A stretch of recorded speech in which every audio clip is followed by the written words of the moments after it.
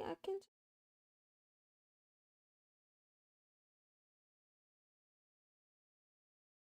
Meow.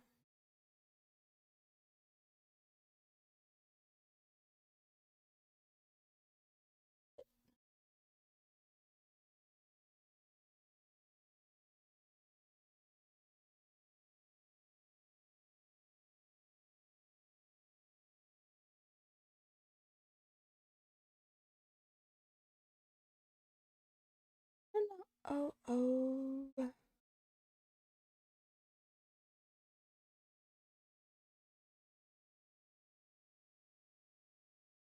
Manning the consultant.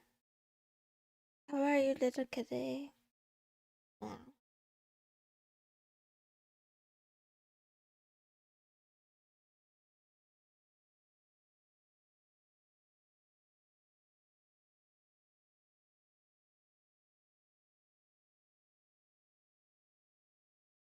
Meow.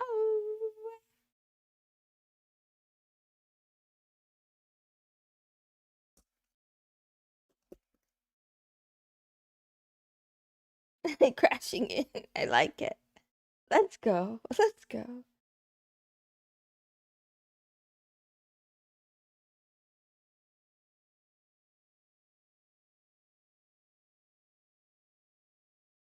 Meow, meow.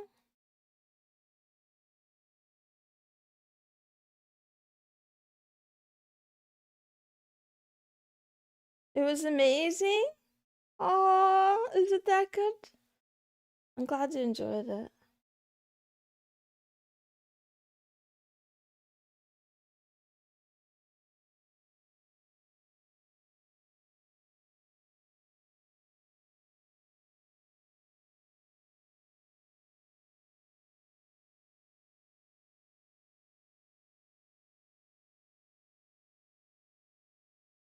Thought provoking. Meow, meow, meow. I've only heard good things about it. I want to give it a watch, but I don't know. I have to get past the first episode. Manning.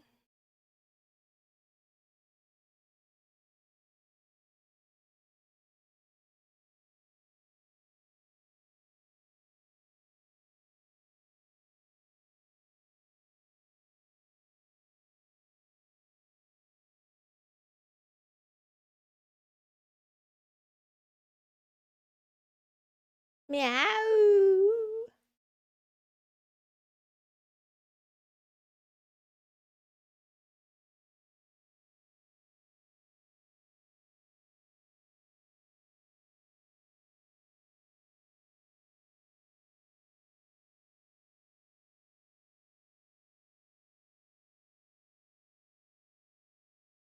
Episode 3 pulled you in. Okay.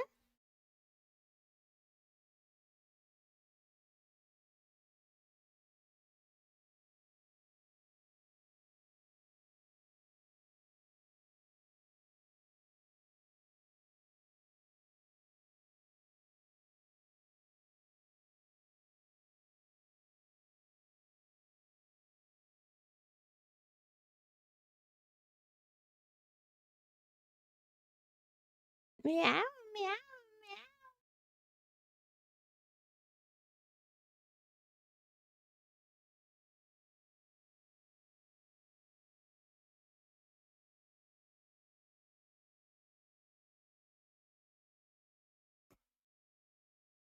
Meow, meow, meow, meow.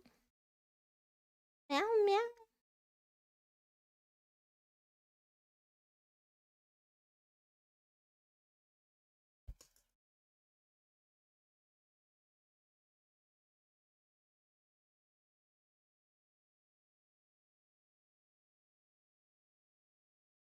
Wow.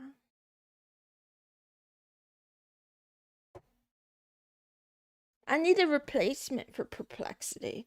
I gotta look for a replacement.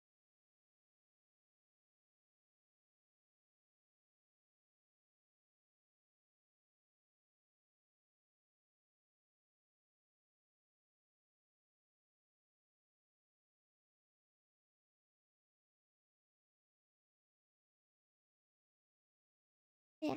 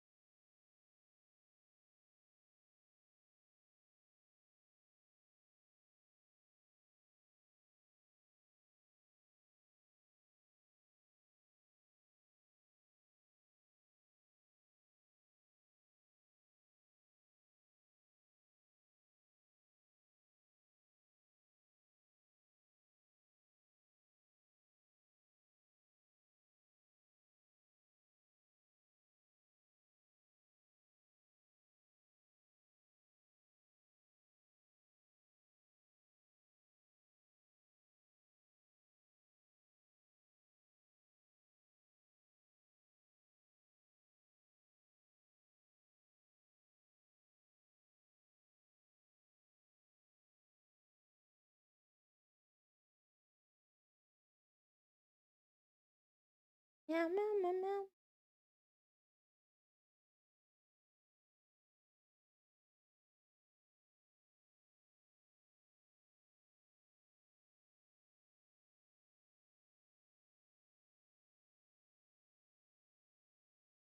Maybe I just call it charges.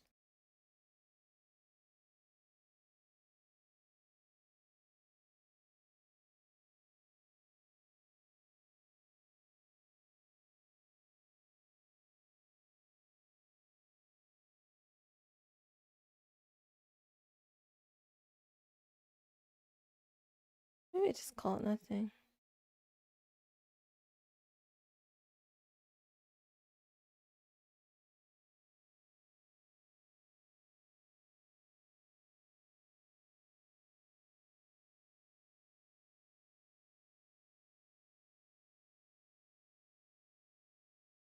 Yep.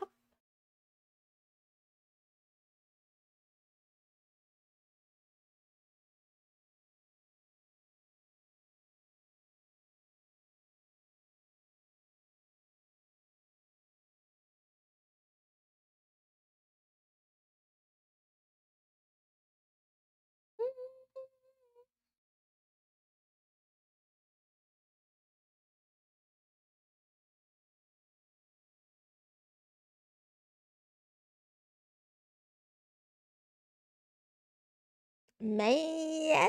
Oh, man.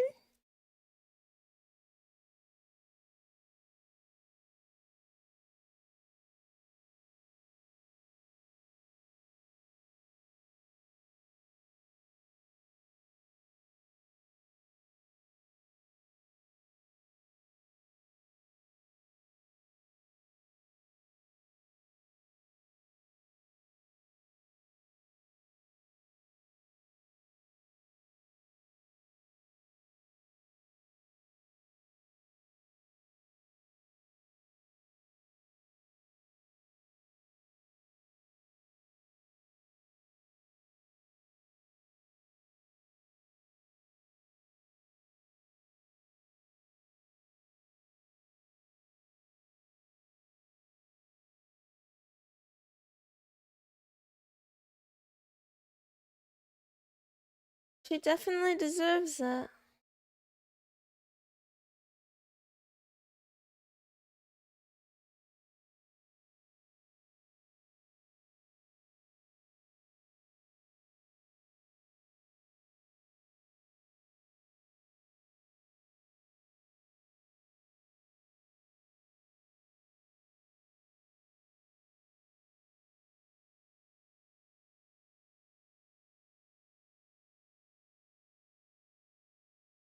Meow.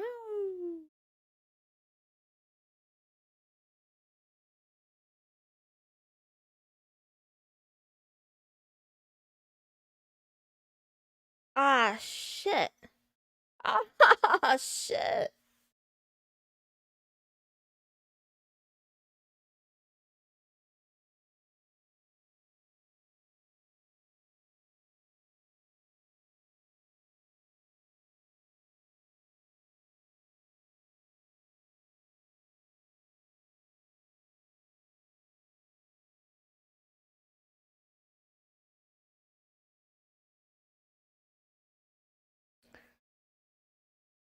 Today's wisdom.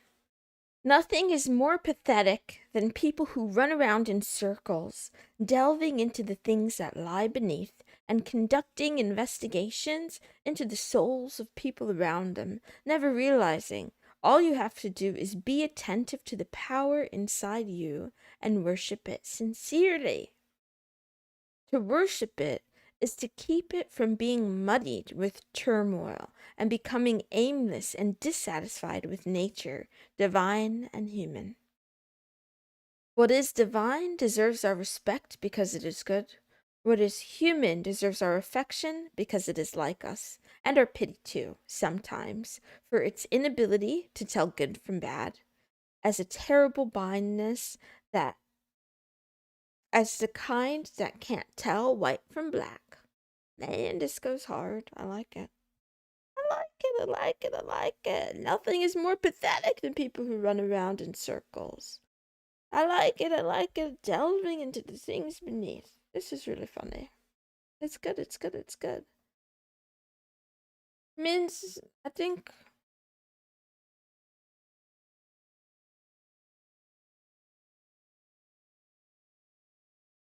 I don't know. I feel like this is telling me to mind my own business.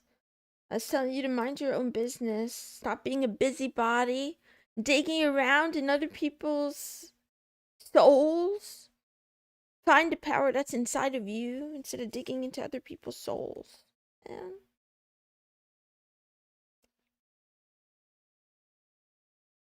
I like it. I like it.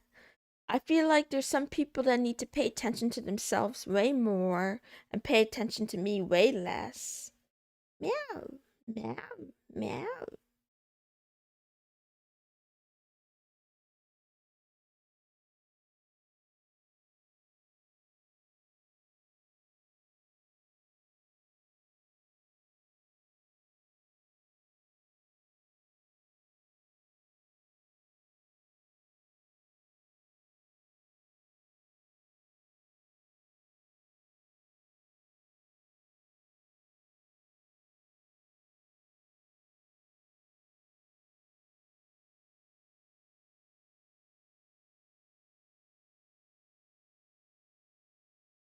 Meow, meow.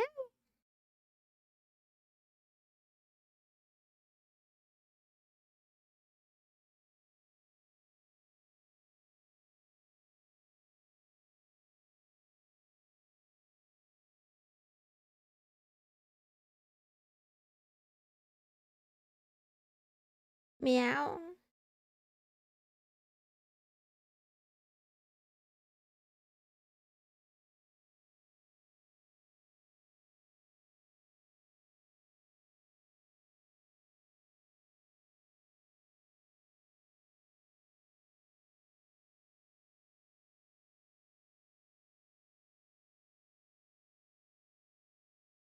This reminds me of all the like reactionary type YouTube content where it's just like some random person just saying, "Oh, look at this bad person in the world. Look at all the drama slop." This Marcus Aurelius said, "Don't be a drama slop YouTuber." I'm quoting him. That's exactly what he said. Money view. No, I mean less Hoboville. Get hobbies. Touch grass. No?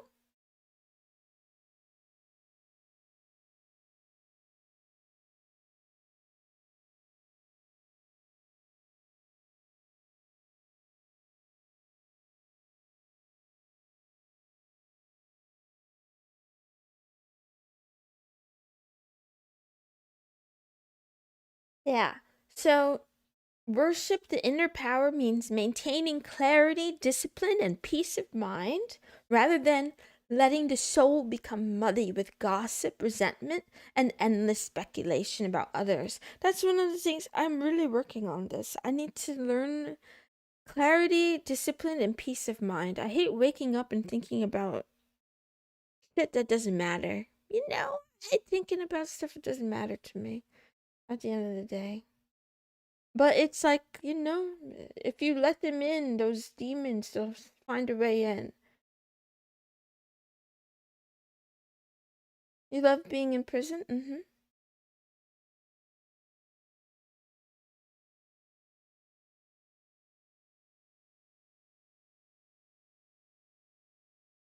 Mm.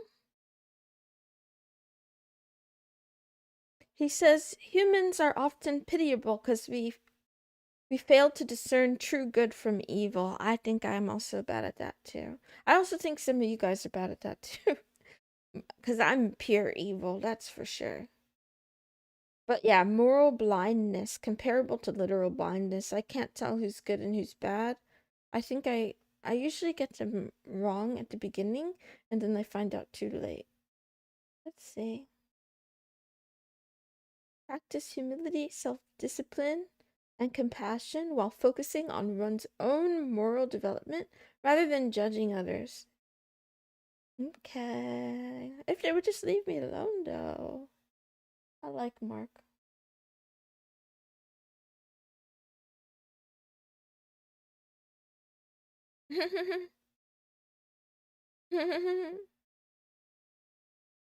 It wasn't yesterday, Kai. It was like 2 days ago. But yeah, thank you for yeah, meow.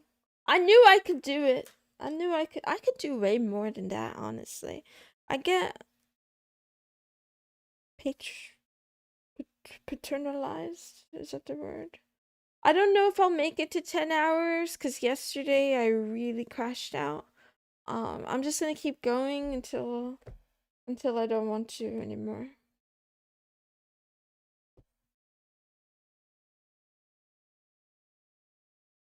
That's okay. Hi, Pats. Hope you had a good day yesterday.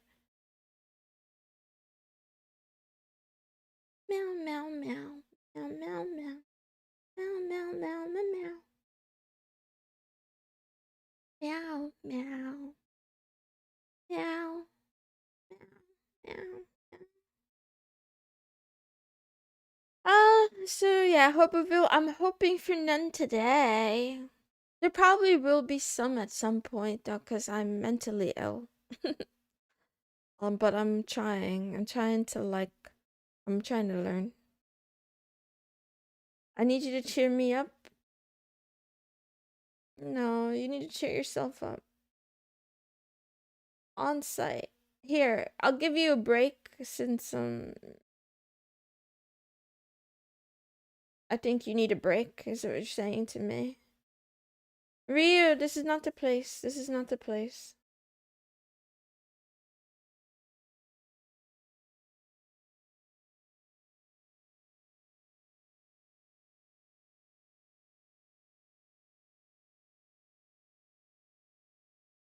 It's okay.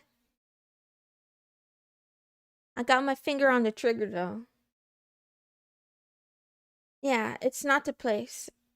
There's plenty of other places you can find that. But I'll tell you, if your goal is to be cheered up, you should look for another VTuber. This shouldn't be the streaming long hours isn't hard at all. The hours are not hard. Um Social interaction is hard though.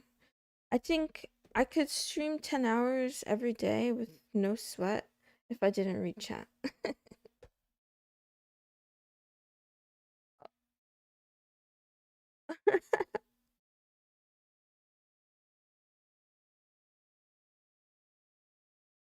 Meow, meow.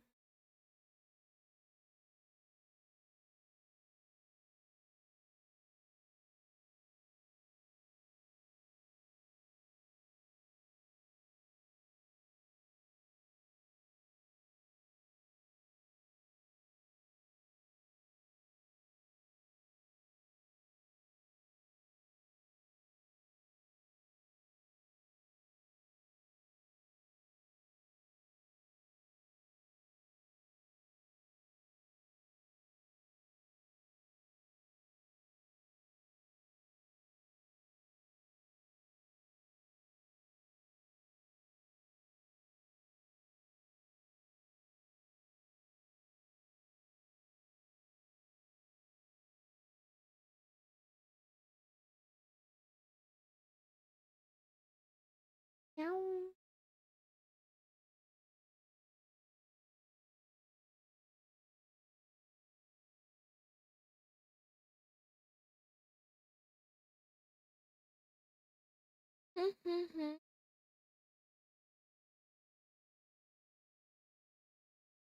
Man, man, man, man. He's negative but kinda cheerful and energetic. Man, man.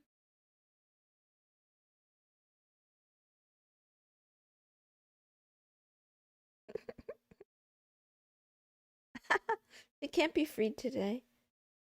Um, right now, I mean, I do read physical books, but as infrequently as possible. For some reason, real physical books. Is it because of turning the pages? I don't know. They make me sleepy. They make me feel sleepy. I like. I not everything has to be digital, but I like reading on a screen.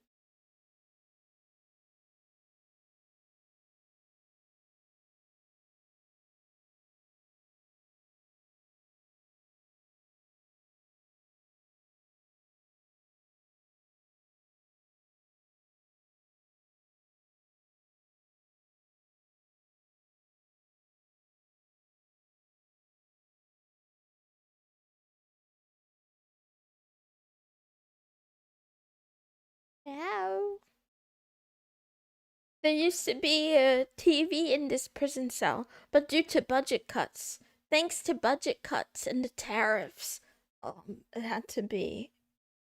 had to be uninstalled. Shrimpy, don't spend too much time analyzing me. No, just let me be. Let me be. Hmm. Okay, I'm gonna read more on being logical. Wow, wow, wow. Because I don't have any logic in my brain, but I need it so that I can get better at programming. Uh,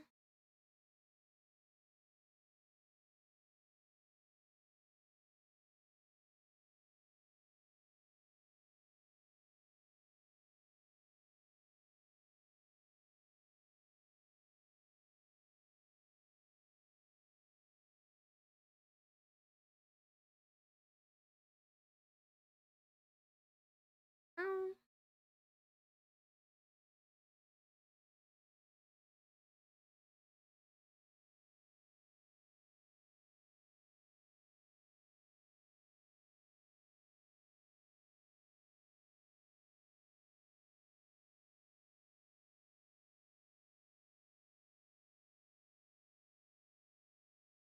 wow, wow, wow, wow, wow, wow. I'm move this down. Roar, roar, roar, then roar. Don't. I need to restart. Actually, no, this is fine. We keep this Doro. Do 25 minutes of reading. And then whatever. Wow.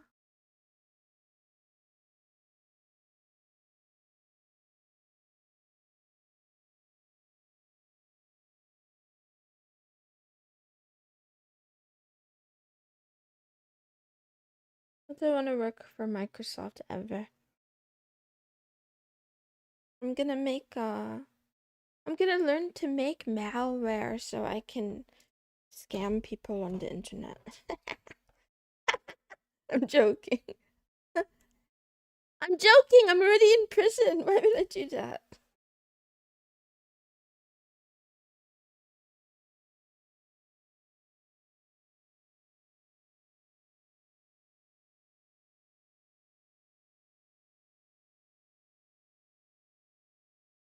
Meowware. Yes, Mamo. Meow.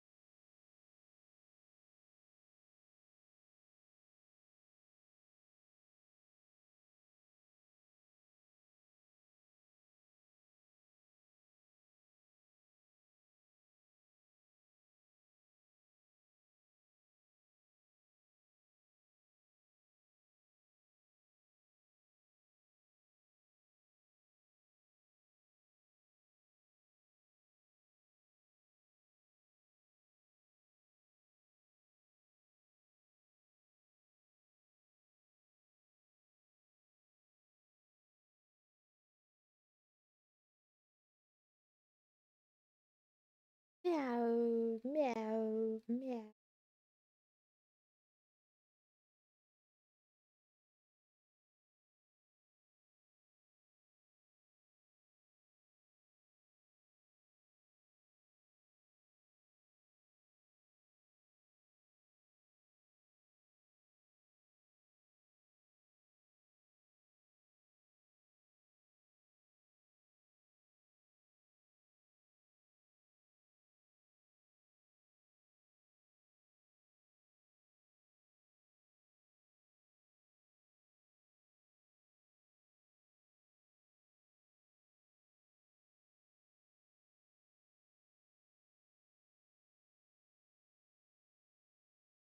Hmm.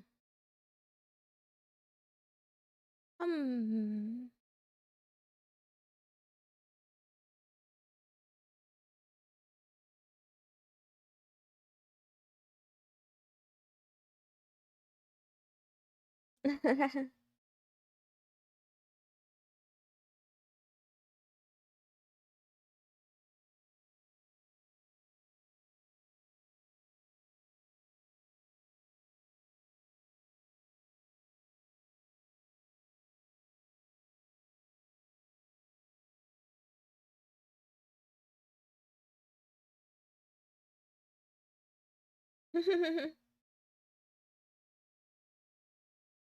I like this, I like this, I like this. Wow, this is a good book. He's cooking. To illustrate a point, he used an example where he's working in his study and he hears a noise in the kitchen. So then he goes into the kitchen and he sees there's spilled milk on the ground. And he's like, okay, who could have done this? And then he looks at the ants on the counter. And then he's like, no, it couldn't be the ants. And then he has a pet bird that's like sitting on the fridge, and he's like, no, it couldn't be my bird. My bird's too small to knock down the milk. And then he looks, and outside the window, his neighbor's cat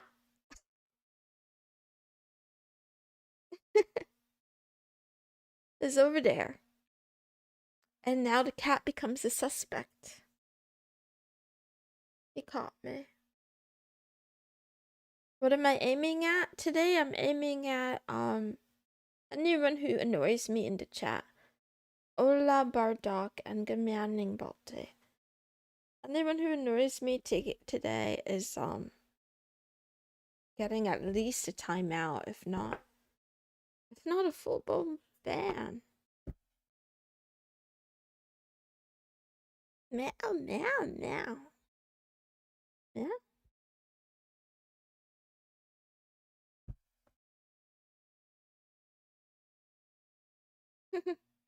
Warning. Suspicious cat spotted in the prison complex. It couldn't be me. I didn't commit the crime. I'm already behind bars. Telling me that I snuck out of jail just to commit one more crime? Bad. You're probably right. You're probably right.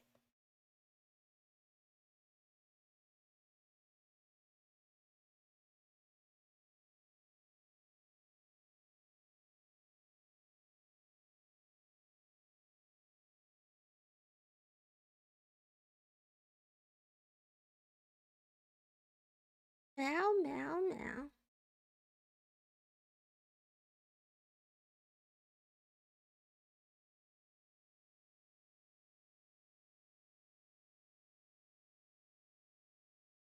The bed of Procrustes. How do you say his name? Is it Procrustes? Philosophical and practical aphorisms. I can't wait to read this one because I don't know what this is about.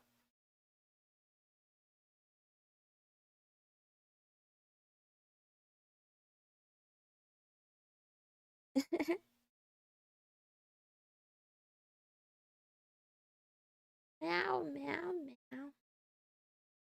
Procrustes? Is that how you say that name? I'm gonna look it up. Let's see.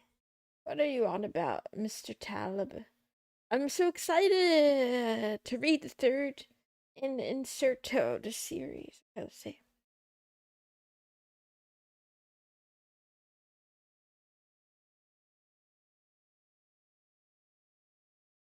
Meow, meow, meow. That doesn't help me. Maybe that helps someone else. Let's see what he says. I'm gonna listen to it from the author's accent. I want to hear it.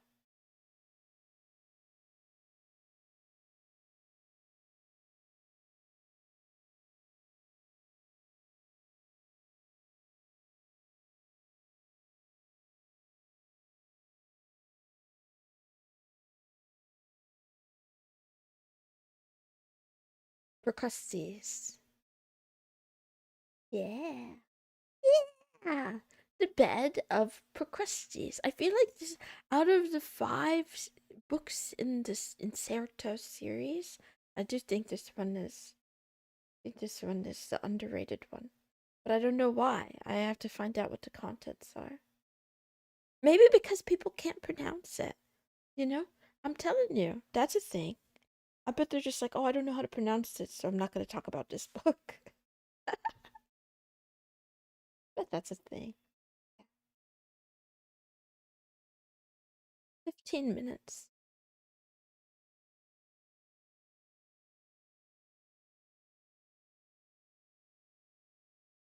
Meow, meow, meow.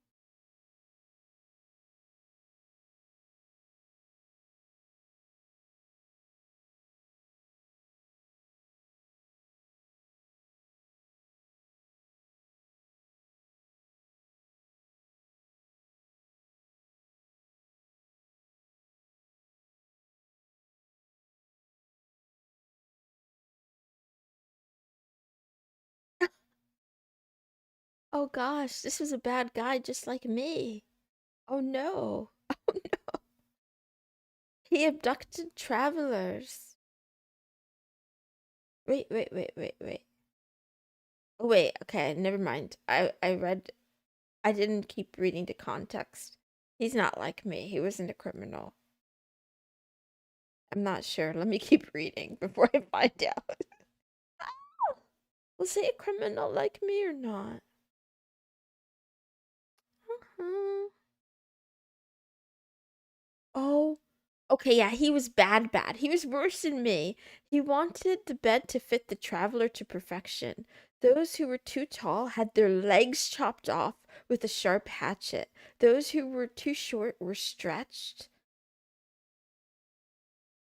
He's not like you. He was much worse. I had to keep reading to find out. Oh no, I'm scared. I'm scared.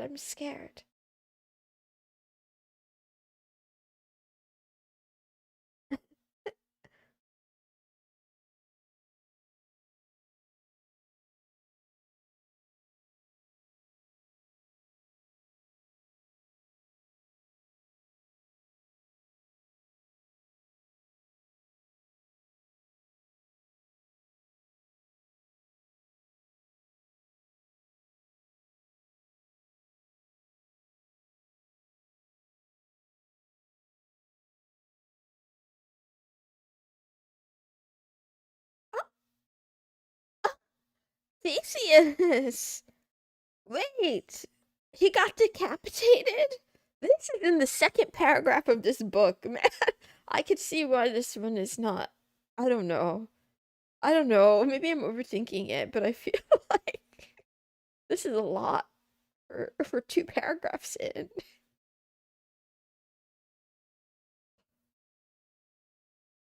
Yeah. I'm pretty sure this book is supposed to be about like uh if I'm following the other ones, it's something about like not statistics exactly, but the way we see the world. I'm really nervous.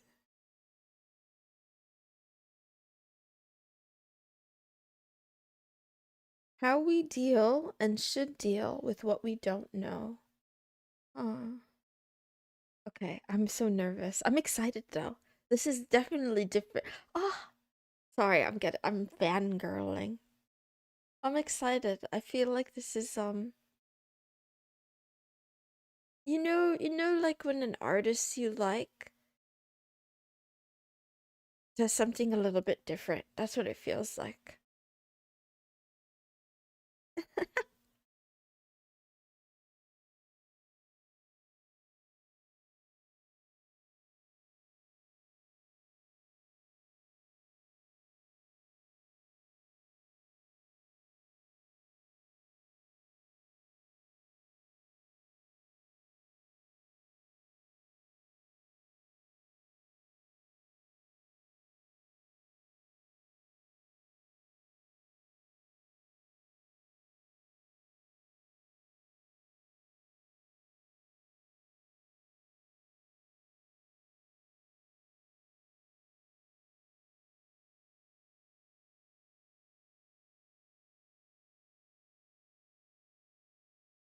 I like it, I like it, I like it, I like it, I like it.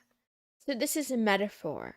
We humans, facing limits of knowledge and things we do not observe, the unseen and the unknown, resolve the tension by squeezing life in the world into crisp, commoditized ideas, reductive categories, specific vocabularies, and pre-packaged narratives, which, on the occasion, has explosive consequences. Further, we seem unaware of this backward fitting, much like tailors who take great pride in delivering the perfect fitting suit, but do so by surgically altering the limbs of their customers. It's poetic. I like it so much. It's very exaggerated. It's hyperbolic. You can stick hot dogs through the bars. Okay, thank you. Please. Wait, this cat bites though. The cat girl bites, so you might not want to stick things through the bars.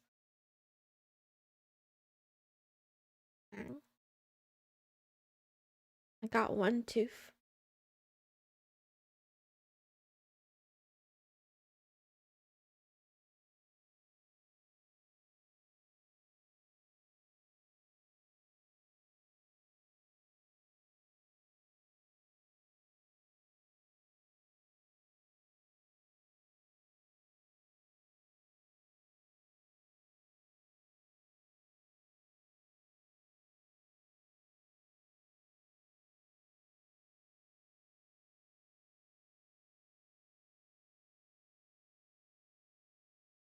Meow, meow, meow, meow. My use of the metaphor of the Procrustes bed isn't just about putting something in the wrong box. It's mostly that inverse operation of changing the wrong variable, here the person rather than the bed. Note that every failure of what we call wisdom, coupled with technical proficiency, can be reduced to a Procrustean bed situation. Meow, meow, meow. Commanding soliloquy. Oh, I like this so much. Oh, I'm not even ready for this. Okay. The person you are most afraid to contradict is yourself. An idea starts to be interesting when you get scared of taking it to its logical conclusion.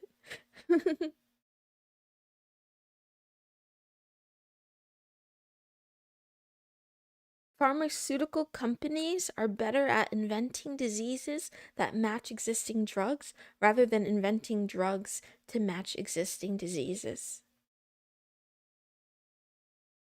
Man, tell you, page 3, he's already talking so much smack.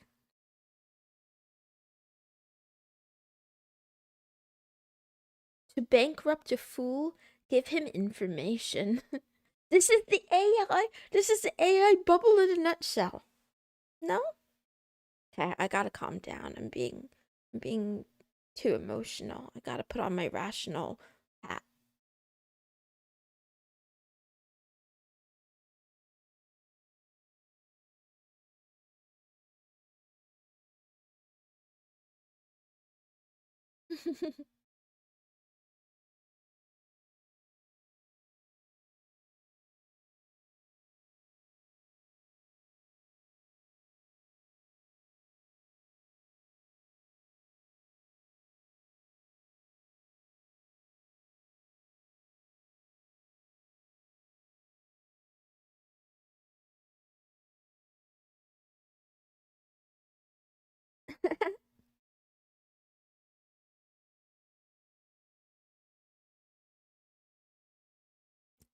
Academia is to knowledge what prostitution is to love. Close enough on the surface, but to the non sucker, not exactly the same thing. Man,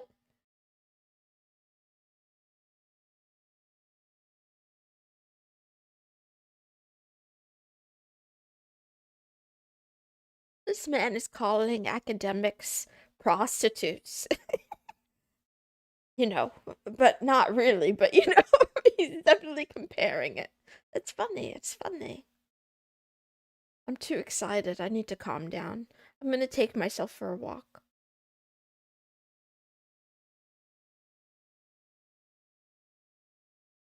Meow, meow, meow, meow, meow, meow, meow, meow. A kind of priest class. In science, you need to understand the world. In business, you need others to misunderstand it. Night, Shrimpy. Head pats.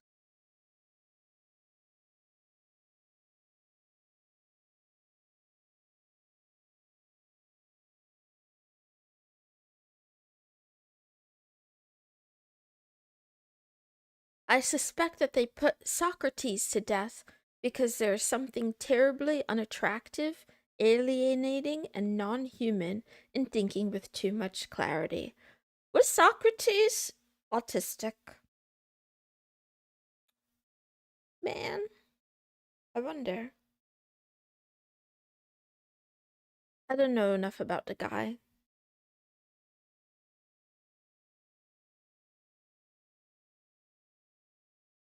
Meow. He was kind of funny. Oh, I want to know more. I want to know more.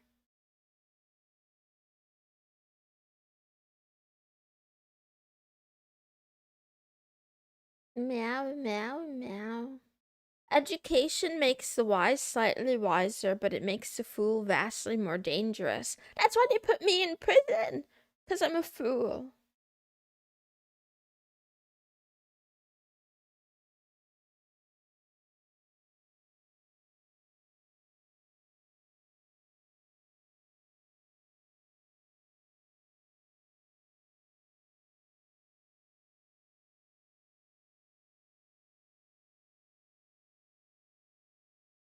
Meow, meow.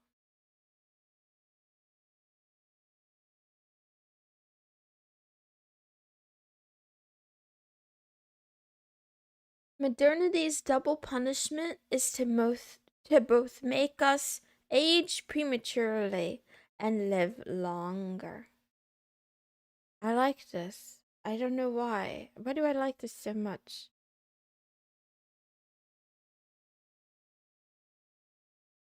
Still in jail? Yep. Gotta do my time. I got 3 more minutes.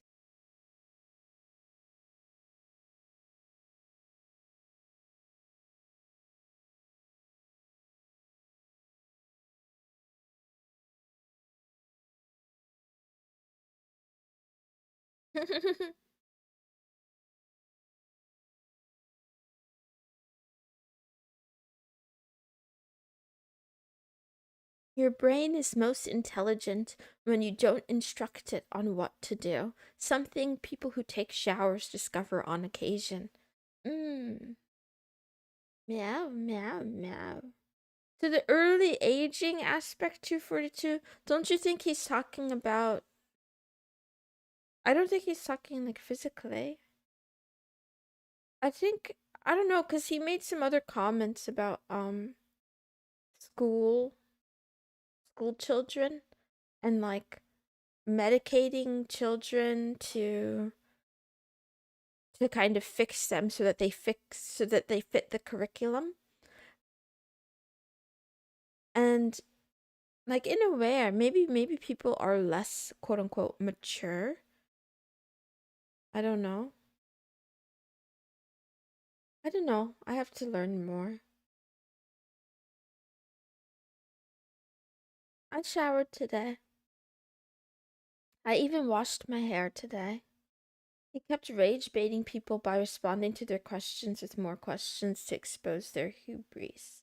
Oh, that's how I feel about like learning about technology. I feel like I just have more questions and more questions and more questions.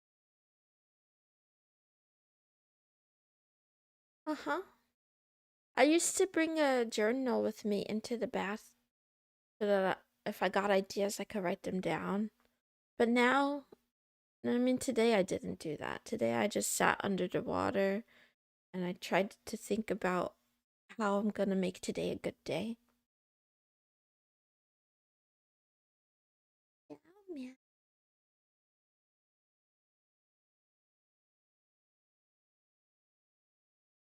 I want to steal all of these. These would make such great quotes of the day. I'm not gonna read any more out loud, but now you can spoil yourself.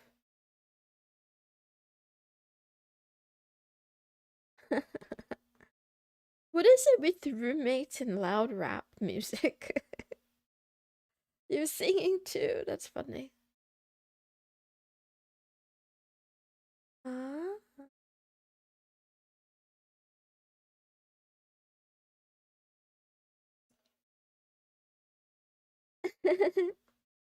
Yeah.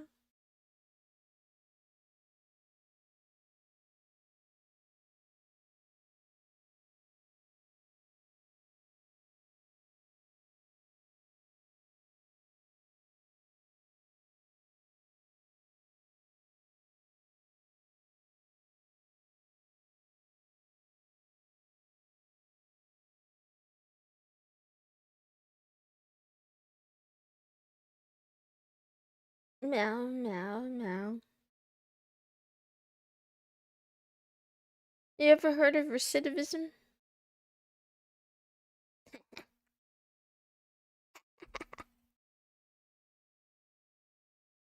I'm in commit more crimes, obviously.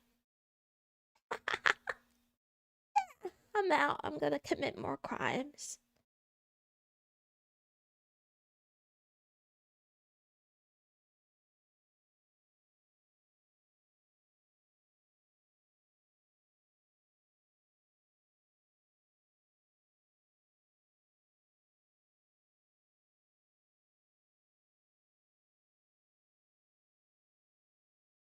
Meow, meow, meow, meow.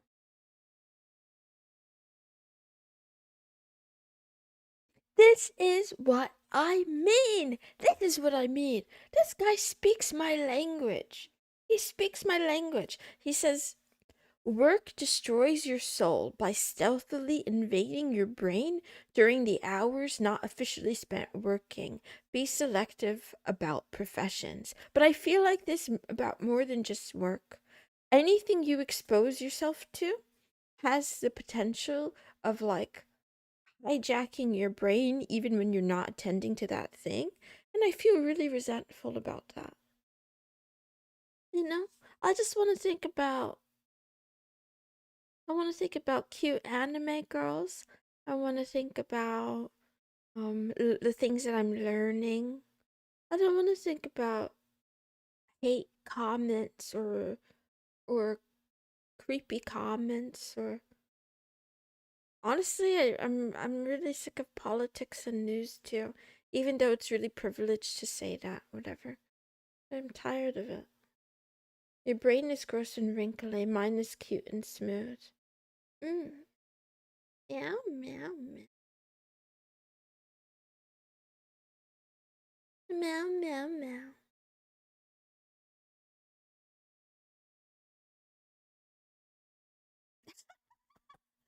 In nature, we never repeat the same motion. What the fuck? In captivity, office, gym, commute, sports. Life is just repetitive stress injury. No randomness. I'm wondering about this. I mean, maybe that's not exactly true. Actually, I don't know. Do you guys think the rabbits outside have a routine? I gotta observe more animals. I feel like when I think about my kitty cat, my late kitty cat in the past, he did have like he didn't have an exact routine for everything. Like some days he would bask in the glow of the sun by the back door. Some days he would, take a nap on my bed. But then he had like other parts of his routine that were more ironclad, like the demand for food. Morning live type. Hope you have a happy weekend. Oh, cute. Cute. Even dogs, they get cranky when we change time zones and they get food 1 hour later. Well, so no, the food thing, you really think it's about habits and routines and not about hunger cues? Like, think about it. I think the time zone changing is just stupid. But yeah, I bet that dog is just hungry.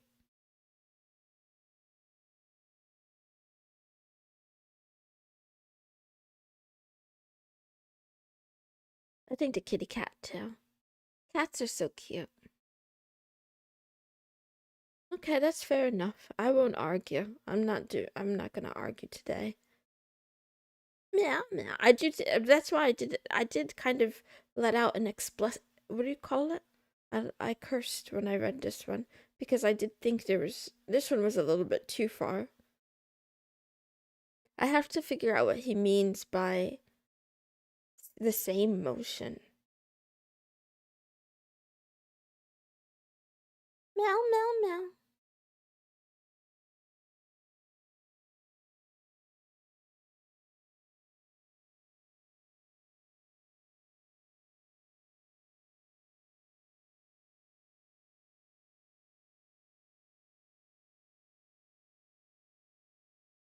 Wow.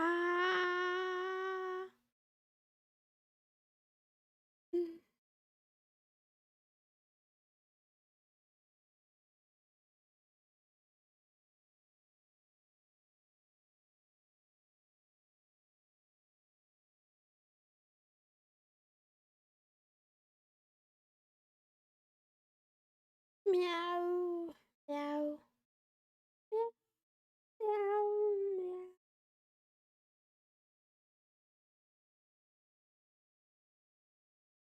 Damn, he's going hard in this one. He's going so hard in this one. If you know in the morning what your day looks like with any precision, you are a little bit dead. The more precision, the more dead you are. Okay, okay.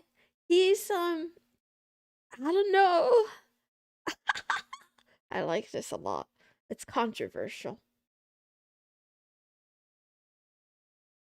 For live service was cancelled after 2.5 years. I'm sorry, live type. Name him and shame him if you want on I mean maybe someone already has. I'm thinking about Lewis Rossman's, he has like a wiki for like businesses that behave badly. Mostly around the right to repair, but also things about changing the terms of service and stuff like that. Companies that bait and switch. Meow.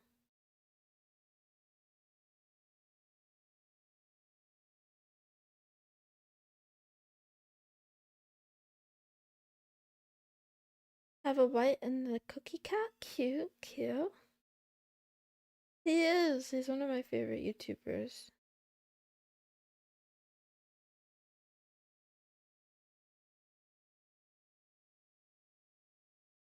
Crypto venture capital backed provider. Nice. Okay.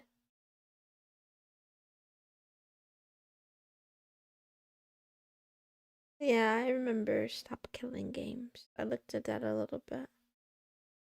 He's doing great work. I don't know how he does it. He's a lot calmer than I would be in his position.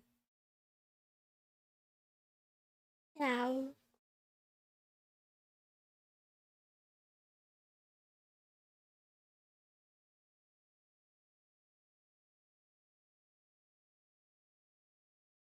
Uh, this is crazy.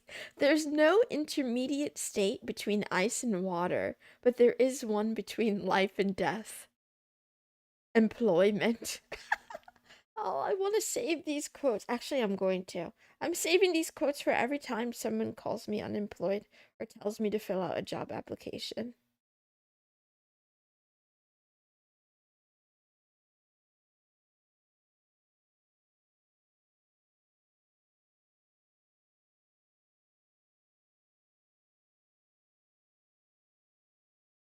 Never trust a tech company for lifetime anything. Oops. Oops.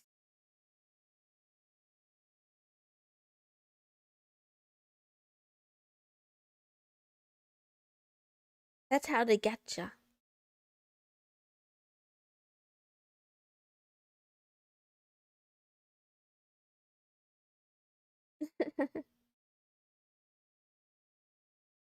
Meow, meow.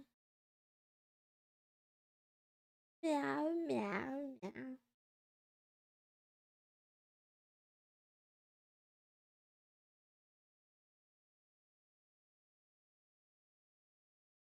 Wah, wah, wah, wah, wah.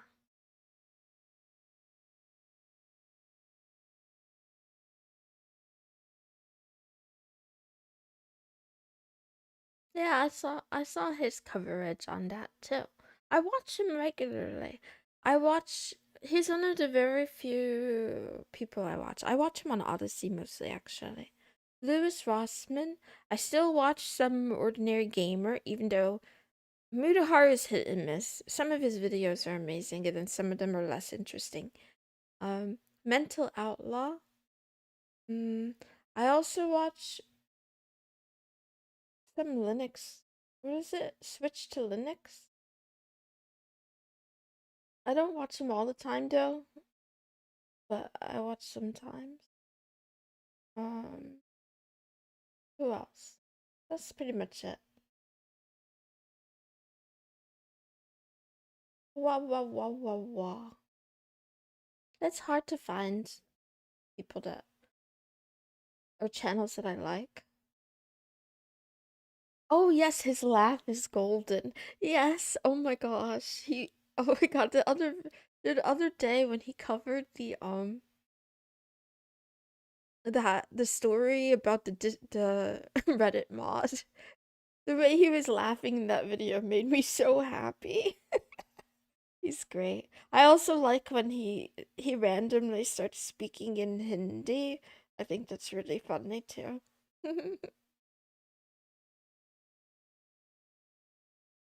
Oh, that's a steal. That's a steal.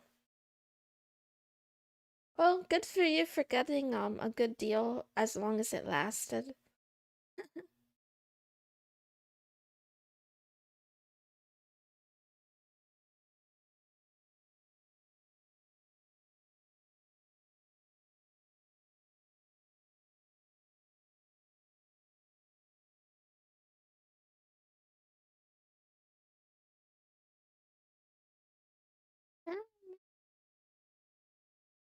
Procrastination is the soul rebelling against entrapment. That is so funny. That is actually really funny. Why is he giving me all these quotes that I'm gonna use to cope?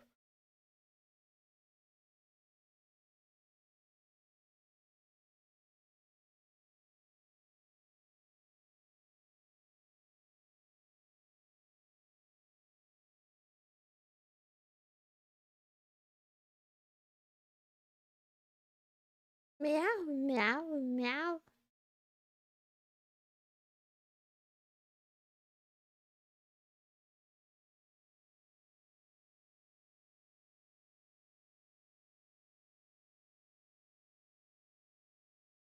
Okay, I think I take a little break because it's been 1 hour. I gotta remind myself to take breaks on the hour. If I don't take more breaks, then I can't keep up the stamina. So let's go do that. Let's go do that. Which room? Meow, meow, meow.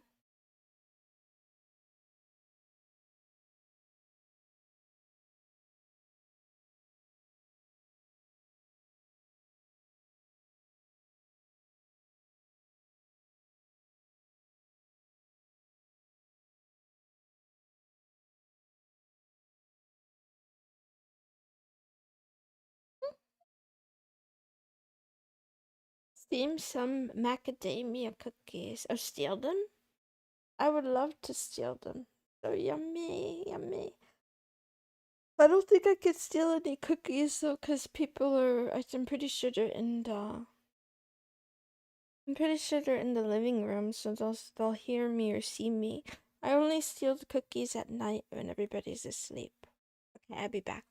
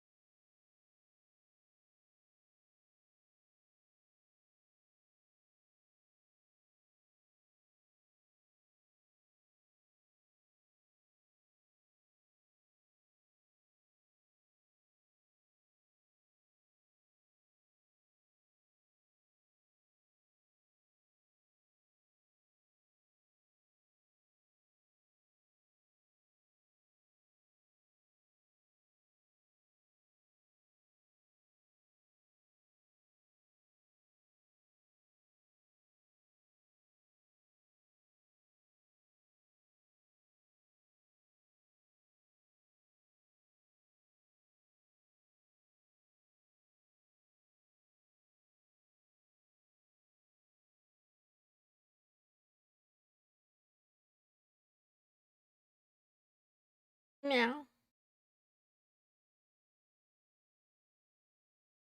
Meow.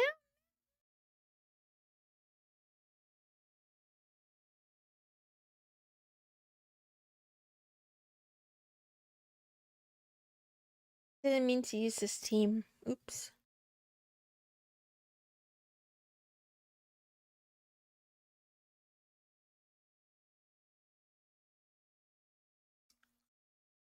Meow, meow.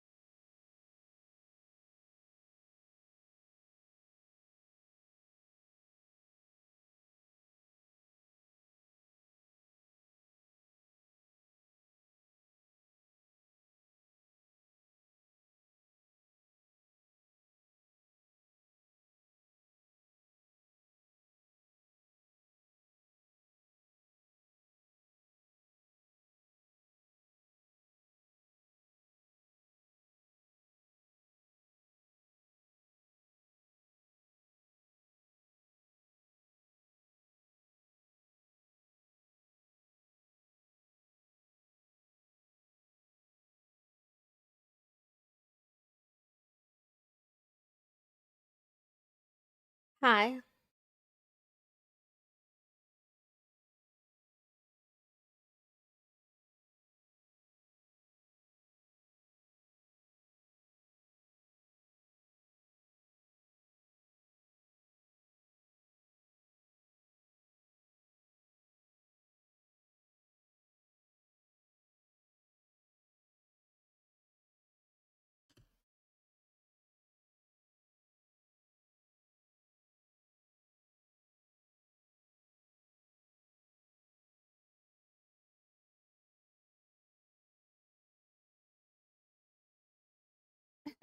He hates me. He won't give me the damn scarf.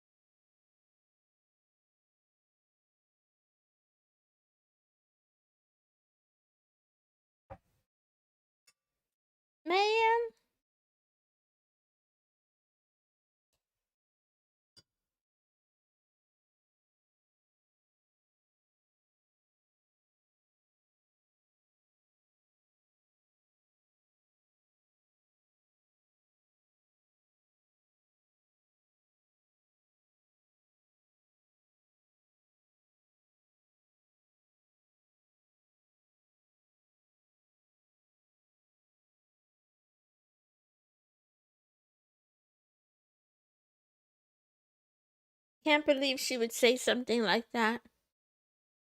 Meow, meow, meow.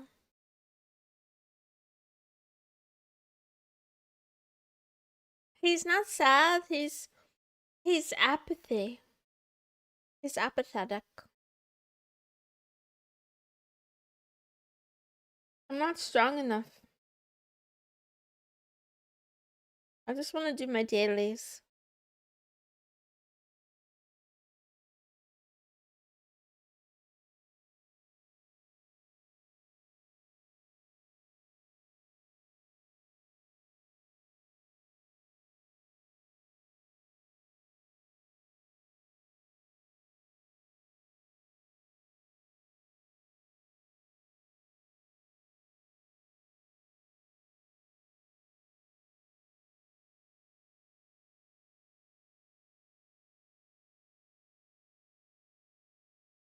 Okay, I might do this battle later. If you want to see sad, this is sad. This one is sad. That's so sad. Let's see, where's his lore? Wait, they hid his lore? Wait a minute. They hid it? Would they move it?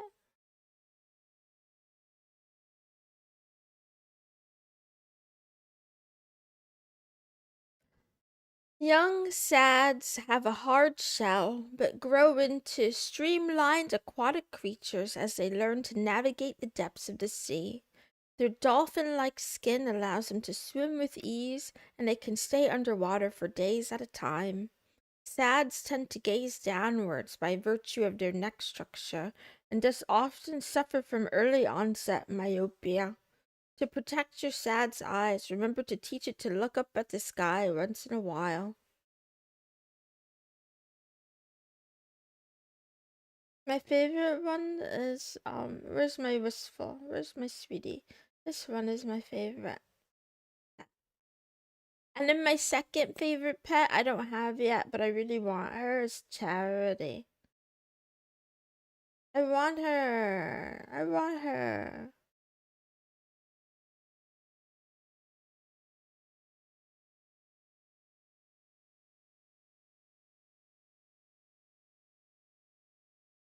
Okay, I gotta get out of here.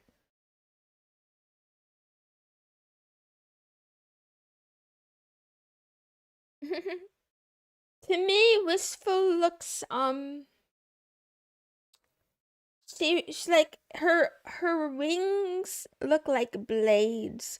So I feel like it's like someone who's soft, or someone who appears weak but is actually really strong. I don't know, I just imagine that her wings are like razor sharp, and she's just like, she might look graceful and elegant, but she can slice you to pieces. That's my fantasy.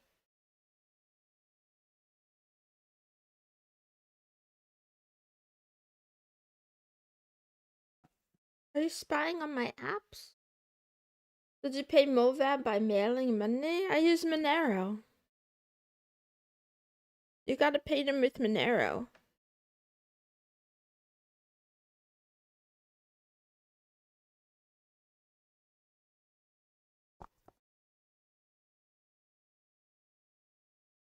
Meow, meow, meow. I love Movad. That's a good company.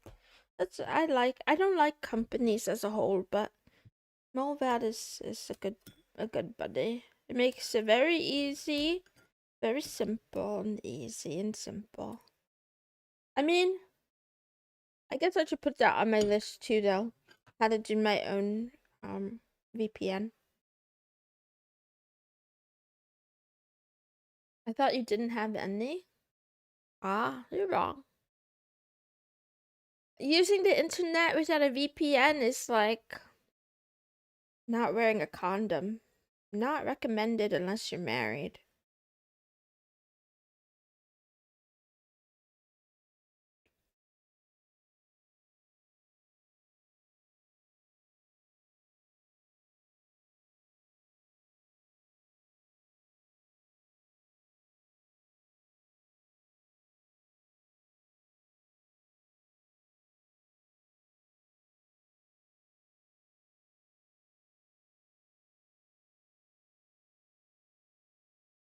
I would love to have some sort of like technical product. I don't know what that product is going to be, but I feel like VPNs are a little bit too dangerous for me. I don't think I don't want to do anything financial or with VPNs or anything that's going to draw attention of three-letter agencies because I'm not powerful enough. Why would you need it? What's the government going to do? I'm not well, government already has a backdoor into all of my machines. I don't use the VPN for the government. I use a VPN for like I told you guys this already, didn't I? I use a VPN to hide my internet activity from my ISP and my stepdad. He tried to put like what do you call it? Parental controls at the I think on the router base or something. One day I went to a website before I used VPNs, and then it gave me some message like, "Oh, the family control settings doesn't make this site available or something like that." And I was like, "Oh, I need a VPN right now."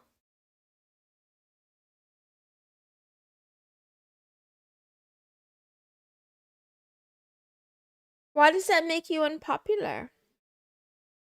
I don't think that should make you unpopular. It's just the truth.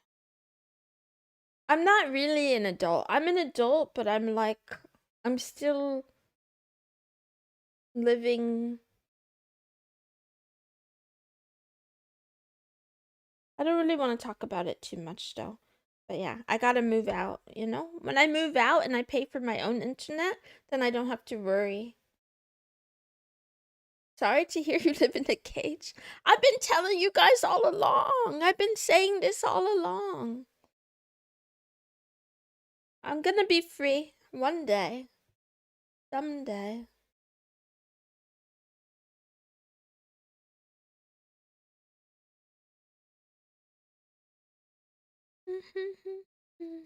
When the world doesn't know, but someday.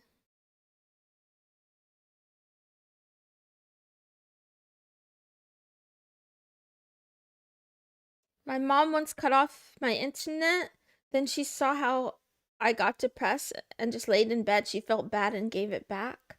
Man, that only happened to you once. Man, and your mom caved in and gave it back. Oh man, I could tell some stories. I'm not gonna tell the stories, but yeah. I've had my access to technology confiscated many times.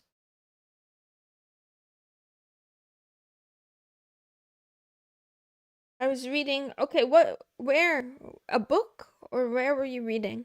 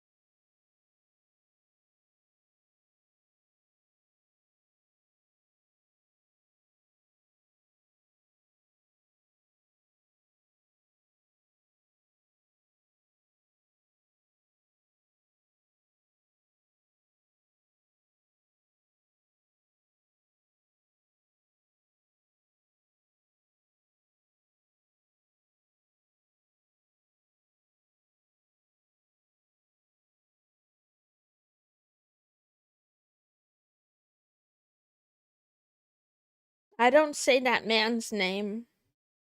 He's scary. But I agree with you, Max Aker. Um, yep. The Sovereign Citizen. It sounds familiar to me, but I don't know. It sounds familiar. Meow, meow, meow. Let's see. Where was I? Oh, yeah.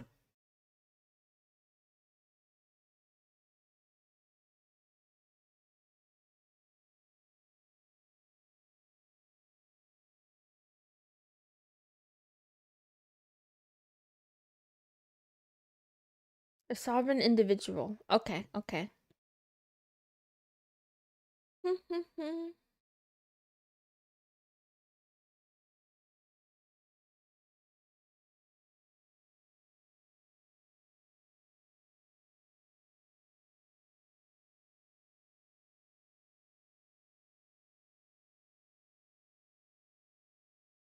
Permissions.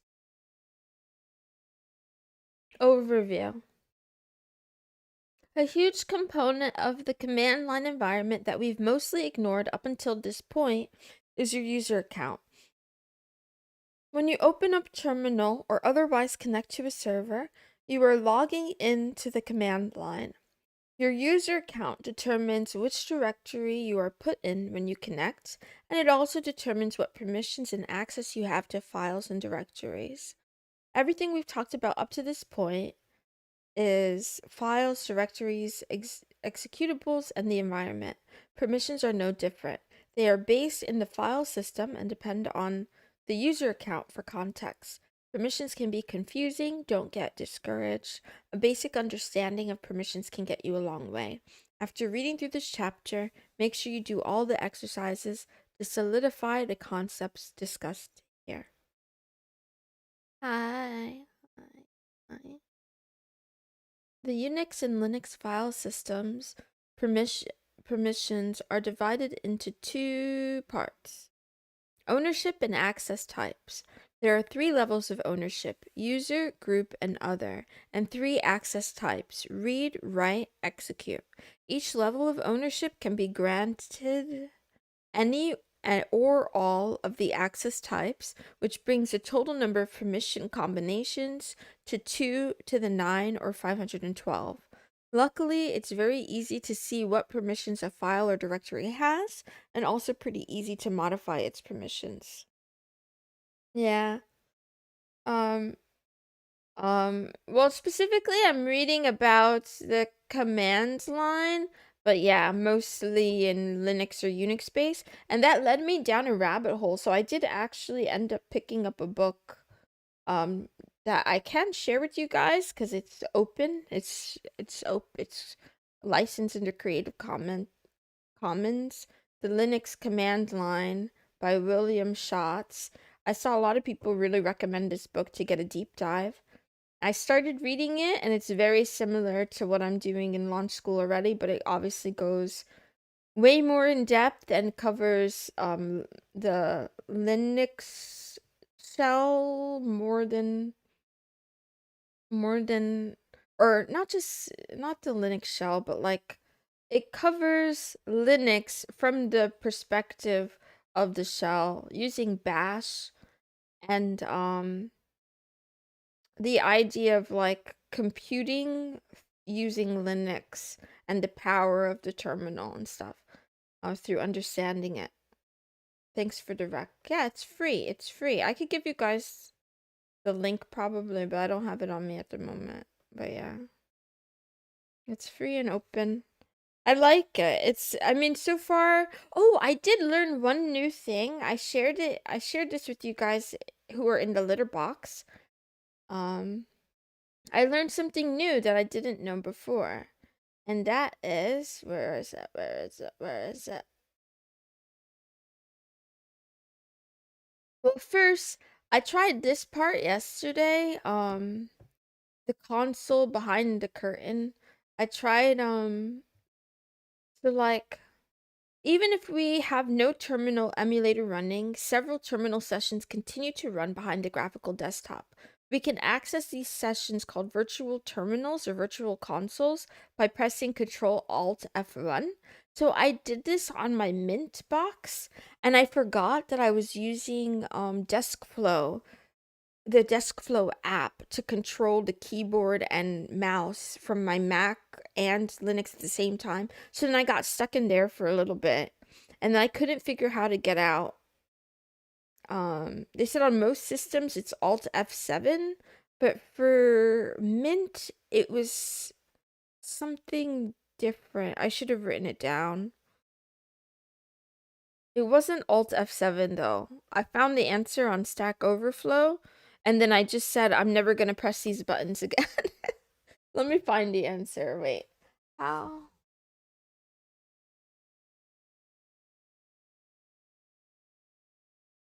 Come on and kitty pillar. Yeah. Saw it.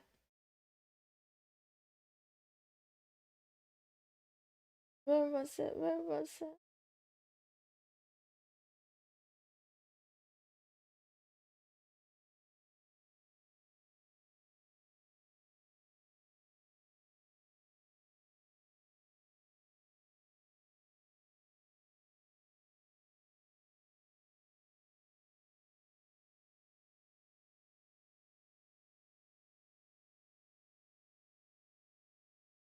Ah, so I think what it was is I had to press the function key um as well. Control Alt function,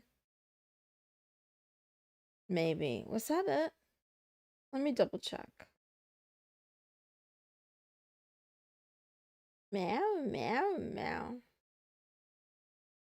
I just know that and another thing too is I don't really have an alt key, but anyway. I've experienced abrupt accidents before. They're not detrimental in the least. Yeah. Anyway, I had fun. The other thing was the other thing I thought was really cool is the copy paste thing. So, yeah, for mice. While the shell is all about the keyboard, you can use a mouse with your terminal emulator. A mechanism built into the windowing system supports quick copy paste.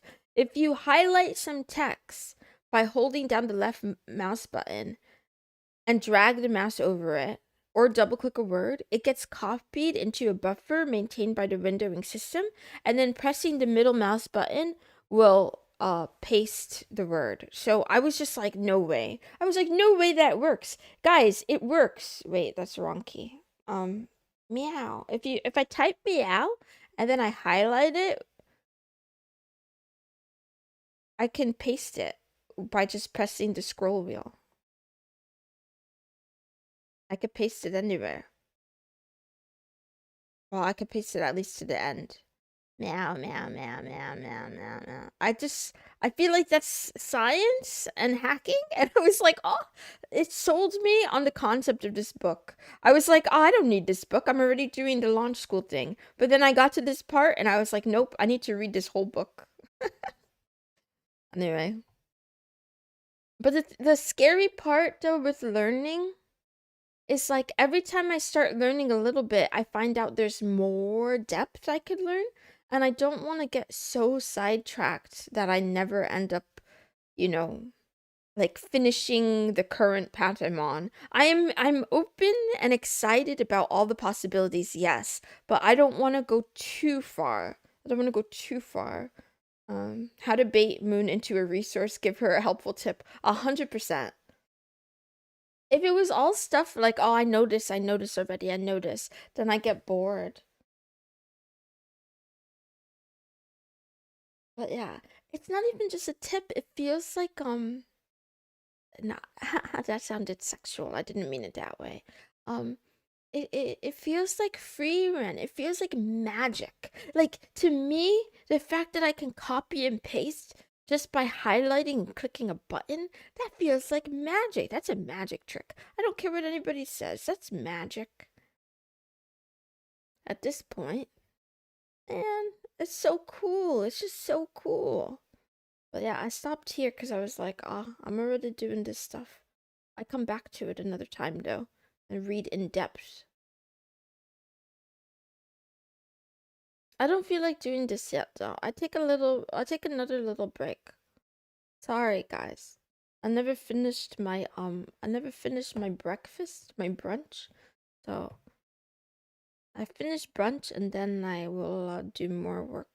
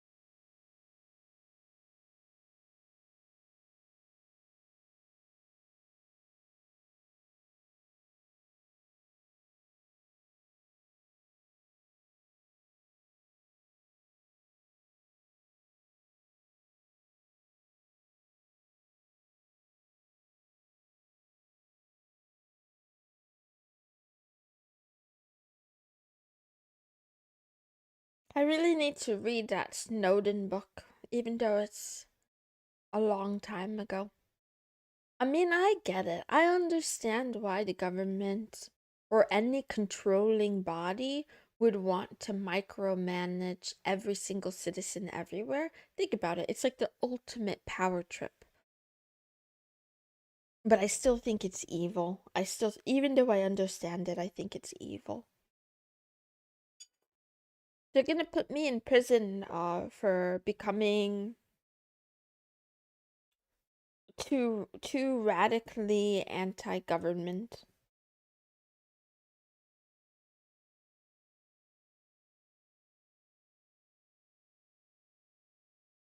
The other scary thing that I don't know how to describe is sort of like I feel like I feel like all of it is part of this massive sort of psyop. Even the Epstein stuff.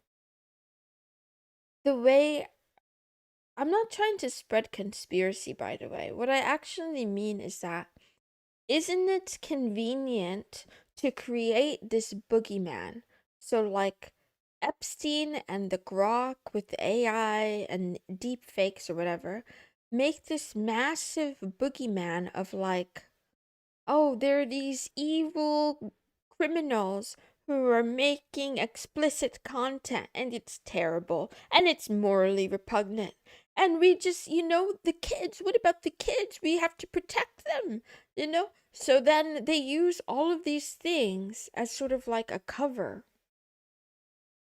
And then you give away your freedom so that someone is safer. And it's like, I feel like that's definitely some sort of narrative that's being woven as we speak. Um, but how many people are actually saved? I don't know. I don't know. We're talking about mass surveillance from the government, and I'm being a little bit vague and kind of silly. You don't have to listen to me, but yeah. Using negative emotions against people to blind them into these tactics. It's how the crowd has been manipulated ever since the medieval ages, probably even before it. Yes, Kai is a lot more eloquent than I am. I think I think the rage is being manufactured in a very explicit way to mind control. Did you watch V for Vendetta? Oh, I think I should. A good movie. When in doubt, meow. Yeah, I'm just gonna start meowing to censor myself. Meow. But I guess in the end, though, if I do end up going to prison for thought crimes, I'll probably be in good company.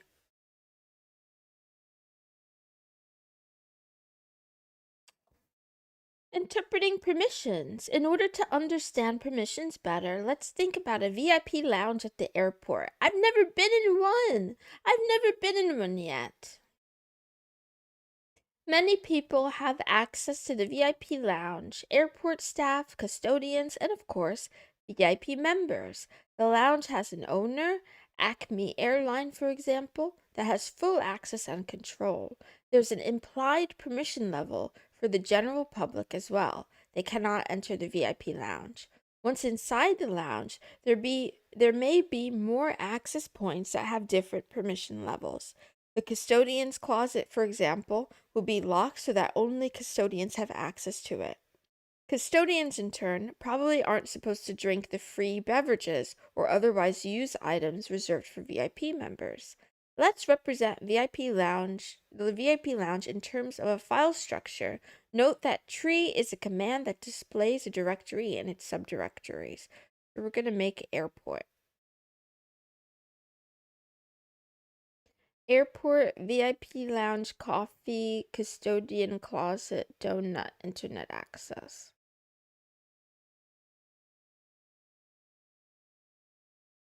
I need to be able to see this. I don't know if I could do this. Can I put it? Where can I put it? Maybe I put this on this side and I put this on this side. Yeah, that's better.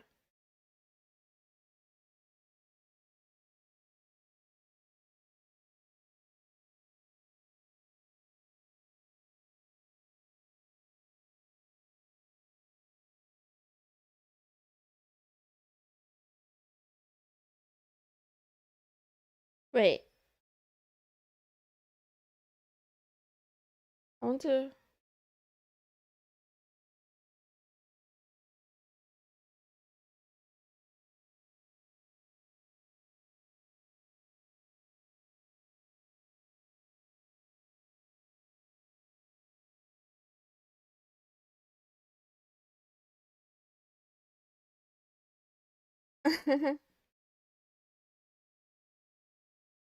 If we were to run ls with flags on the file structure, we'd probably get something like the following.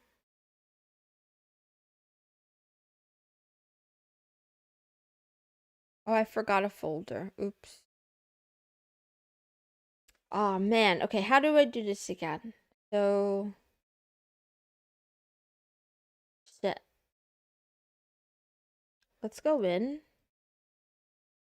We're gonna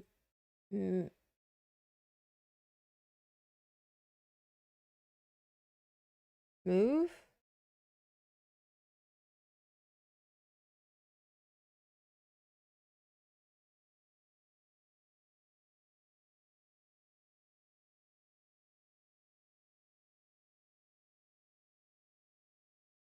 I don't know how to do this.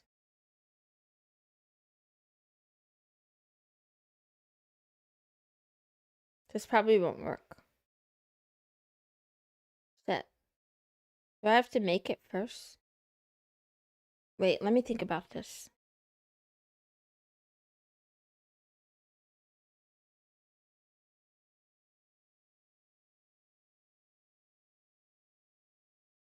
Because I can't put the VIP lounge in itself. What if I copy? I don't know how to do this. I forgot how to do this. Let me think.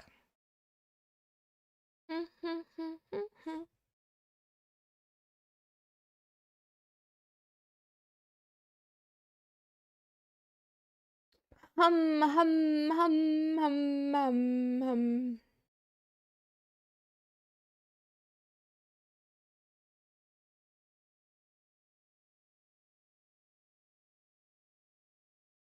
Wow. You think you did it, I think you did it right, you just don't have the folder. But I don't know, it's not gonna be confused? What if it's confused and it tries to put VIP lounge in itself?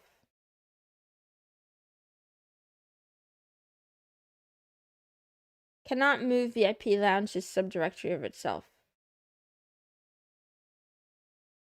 Okay, it moves everything except for it. Maybe.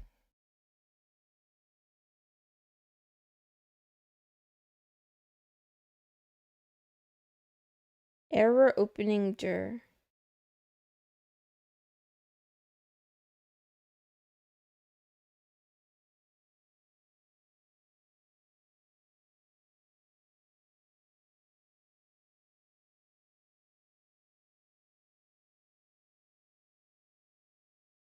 Meow.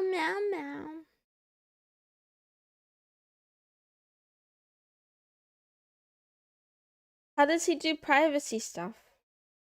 I think I'll have to check out more. If we were to run ls with the flags on that file structure, we get something like the following. Oh yeah. ls h.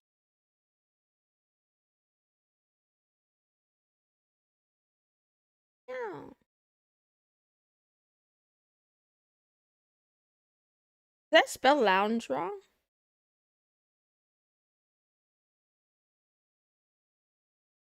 Meow.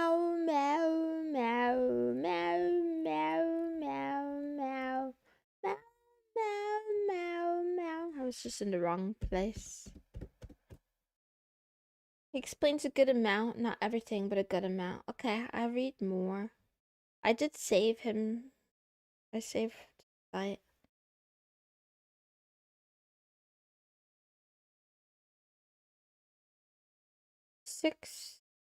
6322222. Ah,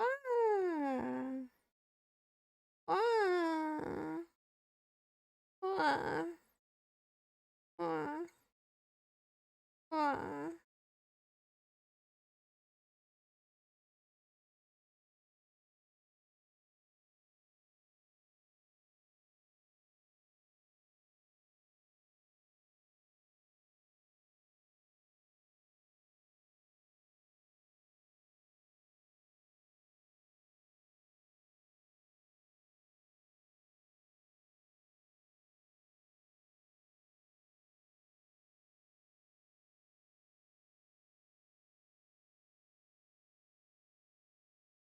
Meow, meow, meow, meow, meow, meow, meow.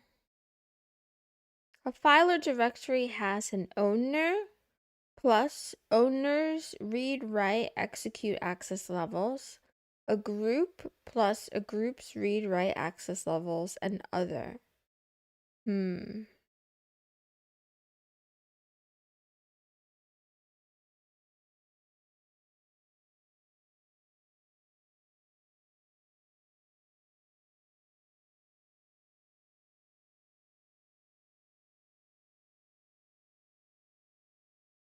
Hmm.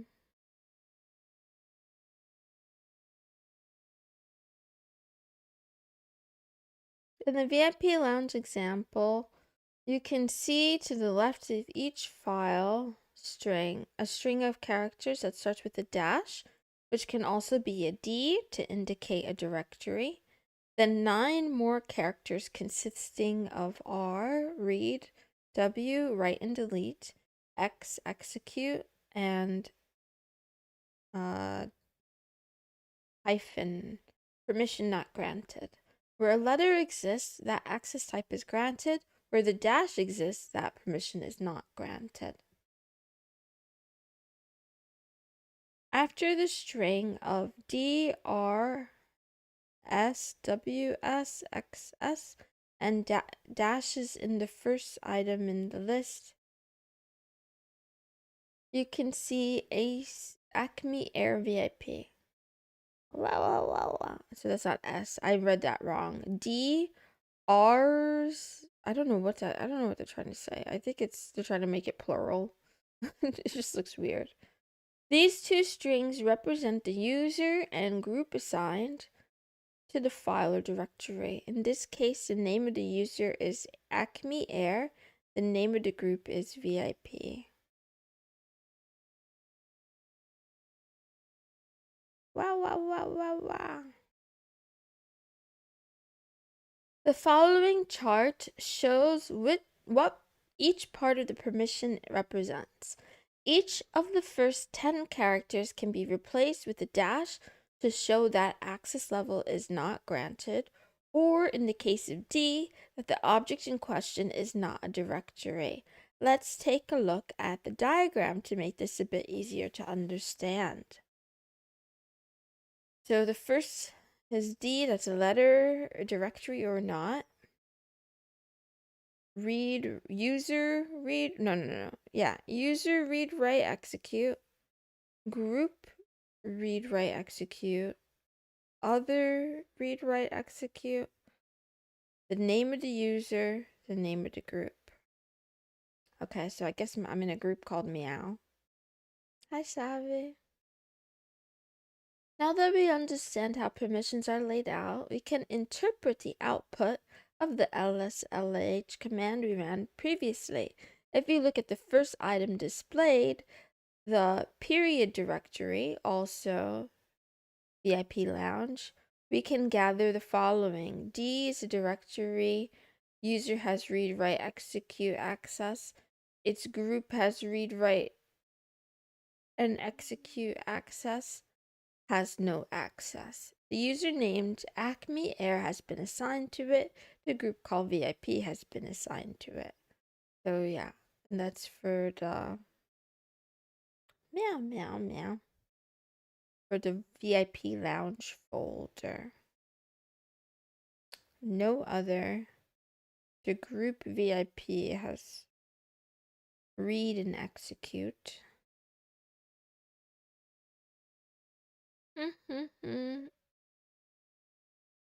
Acme Air has read, write, execute on the custodian closet.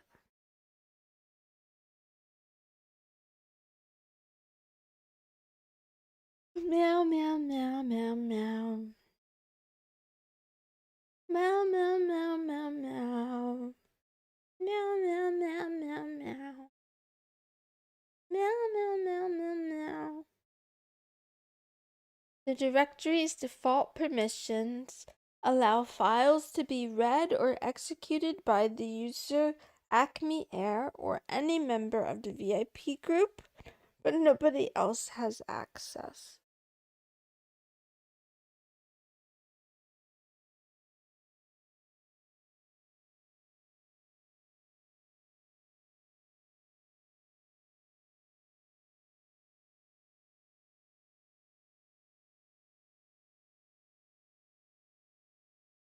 It was asking me weird questions.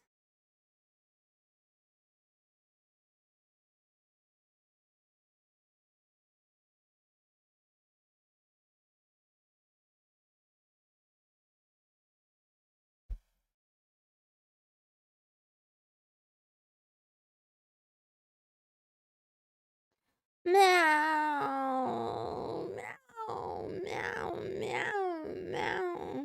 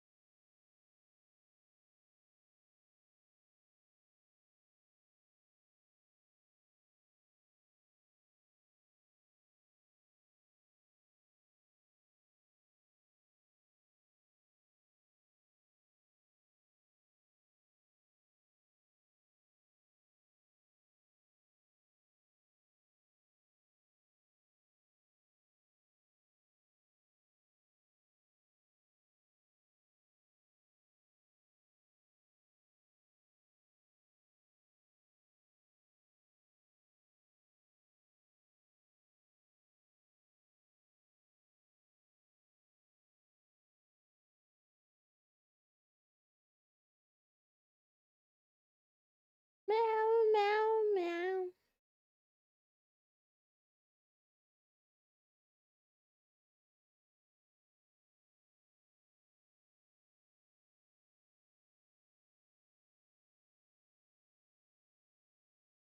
Wow, wow, wow, wow, wow, wow, wow. I really have to pee. I'm not gonna do it though. Not while streaming. Let's see.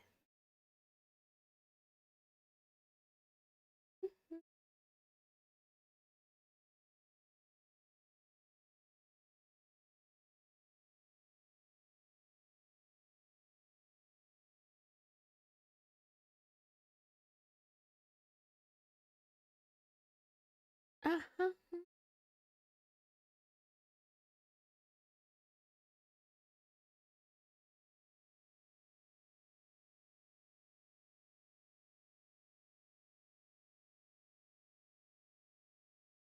Can you be in more groups than one at a time? Maybe. I don't know.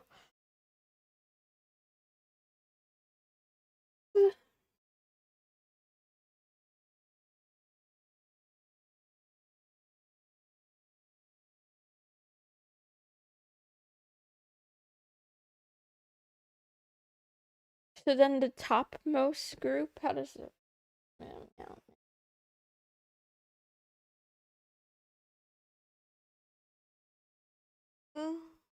Okay. Wait. So I'm not asking if there can be more than one group. I'm asking if a user can be in more than one group. I think Meow is in the Meow group right now. Can I also add her to the real group? They're in two groups, Meow and real. Oh, I see. I see. Thank you.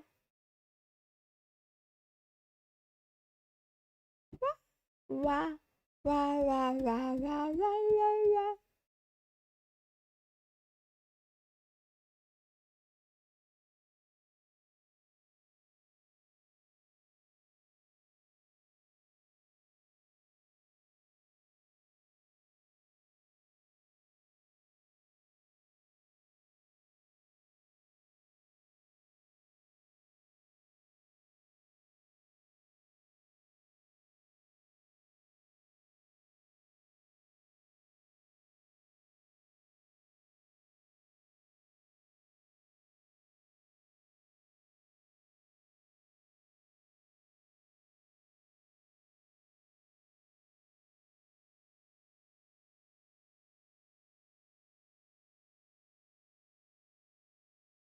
Meow, meow, meow, meow, meow, meow, meow.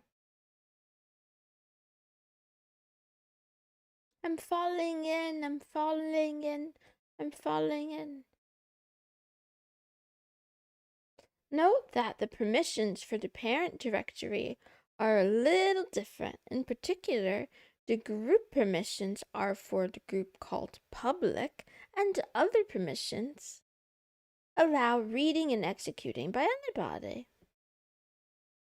In this hypothetical file system, the VIP group would have multiple users associated with it, such as Acme Air, Bob, Jeff, etc.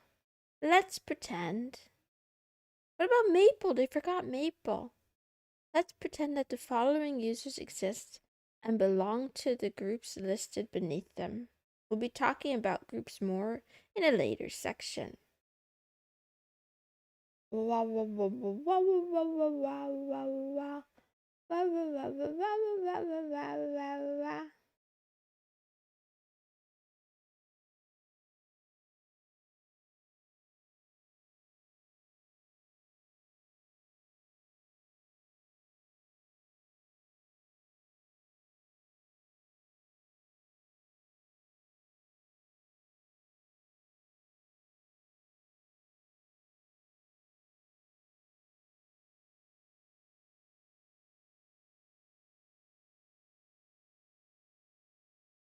Meow, meow, meow.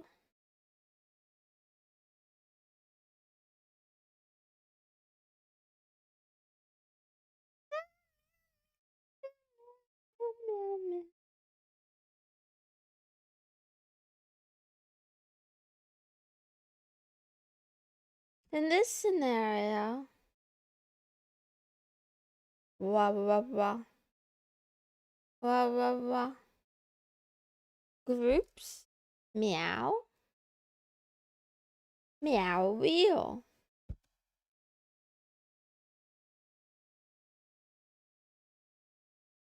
I mean, I mean, he's right though. I did think about wording it that way when I was gonna say other groups here. Because I was gonna say like other, not just groups, but users, right? So like, so I get it. I get it. I think it's possible. But yeah, the bot is a little bit pedantic, annoying and pedantic. But in other words, you could also say that I'm a little bit I'm not I don't write clearly enough. So it's something I should work on. I should work on trying to be more clear.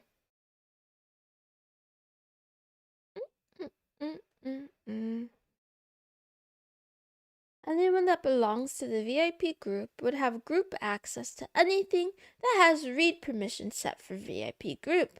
The user Bob, based on his groups listed above, would have the ability to enter the VIP lounge directory and partake and read its donut, coffee, and internet access content. The Bob user, however, wouldn't have access to the custodian closet content or its use or contents, but Jeff and Acme Air would. What is Jeff? Oh, is that Jeff Bezos? Oh, is that Jeff Bezos? Does Jeff Bezos have an airline? Um, An important thing to note from the above example is that the permissions are not bestowed upon the user or groups. Rather, the files and directories are assigned groups and users, with particular permission levels for those. It's kind of like a reservation at a restaurant table. There's nothing about a person that inherently gives them permission to dine at a restaurant at a particular table and at a particular time. It's because the restaurant has labeled or set apart that table for that time that the person is able to dine there. So it is with the file system. There's nothing inherently special about any group or user except the root user.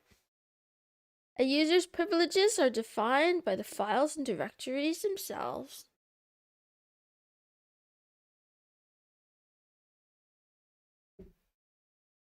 I don't know that guy. I only know Jeff Bezos. I'm sleepy.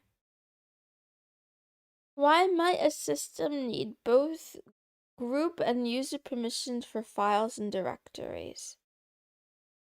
What problems could arise if we only had group permissions?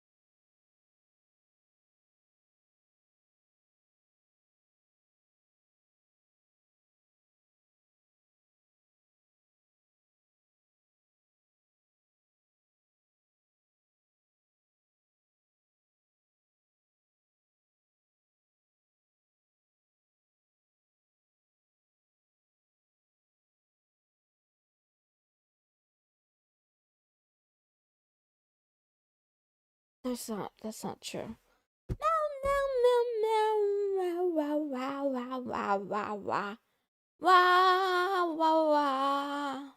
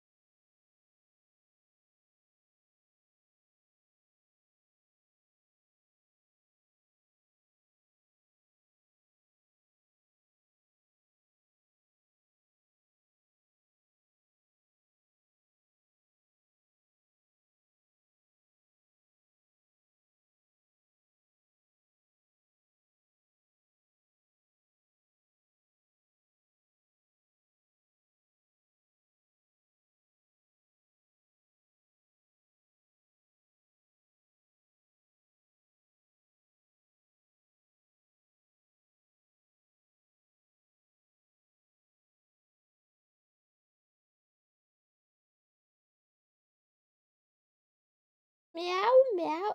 I want to see where you would go with that nepotism argument.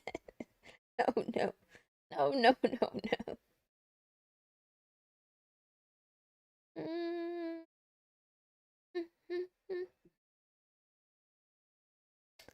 Ah, ah, ah, ah, ah, ah.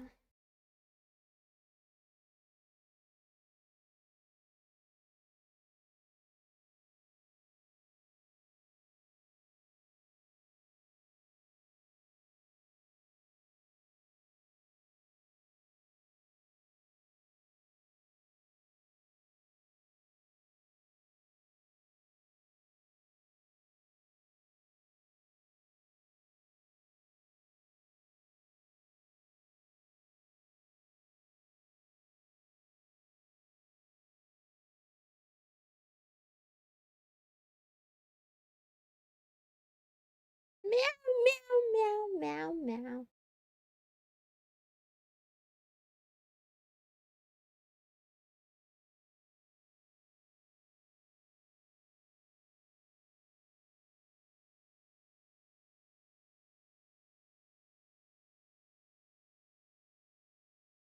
Meow, meow, meow, meow.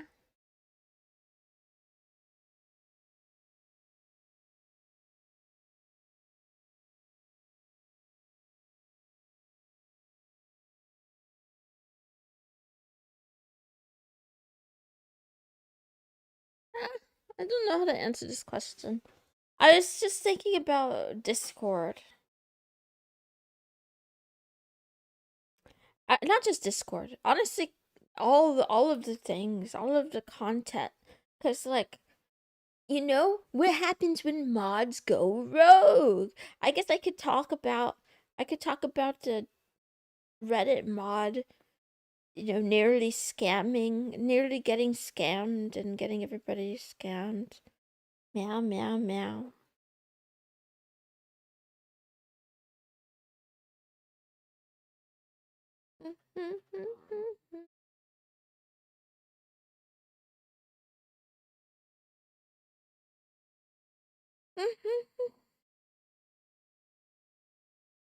Meow, meow, meow, meow, meow. And Don Kai, don't you have stuff to do? Are you really watching me do this? I can't believe anyone is actually watching and reading what I type. That's crazy. They don't have, they're not busy. I feel like you should be more busy. Don't like, wait, you're still in school, right? You can type. I don't want to waste your life. Life is too short. Meow, meow.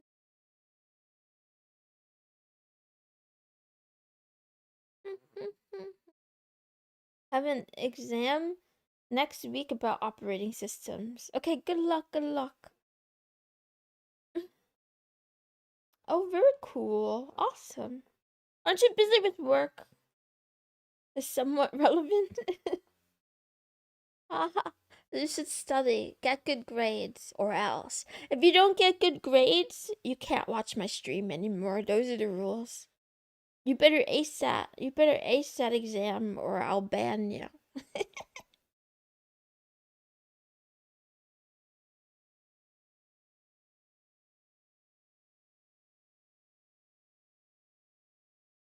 Meow, meow, meow.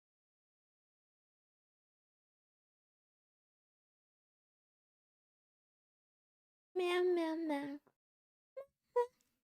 Meow, meow. Meow, meow, meow, meow.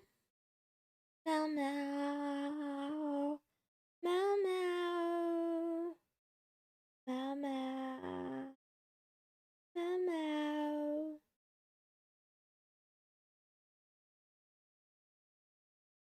Wow, wow, wow, wow, wow. Wow, wow, wow, wow. Root can read, write, delete almost anything, regardless of user group permissions. I see. I see. Okay, fine. Okay, fine. It's a meow. Spelled meow wrong. I spelled meow the French way. Why do you hate them? Moon's calling me unemployed? No, Kitty Pillar, don't you do other things while watching? Like sometimes you work on art and sometimes you do other things. Hey, I'm unemployed. I'll go in 12 minutes. I wanted to chill with the cat girl. You're allowed to. There are a few ways of setting the permissions on a file or directory. The chmod change mode command will be your friend here. Oh, I need a friend. No, I don't. No friend. That's what somebody said. Someone famous once said that. No new friends. Oh, I feel really sleepy and dizzy. To add write permissions to a file, you could do something like this. The plus W means add write access.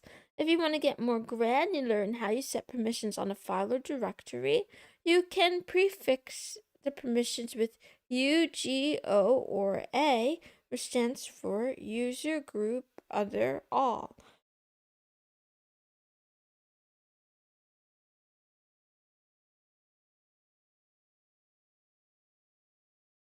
Bob staff. Remove write access for the user. Um, meow. Meow. What happens if you remove access for the user, but then you give all access to others? Oh wait, I just answered my own question. It's just like, okay, this guy specifically, this guy Bob, only Bob specifically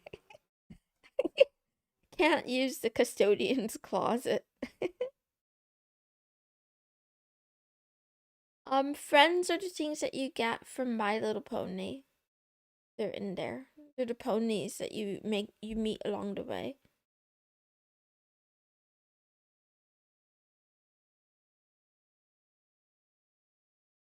You can do so with 3 numbers from 0 to 7. There are 2 to the 3, which is 2 times 2 times 2, or 8 permission levels. When you count from 0 to 7, there are 8 numbers. It's really common in computer languages to start counting from 0. In this octal system, execute, write, and read permissions each add 1, 2, and 4 respectively, resulting in non-ambiguous designations of permissions.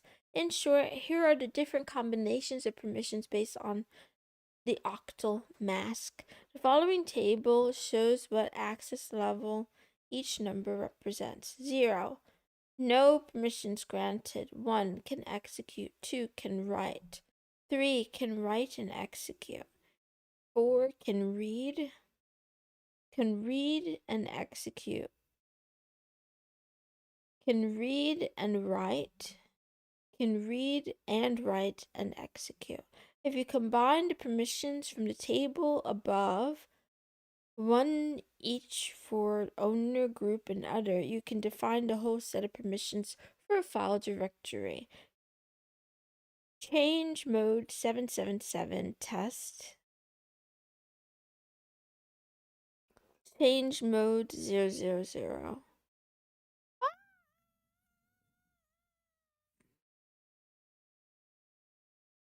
754. Oh, I get it. Oh, I get it. Each number is for user, group, other. And then 4 is can read. And then 5 is read and execute.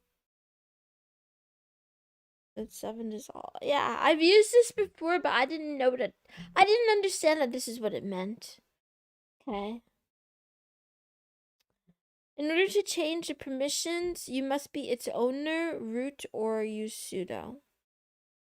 If you want to add a file to be readable and writable by the owner, readable by the group, and have no permissions for others, what numeric code would you use? Explain how you arrived at your answer.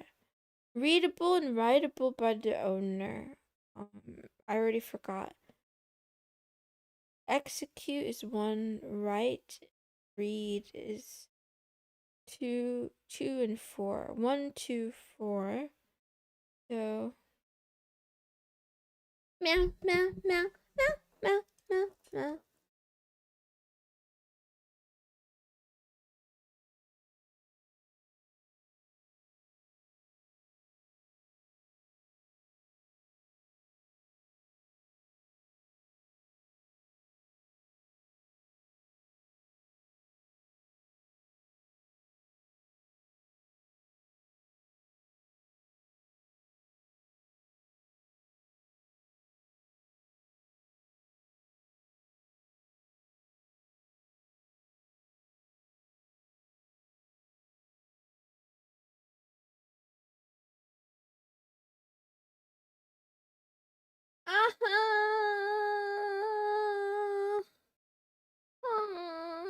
Oh, two is right and four can read. I got it backwards.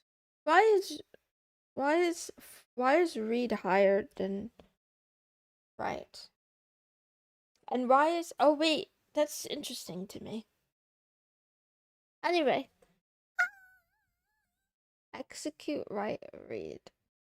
I have to pee. I have to pee. I have to pee. I need to stop talking about piss.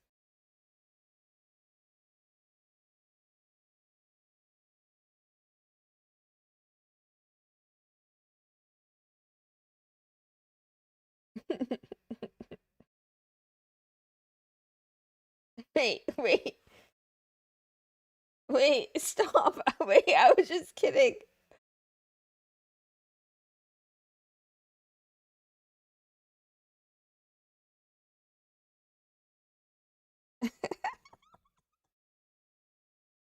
Ah.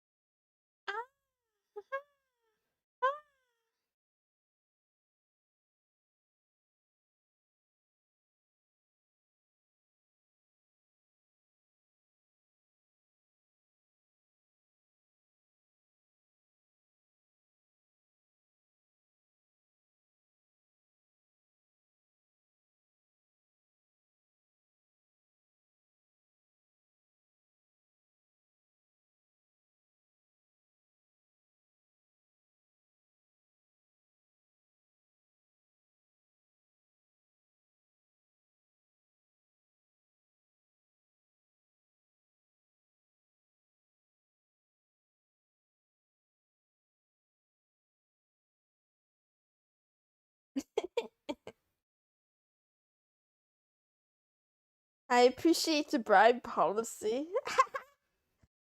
It's so funny.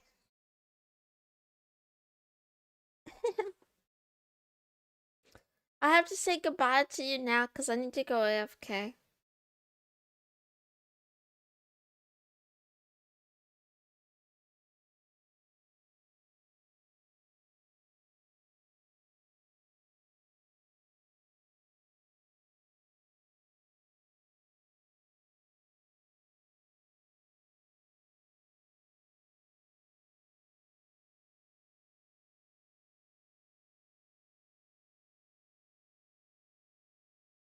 Bye, sweet dreams. Have a good night. Good day, good night. Whatever time it is, wherever you are. Wah, wah, wah. Later.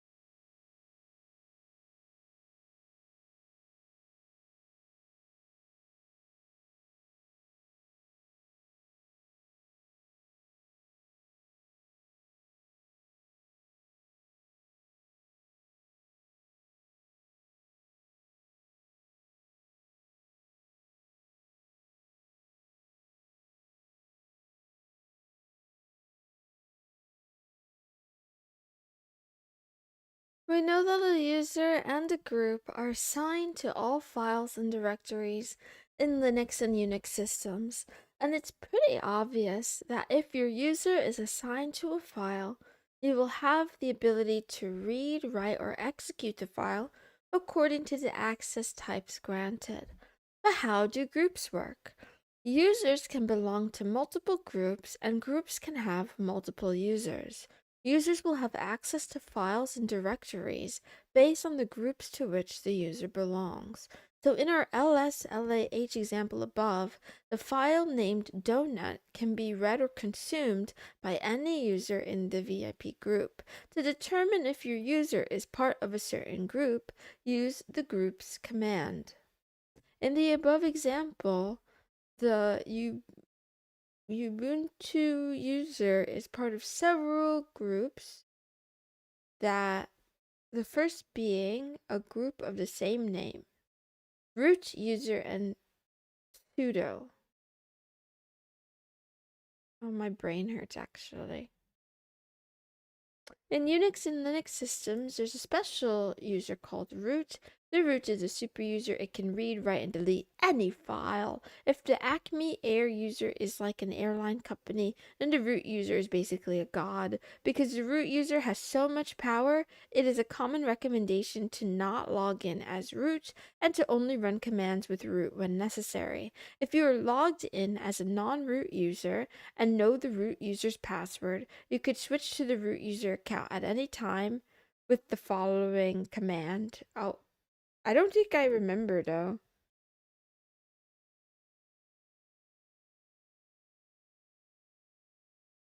Oh, I'm in there. Oh, I'm in there. I thought I forgot that password. I have to sneeze.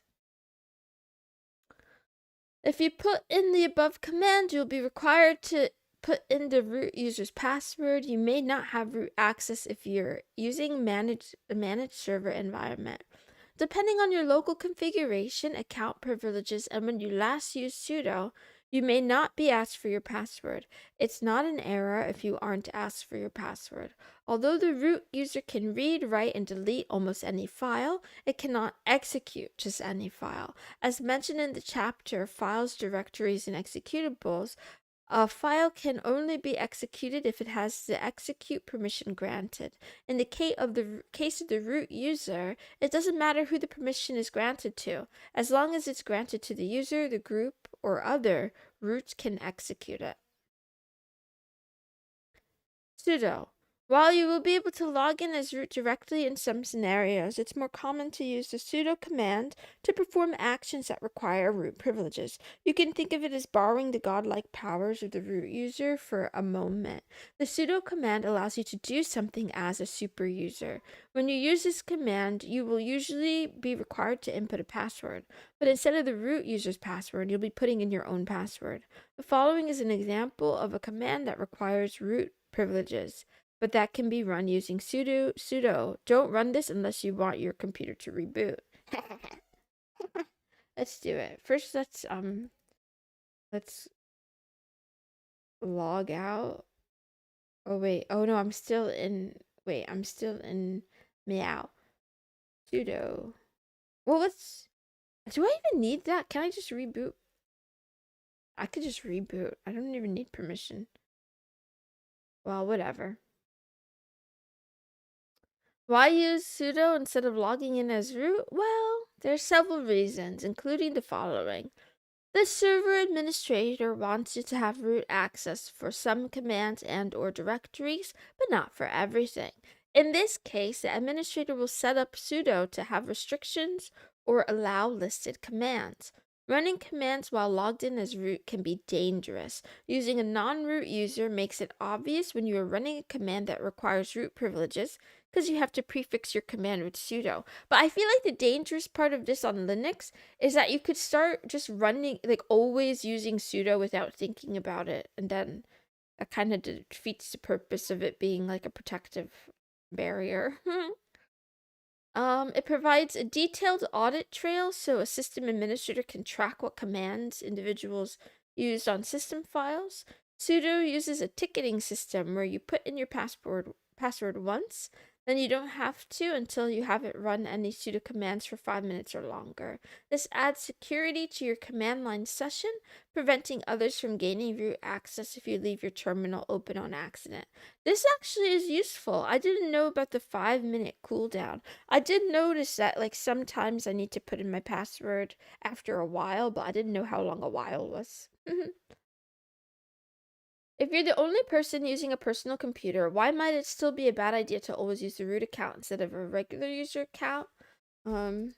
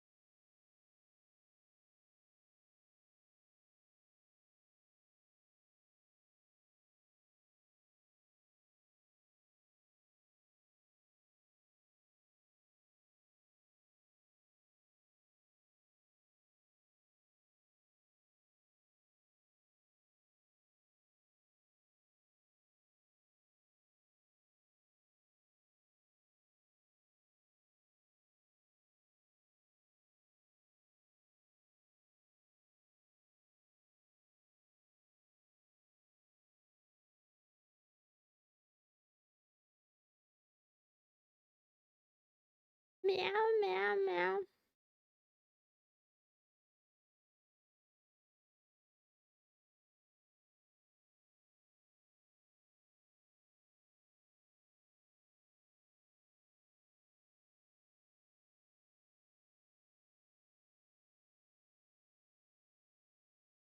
Meow.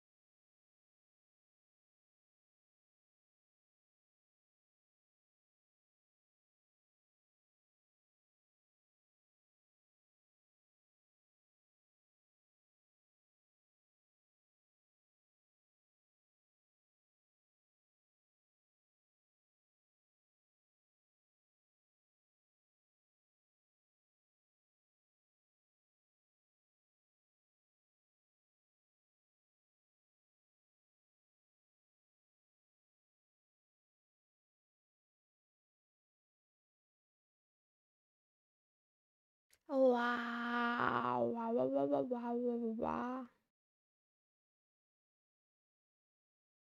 Summary. File system permissions are complicated and are probably one of the biggest sources of headaches for command line beginners. But having a basic understanding of how permissions work will get you a long way. Remember, permissions are assigned to files and directories, not users and groups. Access levels are determined by the read, write, X permissions for the owner, group, and other. A file must have the X execute permission to execute that file directly. To change the permissions of a file or directory, you either must be logged in as the file's owner or the root user, or you must use the sudo command. With an understanding of the above, you'll be able to resolve many issues that you will surely run into while programming. Meow, meow, meow, meow, meow, meow. Risk of your own mistakes. Security if your system is compromised.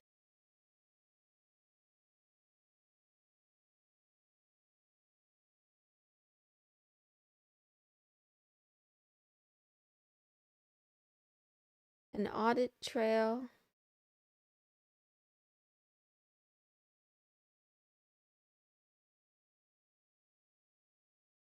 Your reasoning is correct and well aligned with the chapter. The answer shows you really understand why don't always be root is more than just a rule. It's about safety and security. Safety and security. Safety and security. Which user and groups are assigned to the etc folder on your computer?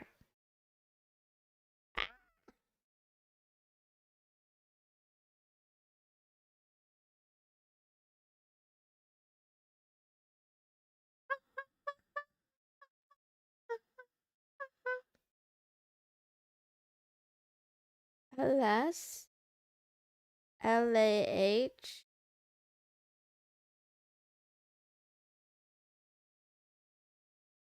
etc. We have the user root has read, write, and execute. The group root has read and execute, and everybody else has read and execute.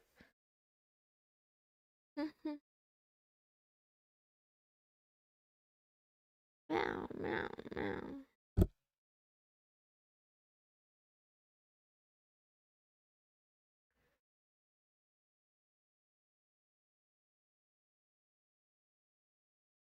Oh, it didn't ask the permissions. It just asked for the user in the group. My bad. My bad. If you run the same command on a Mac, the group for etc is probably real. I mean, we could check it, I guess. I guess we could check it. What's the harm in checking it?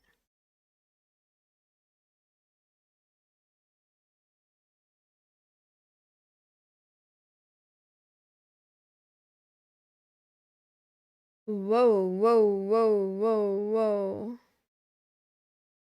etc. Root wheel. Interesting.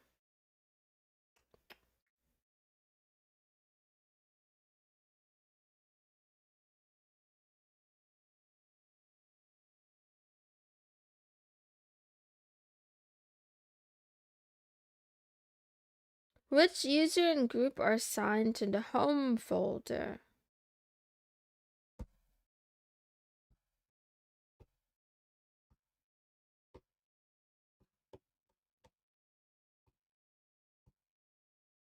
Root? Am I confused? Am I confused?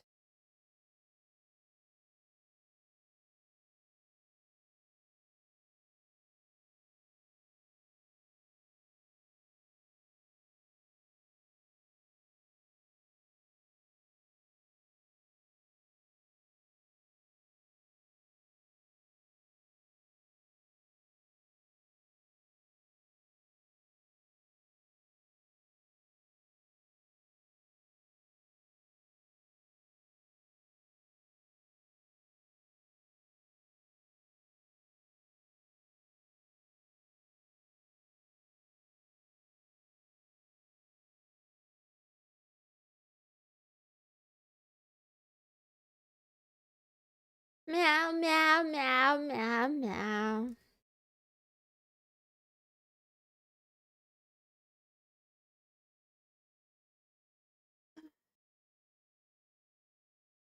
So the user has read, write, execute, and then nobody else.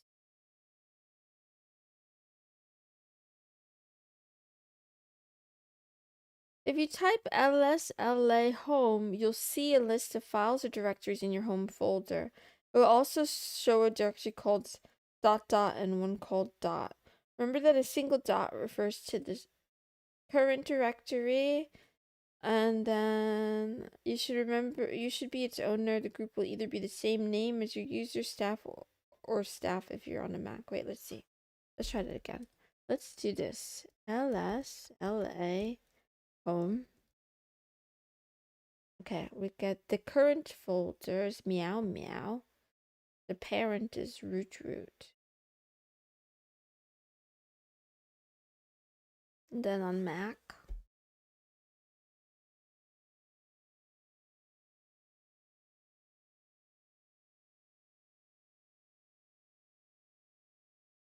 Oh no!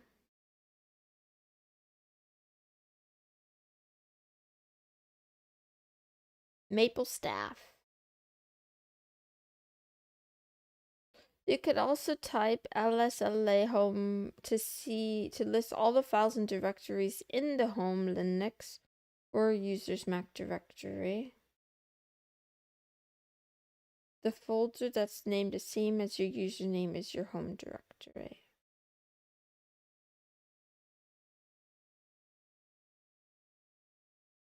Meow, meow, meow.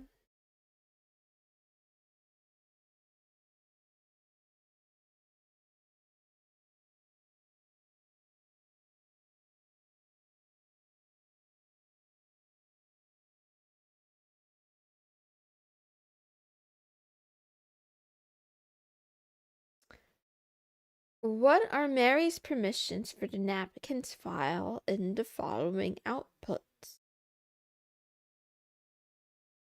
Mary is part of Mary user, travelers, and VIP. So Mary has no access to napkins. Poor Mary. Poor Mary.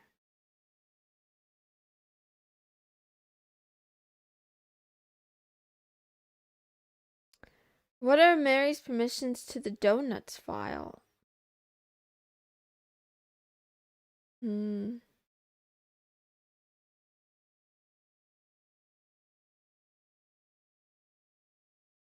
can read and write donuts,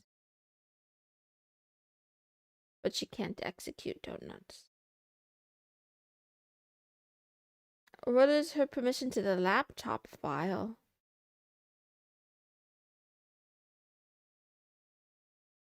And what are the permissions for the group Acme Inc.?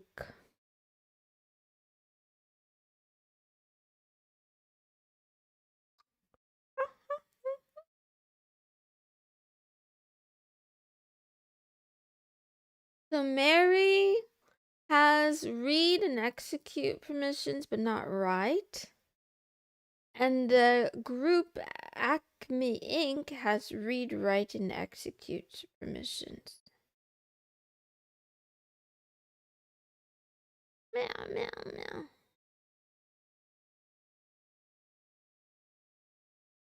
CD.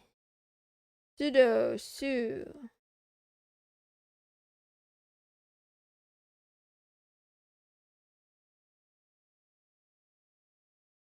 Root host home. Exit out of the root session. Exit. Log in as root in root home directory. Wait.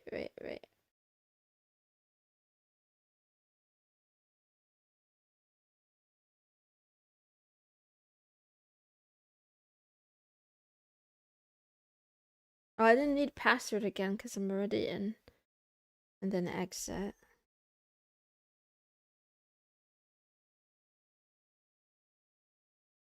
Run a command as root. Oops. ls, oops, ls root. ls cannot open directory, permission denied, sudo ls root.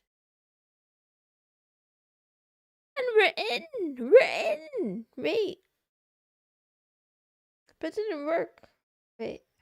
Maybe because there's nothing in here. Let's LSA. There we go. They're all hidden, that's why. You may not get the same results on your computer when running the above commands, specifically if you're on Mac, you don't have a root directory. Ah, I want to try it on Mac now. cd sudo su. Oh, I'm really confused. I don't even know what this is. I don't know what this is. I don't remember setting this up. Okay.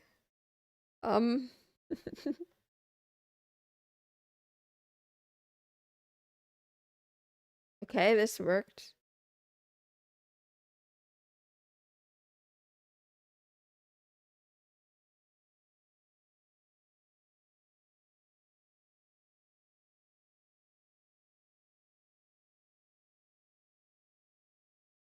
Well, whatever. Well, whatever. It's a little different on Mac. The root user and extension, the sudo command, can be very powerful. As such, be very careful when you use it, especially with commands like rm. You could potentially delete your entire file system by accident. You could delete your entire file system on purpose, too. It doesn't have to be an accident. You could do it on purpose.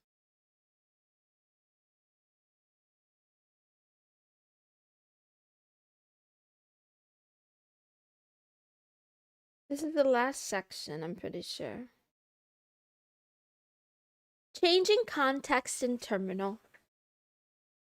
We've talked a lot about how the command line is an interface to the files and directories on your computer, and how your current directory and environment variables provide context for what you do on the command line.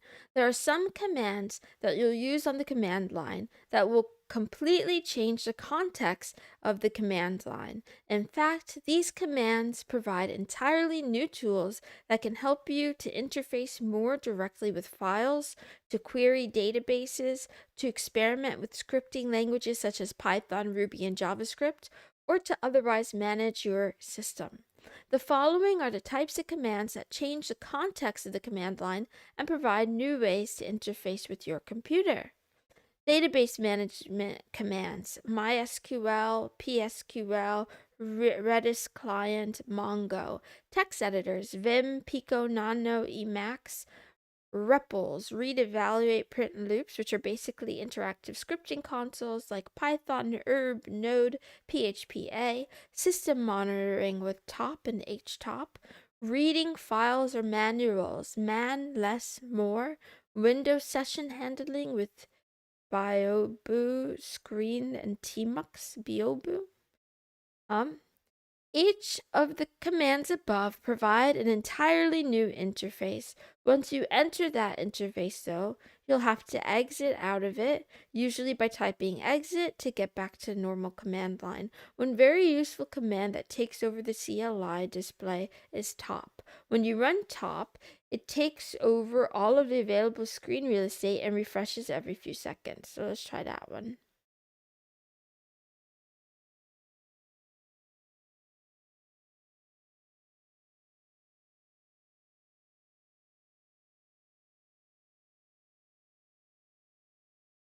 Things be happening in here. Wow.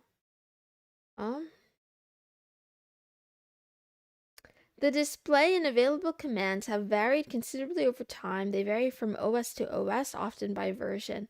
Thus, we can't go into a lot of detail. However, you should still see a display that looks something like this. It probably won't be an exact match. It may not even be a close match, but it will look a bit like that. If you want to know more about what you're seeing and how you can modify the output, use the man command. If it doesn't work, try Google. I like that. That's funny. So let's get out of there. Man top. Display Linux processes. The top program provides a dynamic real-time view of a running system. It can display system summary information as well as a list of processes or threads currently being managed by the Linux kernel.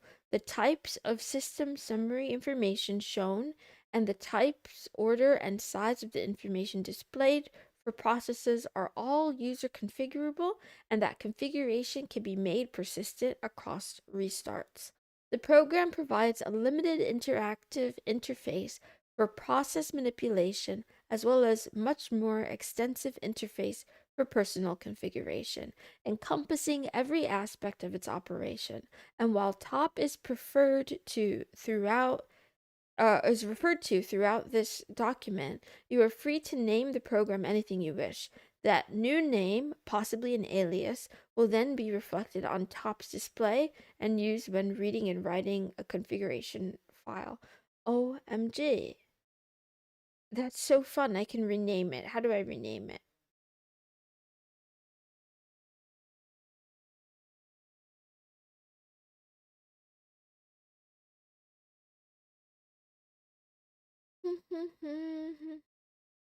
Stupid trick sampler. The bouncing windows. The big bird window.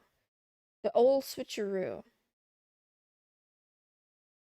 Oh my god, there's so many things in here.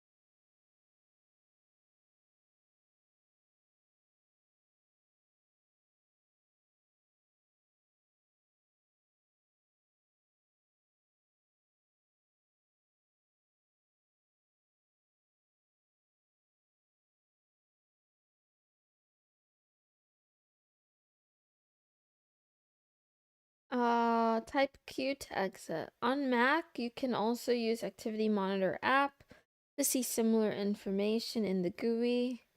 Activity Monitor is usually easier to read than top.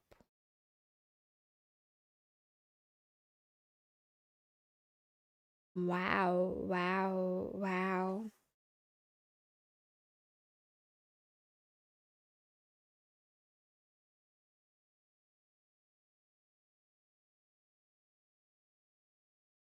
Meow, meow, meow, meow, meow.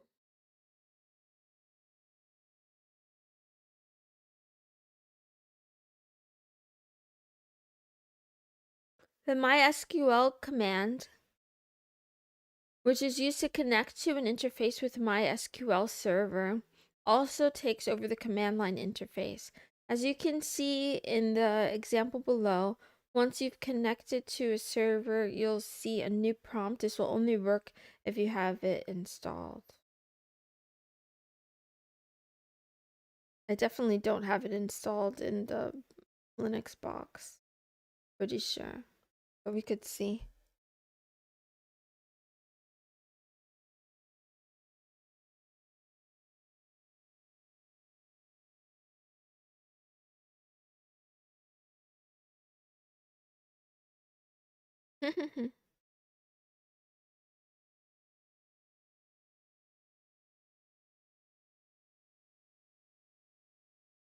I guess I don't have it on here either.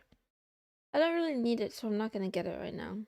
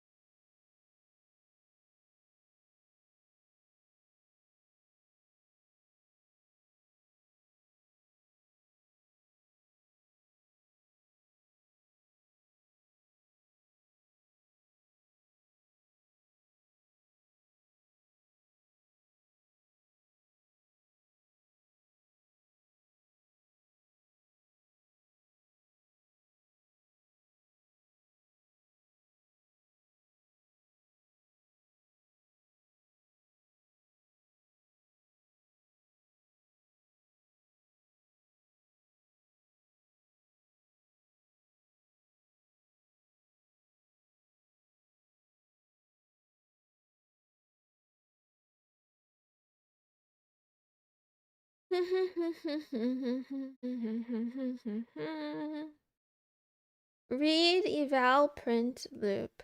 Programs that follow the pattern of reading user input, evaluating the input, printing results to the input screen, and then allowing for more input are called REPLs, or read, evaluate, print, loop programs or interfaces.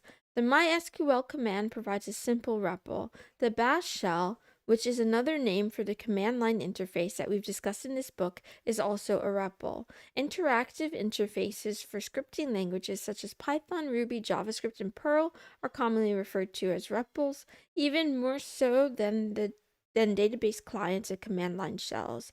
These all read user input, evaluate it using the scripting language's interpreter, print the results of the programming statement, and then provide prompt for more input. The Python REPL. If you don't have Python on your system, the commands in the section won't work. That's okay. You don't need Python right now. In your console, try using the Python REPL. If Python is installed, you should see something like this. Yeah, I know we've been doing all about this. We actually started there and then we went backwards and started doing this. Just as with MySQL program, Python provides a prompt. As you can see in the following image, the Python program evaluates input and performs what the input tells it to. Then outputs the result of what it did. So print meow meow meow. That's hello world in Catlish. If you type a multi-line script, it will automatically postpone evaluating until the statement is finished.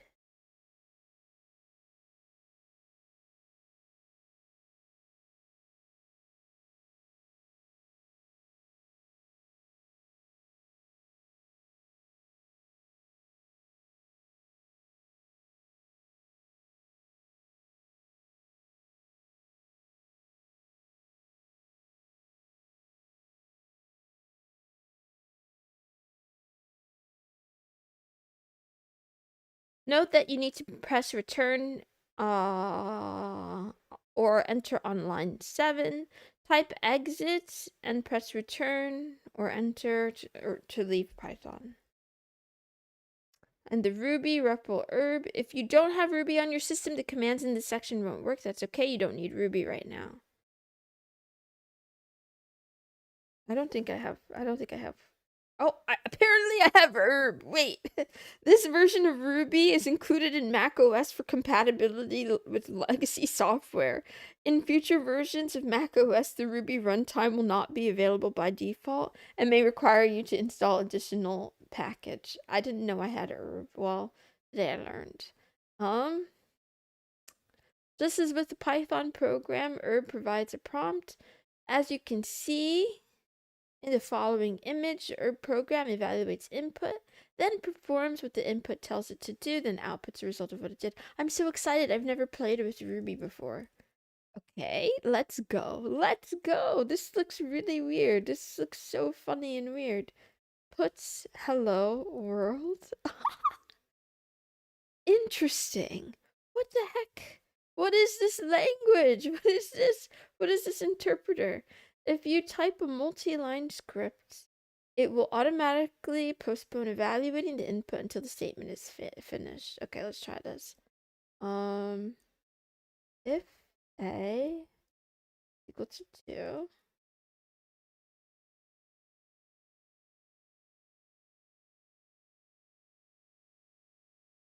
put A is 2, else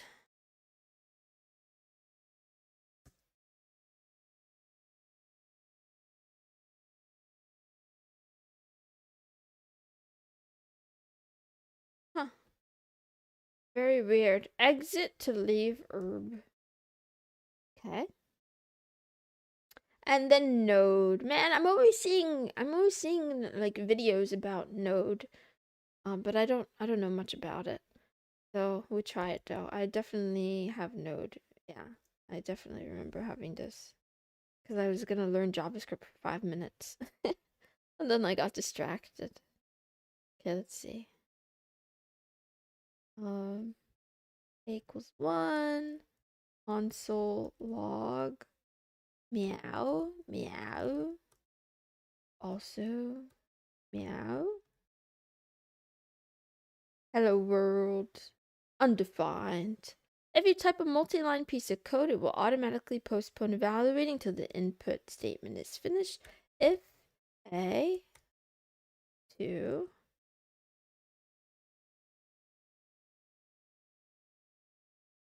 uh uh uh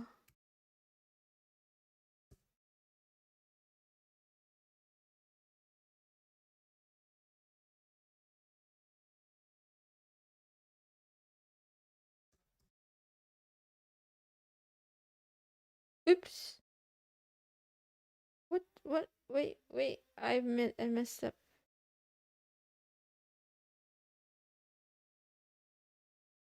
I forgot to close it.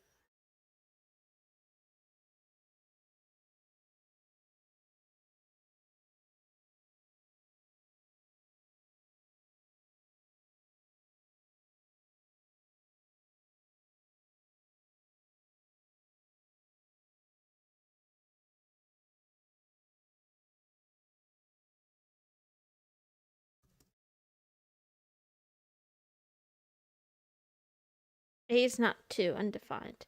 Press Control D or Control C to leave node.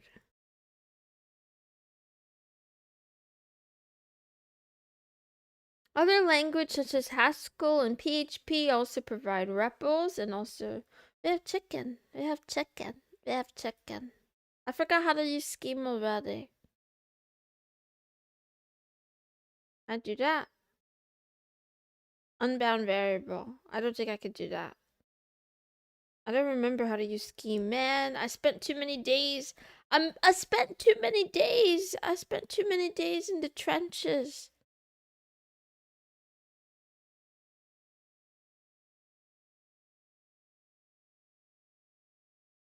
I forgot how to do everything. I don't remember how to assign variables. Do I need parentheses? Does everything get parentheses? Scheme, I miss you. Don't forget about me. If you can't figure out how to exit, shit. Put it in parentheses.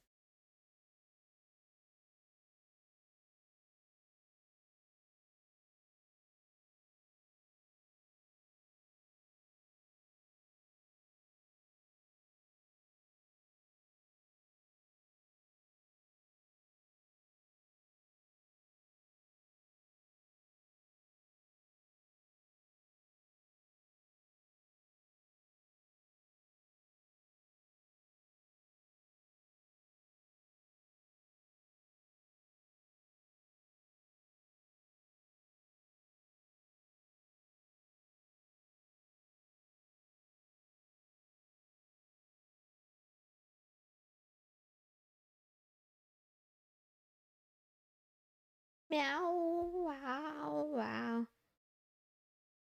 $40 for pizza?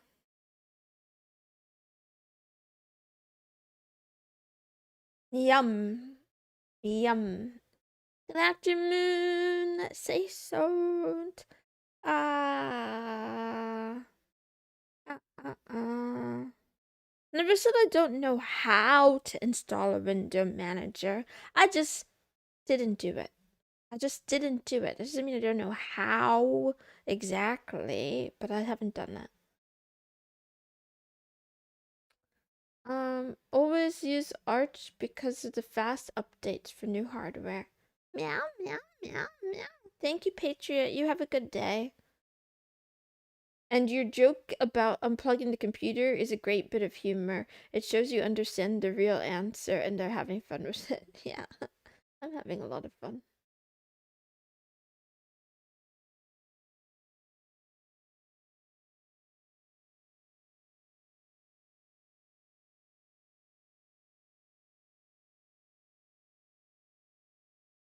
Meow, meow, meow, meow, meow. Meow, meow, meow, meow, meow. Ask the program for help is an option. Whoa, whoa, whoa, whoa, whoa.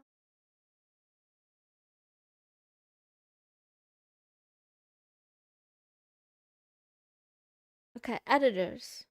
Some programmers use a command line as their IDE, Integrated Development Environment. Part of the IDE is the text editor, of which there are several available for command line. The following interfaces may look familiar.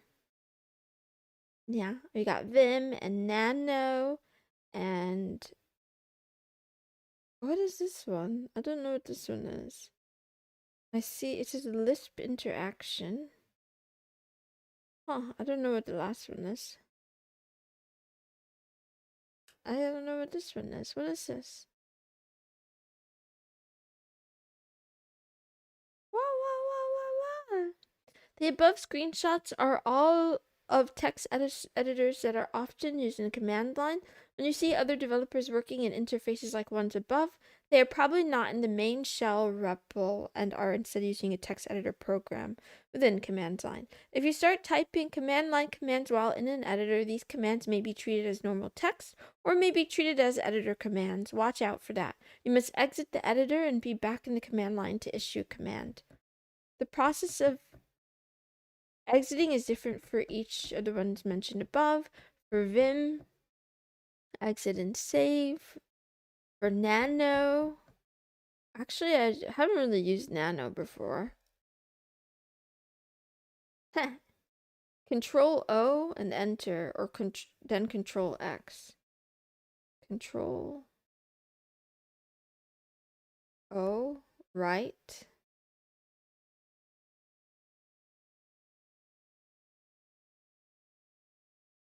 Cancel, get help. That didn't work. Oh, that's to exit and save. Wait, cancel, Control C. Control X and discard changes. Okay. Emacs. I had a feeling it was Emacs because of the Lisp. But I didn't think Emacs. I don't understand what Emacs is. Like it's not. I don't. It's like, is it an editor? It's more than an editor. It's more than an IDE. Emacs is like a foreign language. It's like alien gibberish. Emacs is fake and gay. Just kidding. It's not gay. I just don't understand it. That's all. I haven't played with it at all, and I don't think I'm going to. For the time being, maybe ever.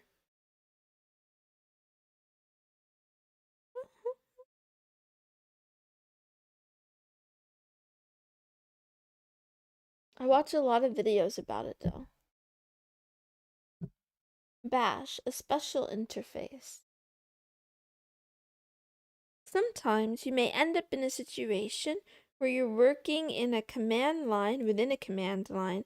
This is because the command line interface we've been working in is itself a special interface that can be nested. For example, while using the command line, you might think you're a normal command line interface, but when you type exit and hit enter, you remain in what appears to be another CLI. This is most likely because you've unknowingly entered another bash or shell interface. When on the command line, typing bash, Z shell, or similar will create a new nested shell interface for you to work in. You can exit the innermost shell by typing exit. Okay, let's try that. Oh no, the default interactive shell is now the shell. Okay, I type exit. Exit.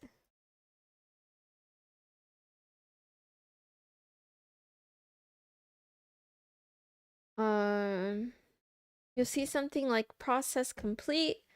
Without a way to enter more commands, you have to close and restart terminal at this point and start a new shell. If you're working normally, you should very rarely encounter a nested command line situation, but it can happen. Wait, what if I just keep pressing exit? Oh yeah, I'm done. I'm at the bottom. Okay. Summary. When you open up terminal and start using it, you may not always be using the default command line bash. Programs like MySQL, Vim, and Herb provide interfaces of their own right within terminal. It's very important to understand whether you're in an application-specific REPL like MySQL or if you're in Bash shell REPL, aka the command line. Sometimes the only clue you have is the prompt. But as we've seen earlier, we can even modify the prompt by setting the PS1 environment variable, so it can be quite tricky. Conclusion. Overview of concept. Hopefully by this point the command line is a bit less intimidating. While we've covered the basic concepts of the command line in this book, there's a lot more to learn. But don't get discouraged. You have all the tools you need to become an adept CLI user. This book, the man command to get more information about commands and your favorite search engine. Let's briefly review the concepts we discussed in this book. The command line is an interface to your computer's files and directories. The command line provides a way to communicate with your computer. Its language takes the form of text-based input and output. Everything you do in the command line is related to files, directories, and executables. When working in the command line, everything is a file, a directory, or an executable, and executables are files. When you run commands such as cd or ls, you're really just executing files.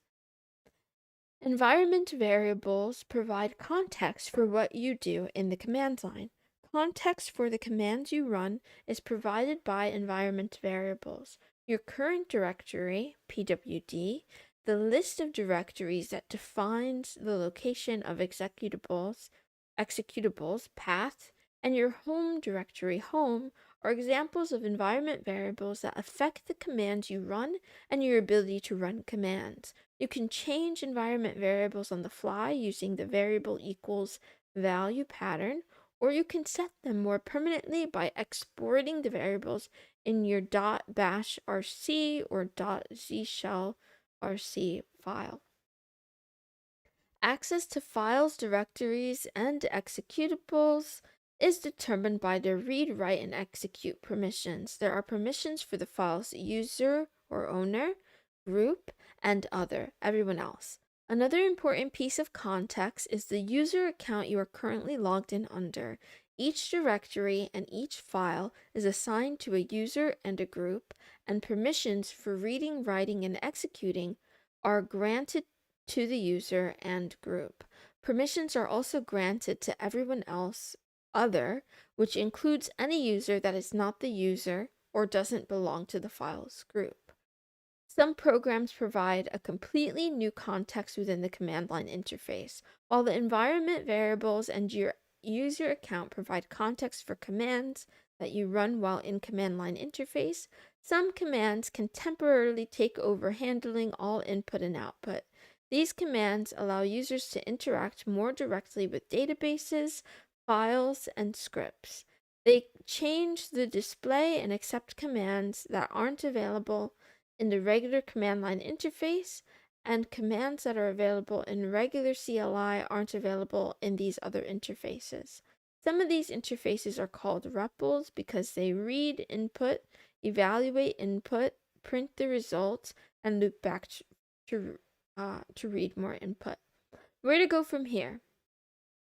With the basic command line skills you learned in this book, you are prepared to begin learning to program. Continue to practice what you've learned and experiment with the command line so that you can retain and improve on what you've learned.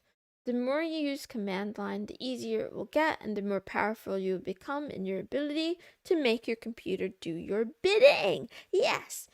Maintain ownership of your devices before it's too late. Before it's too late, they're coming for us. They're coming for us all. They're gonna make it illegal to own a car that isn't a computer that's hooked to some communication server that's gonna tell your car, this is a bad kitty. Shut down right now. Stop right there. Anyway, that was fun. That was a diversion, but I feel better because, like, I feel like this was like beginning programmer tools. I really feel like this is really the baseline. I feel like this is actually the baseline. Also, Ruby looks so weird. That's off topic, but yeah. Um, Introduction to Sequel. I want to do that too. I can't wait. I'm gonna read all of these books at some point. Maybe not all in the row though. Okay, let me go back one more time. I think there might have been some exercises that I skipped in here. Um, um, um, um, um. No, actually, I did all this. I remember doing this one. Okay, we're good. We are good. I'm good. You're good. We're good.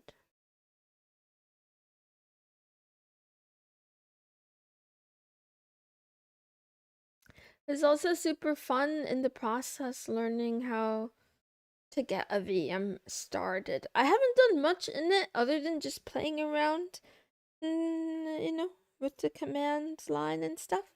But I think I will use this virtual machine to do more experimentation and also to see more of the differences uh between Mac OS and Linux, although they have a lot of similarities. Okay, we're done with you today. You can go now, Melusi. See you next time. Goodbye. Goodbye, kitty. She's gone now. She's sleeping now.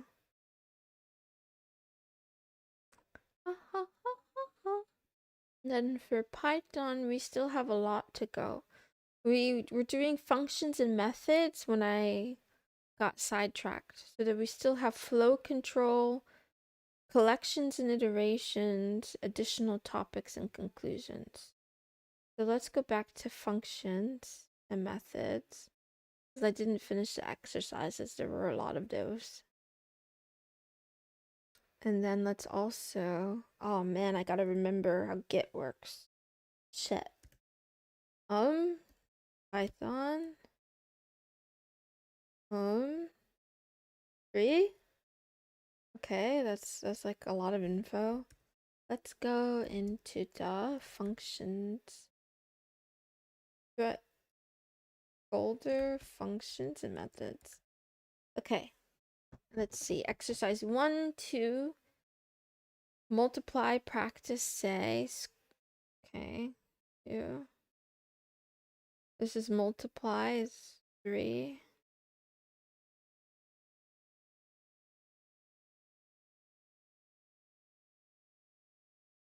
I think I stopped on 3. So exercise 4. Consider this code.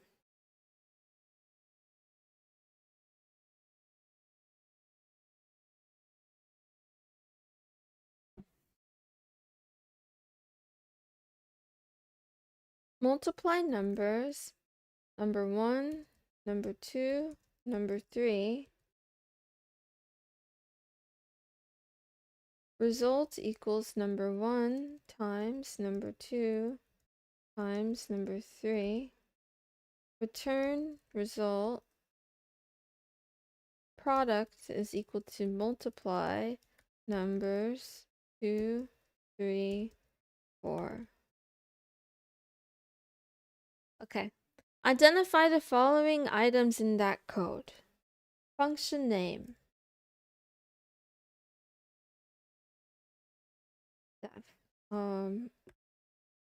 Meow.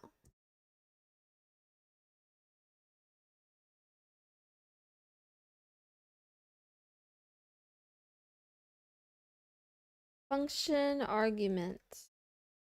1. Wait. Arguments versus parameters. Oh boy. Argument 2, 3, 4. I'm so stupid. The function name is multiply numbers. Let's slow down. Let's slow down and use our brain for a second. The function definition.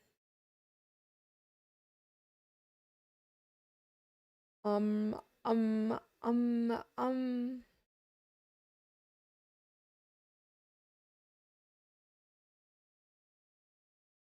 don't really understand this. Function body result equals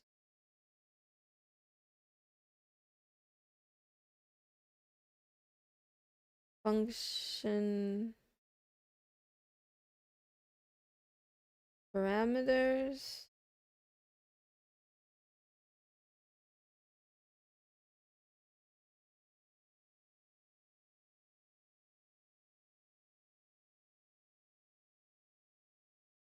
function invocation.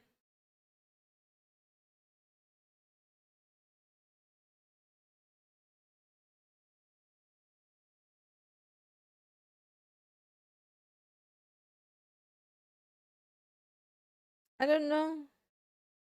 Function return value.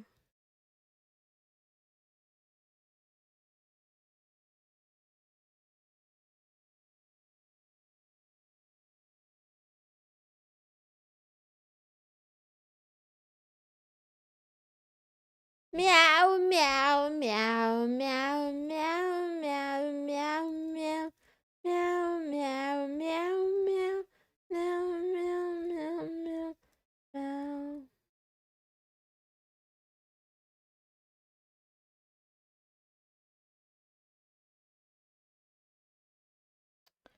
Okay, let's see. Am I wrong? Oh, I didn't. Okay, I didn't calculate it. So the function name is multiply numbers. Function arguments are 2, 3, 4. I did say that.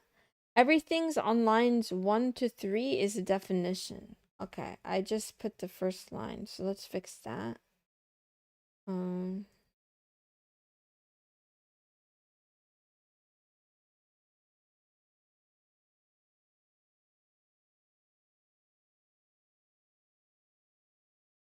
And then for the function body, I did put from result to result, which is lines 2 and 3.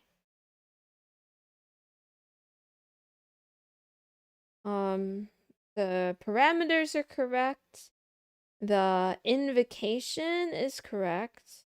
The function return value is incorrect because I actually didn't do the math.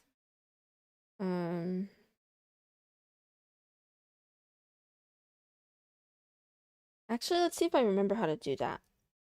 So if we go in here and we go in here and then we type, how do I start a screen session again? It's screen S meow. Okay.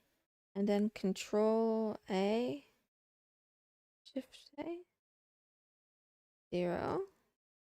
And then in here, we'll go to the top. And then we'll do control C. And then we want meow 0. And that's in here. I didn't want to do that. What I wanted to do is we need to be in Python first. And then I do that again. Unexpected indent on line 3. Let's see. It should be like this.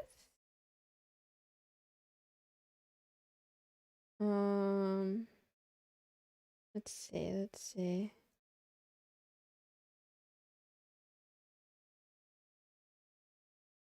Hi.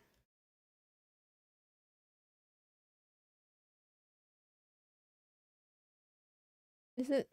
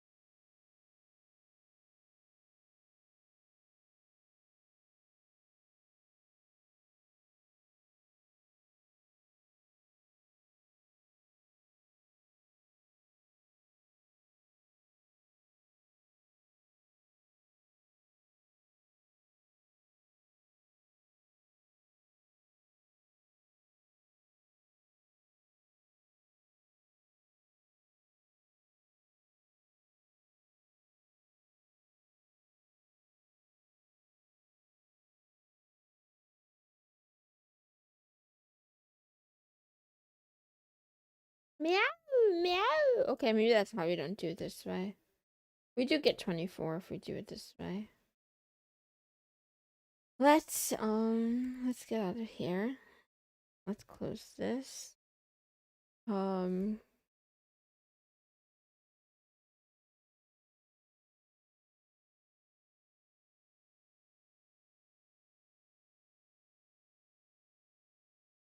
Oops.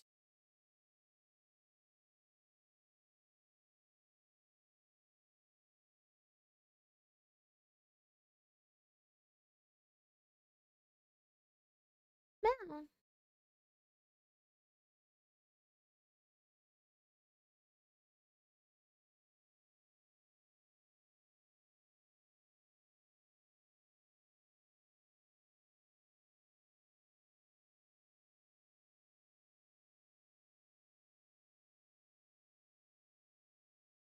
I was 24. Multiply numbers. Num 1, 2, 3. Result products. Okay, I had all that. Let's close this.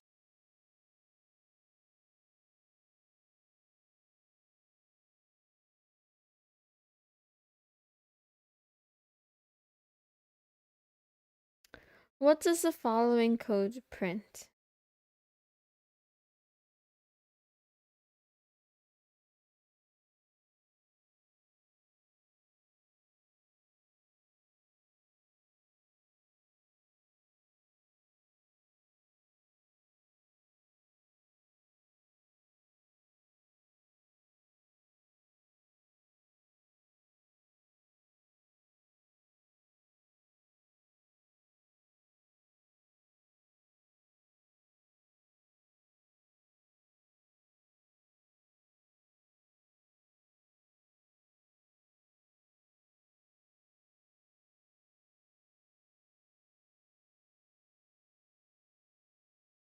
Ow.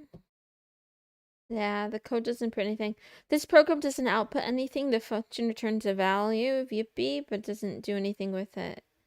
In particular, doesn't print it. Yeah, that's what I thought.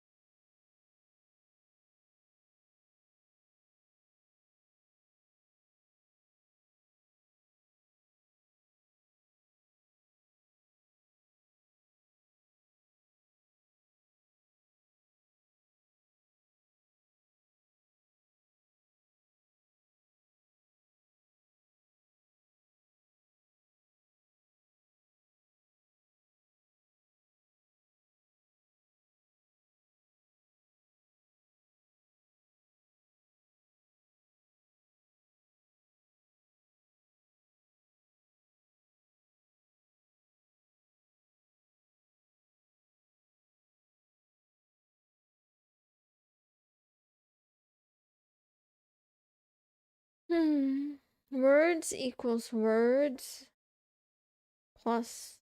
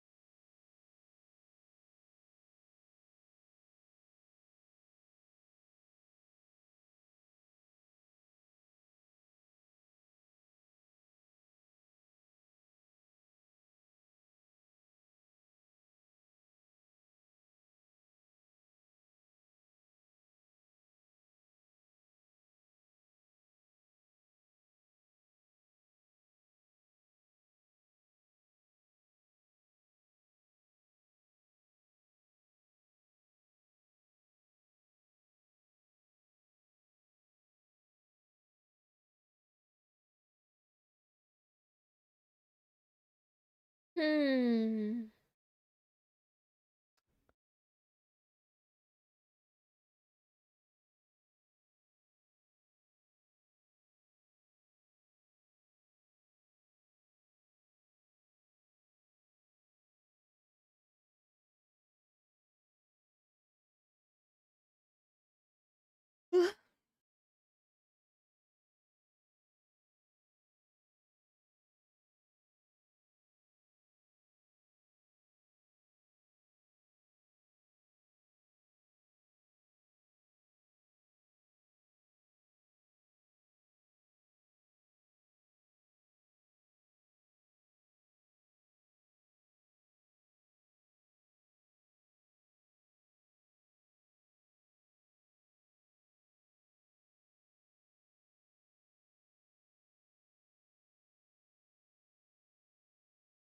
Meow.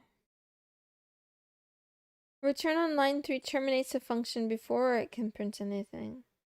Ah.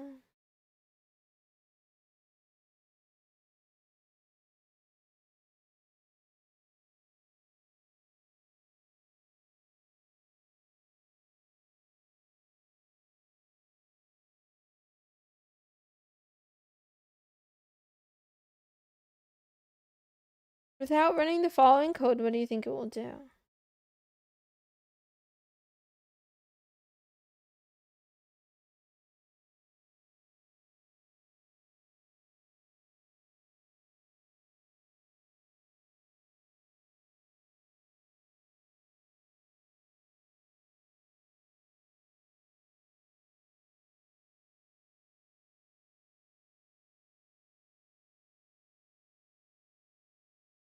Without running the code, what do you think it will do?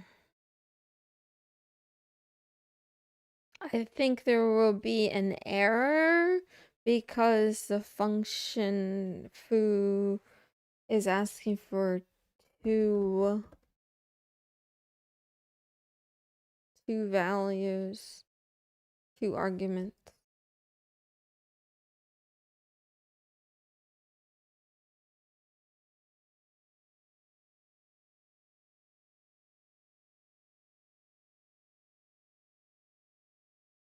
The code will raise an error, type error foo, missing one required positional argument.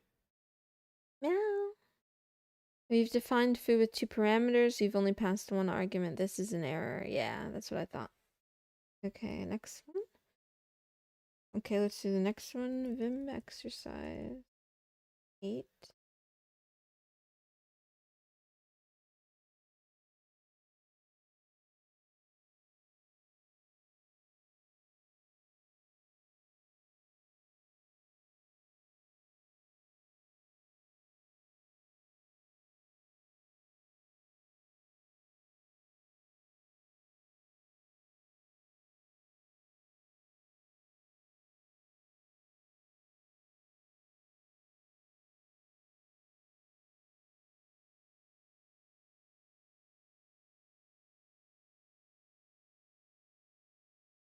Now there's too many values.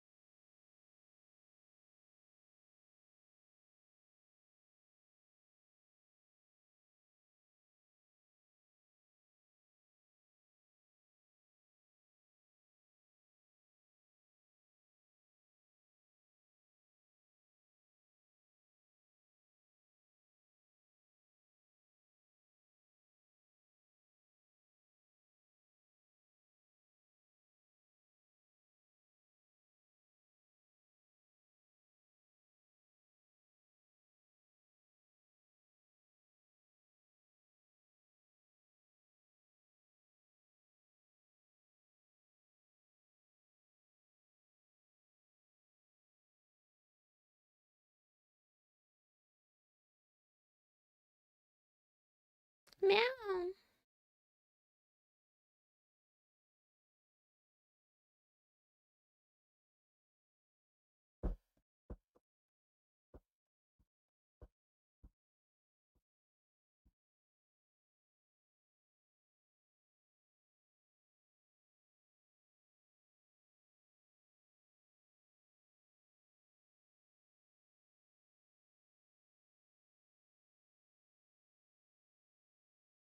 I'm trying to think. I feel like I haven't Have I seen this before where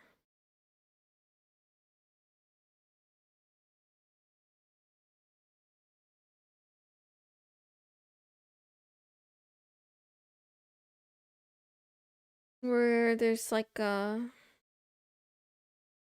I'm trying to figure out if that second equals 3 is an assignment or if that's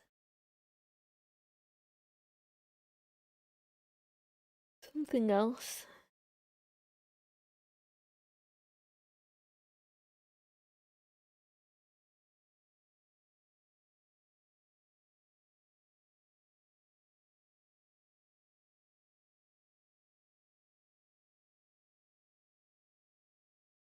It's either 42, 3, 2.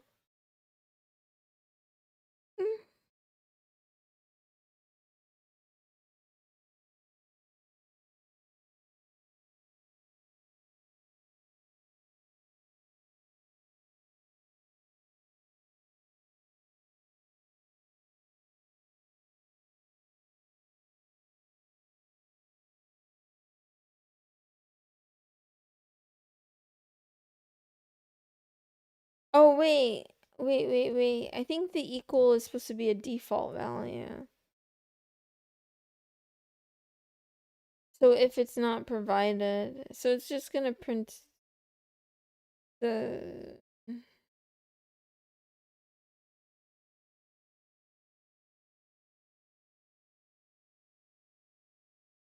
Hi, how are you?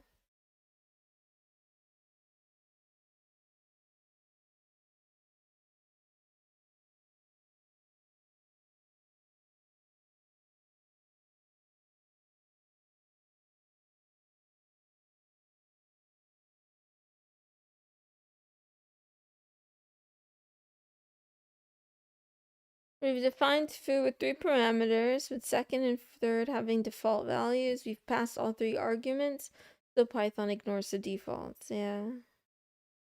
Yep, we're back.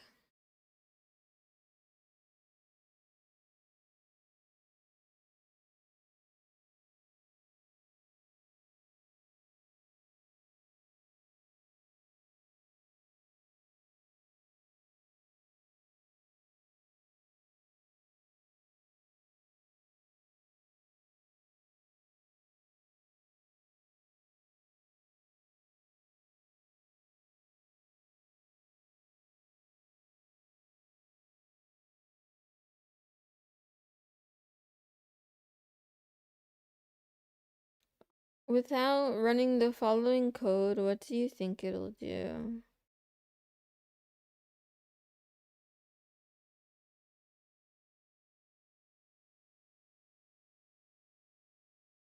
It'll give a default value for the last one.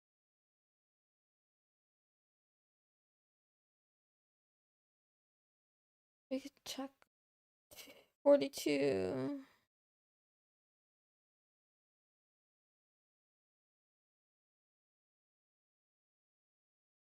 Did I not write it? Oh, I'm running the wrong program. That's why. Um, there we go.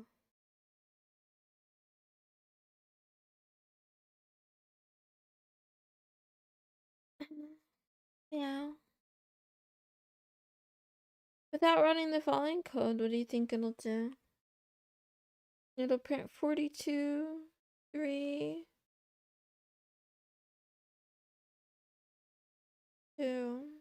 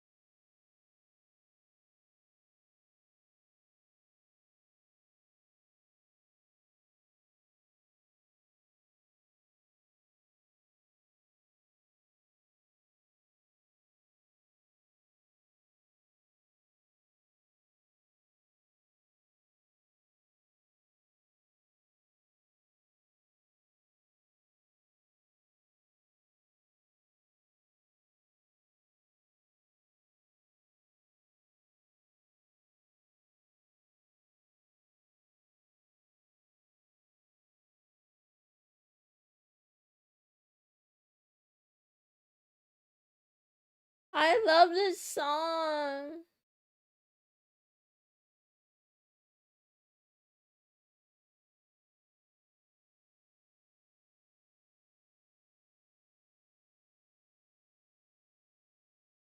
Meow, meow. Here we've defined foo with three parameters, the second and third having a default. We passed one argument, so Python uses default for the last two, yeah.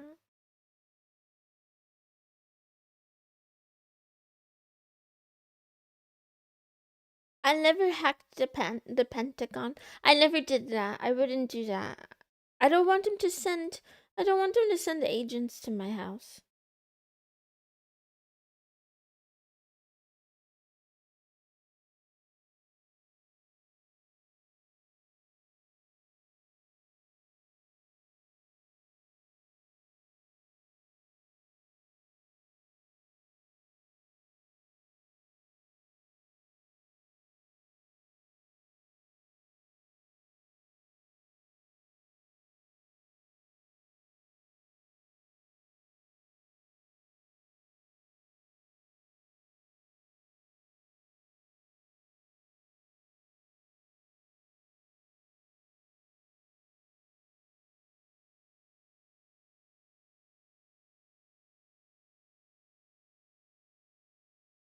Um, um,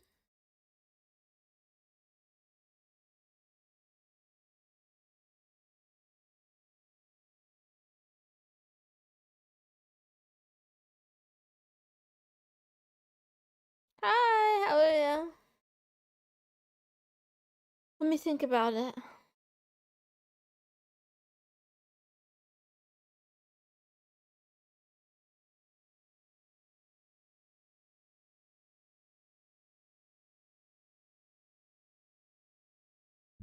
How are you?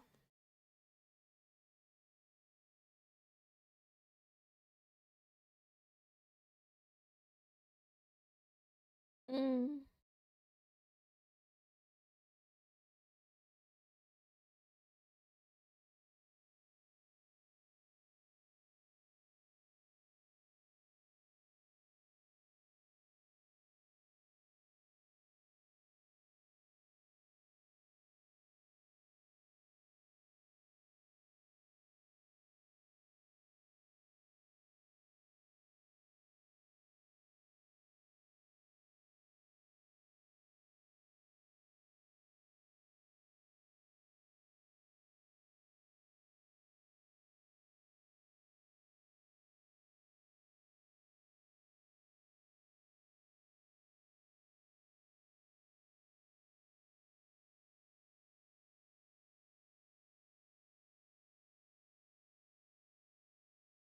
The fact that you learned to use Vim before programming amazes me.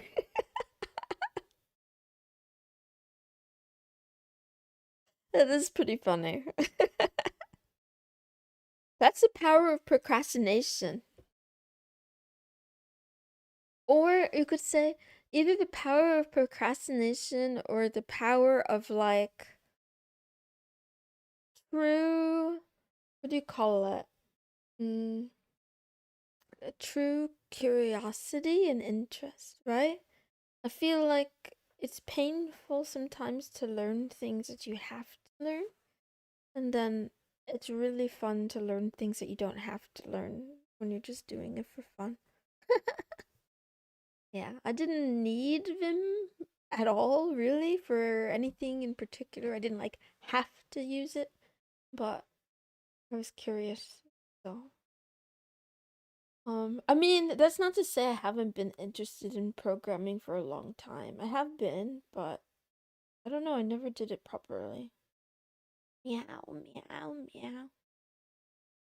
Also, I'm thinking that the title programmer it means a very like a lot of different things. I think it's like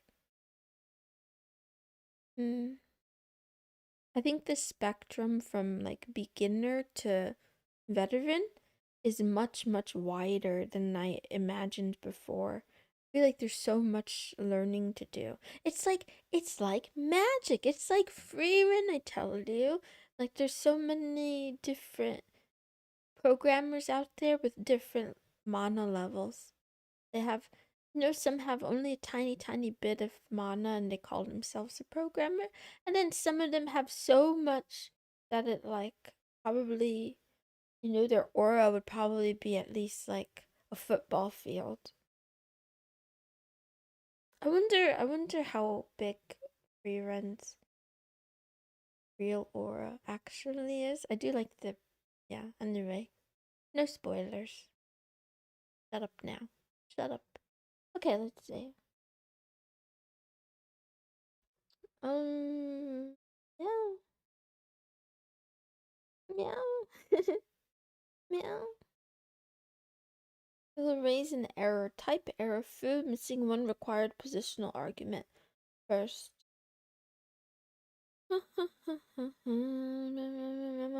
Without running the following code, what do you think it'll do? Oh, that's interesting. So now the second argument has a default, but the third argument doesn't have a default. The types is different. What do you mean? What do you mean?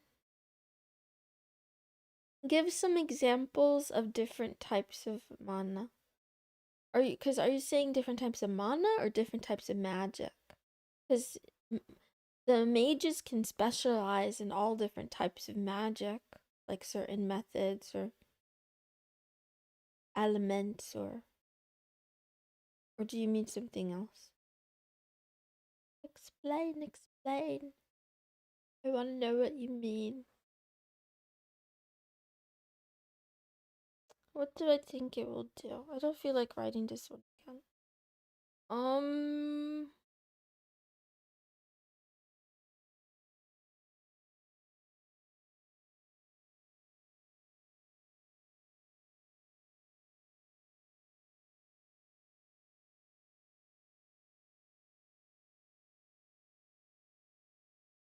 I don't know if it'll give an error. Back end and front end. But don't you think back end and front end are the same?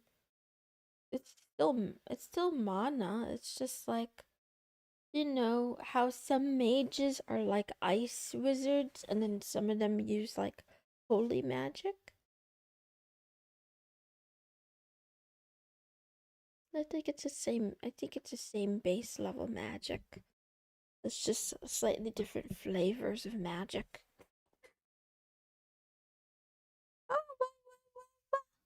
Wow, wow, wow, wow. Or I guess you can compare them to like wizards versus warlocks or something. Maybe they're different classes of mage or something like that. I don't know. I haven't thought about it deeply. This is a metaphor. Is it going to be an error? Okay, a syntax error. Non-default argument follows default argument. We've defined foo with 3 parameters, with the second one having a default value. This is an error, however, once Python sees a positional parameter with a default value, all subsequent parameters must have default value. Identify all of the identifiers on each line of the following code. Multiply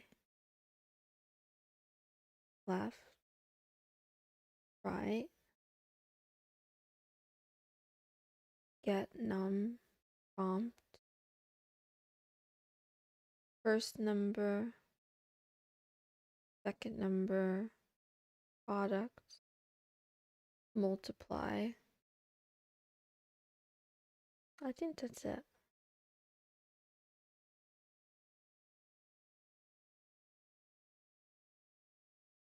Multiply left, right. That's what it said. First number, second number.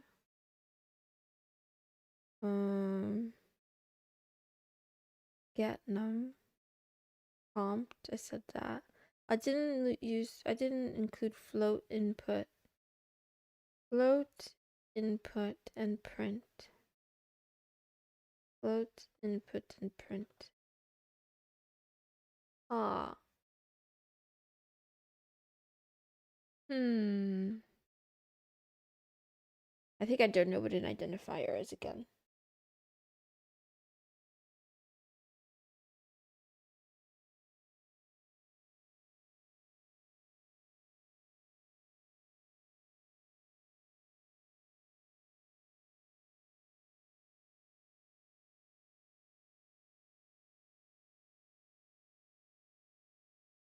Variables, function, classes, model.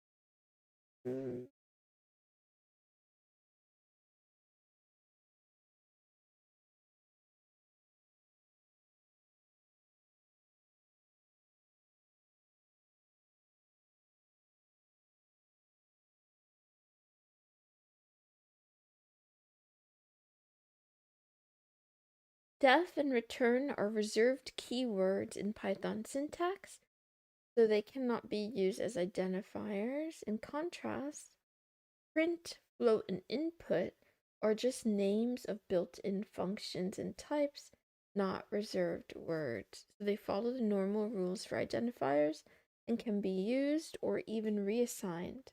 Didn't know that. Okay. What are... Give me a list of Python words.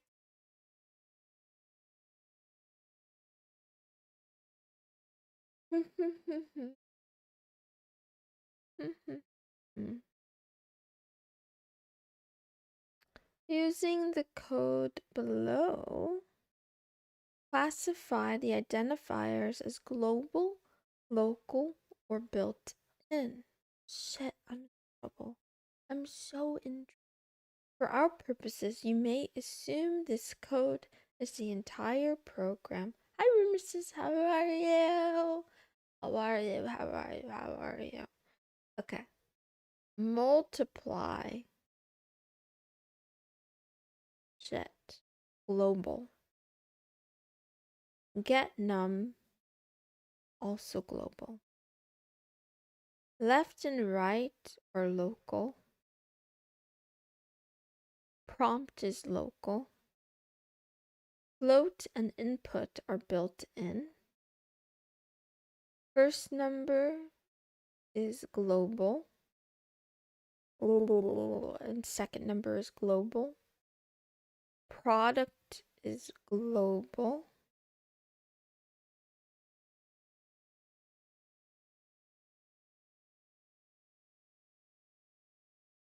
Why are you telling me that? Why are you telling me that? I don't understand. I know where the float is. I'm on like chapter. Look, I did chapter. Wait, 1, 2, 3, 4, 5. I'm on the 5th chapter. I know what a float is. I wasn't asking about like what a float does or what it returns. I was questioning what's the difference between an identifier and things that are, what do you call it? Keywords. I found a list, by the way. And you can do it yourself too. And in here, you go import keyword, then print keyword list. So these are the no-nos. These are all the words that are no-nos.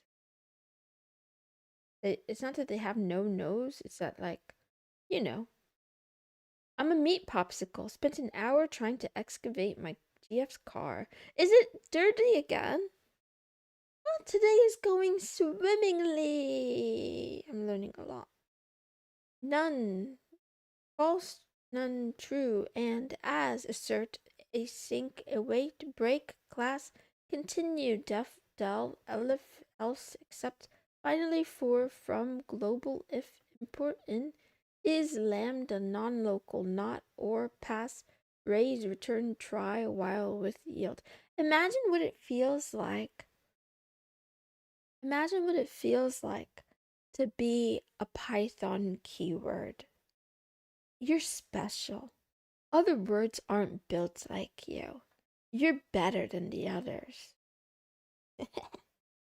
And look, I'm using that thing I learned from before where I could paste. I could just keep pasting. I could just keep pasting and pasting and pasting. This is magic. Nobody can tell me otherwise. How is this? You know, this is. I could keep going and no one can stop me. Yeah. Yeah. Yeah. Even Python can't stop me. They're not gonna know what to do. Okay, what if I press enter? Oh, list indices must be integers or slices, not tuples. Okay, fine. Whatever. Um, I'm feeling kind of silly. I probably. Yeah. I think I did it right though. I should do. Okay, let me stop being lazy. Let me stop being lazy. Um. If I were a Python keyword, I'd be nil. Oh, cute. Coding is magic. I think it's more like warlocks and wizard magic. Meow. Meow, meow, meow, meow. You're trying to say they're evil?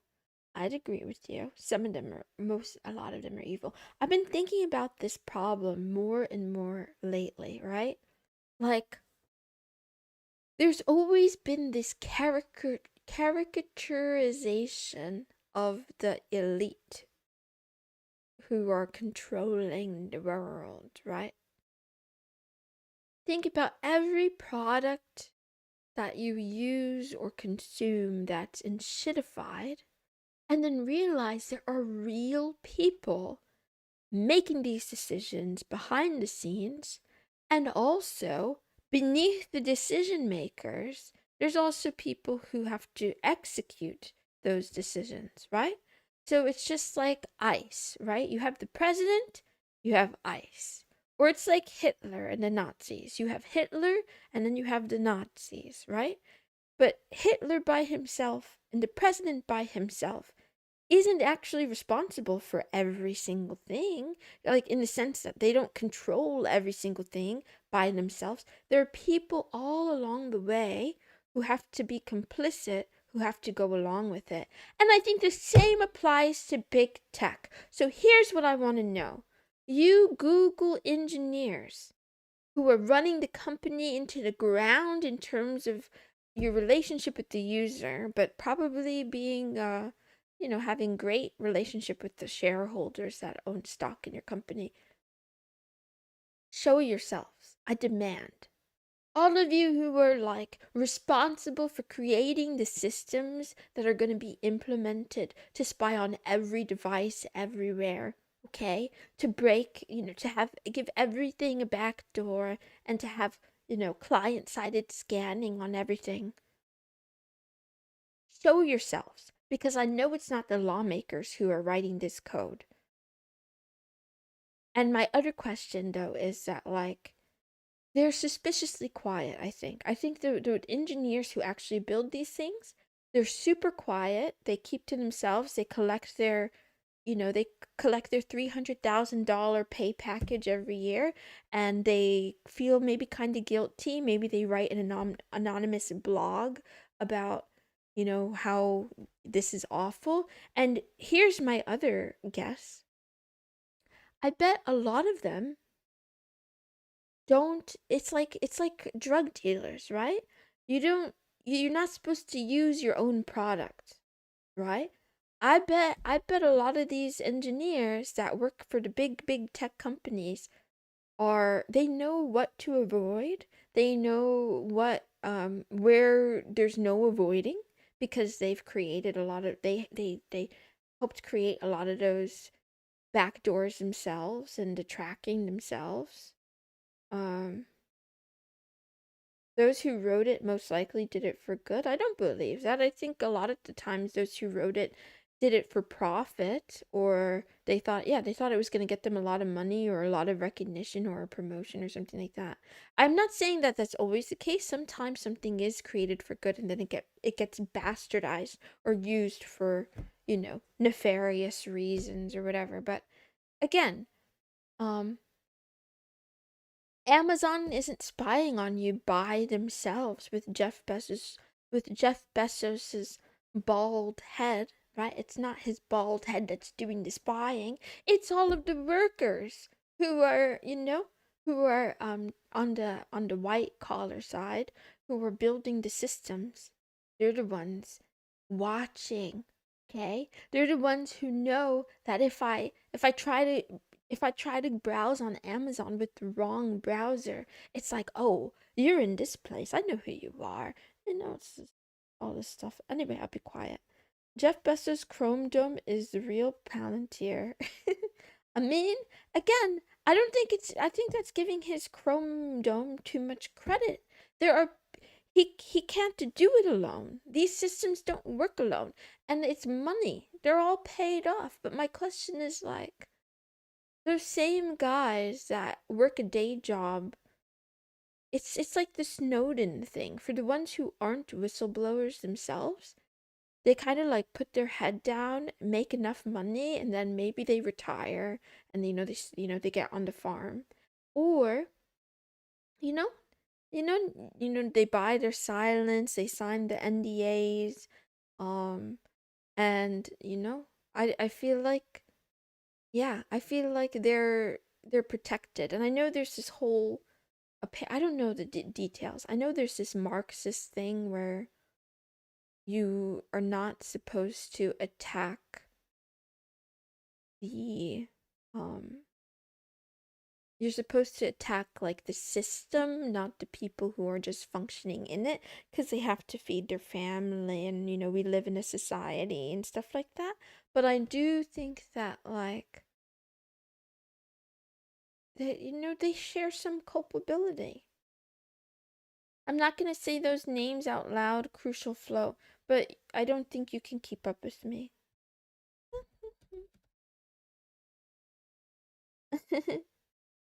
That's cute, Rameses. Yeah, you could probably use it as a scrying tool. He's spying on me. I need a chance. I'm in a wait. Him with the broom every Friday? Wait, what? Wait, wait, what? Um,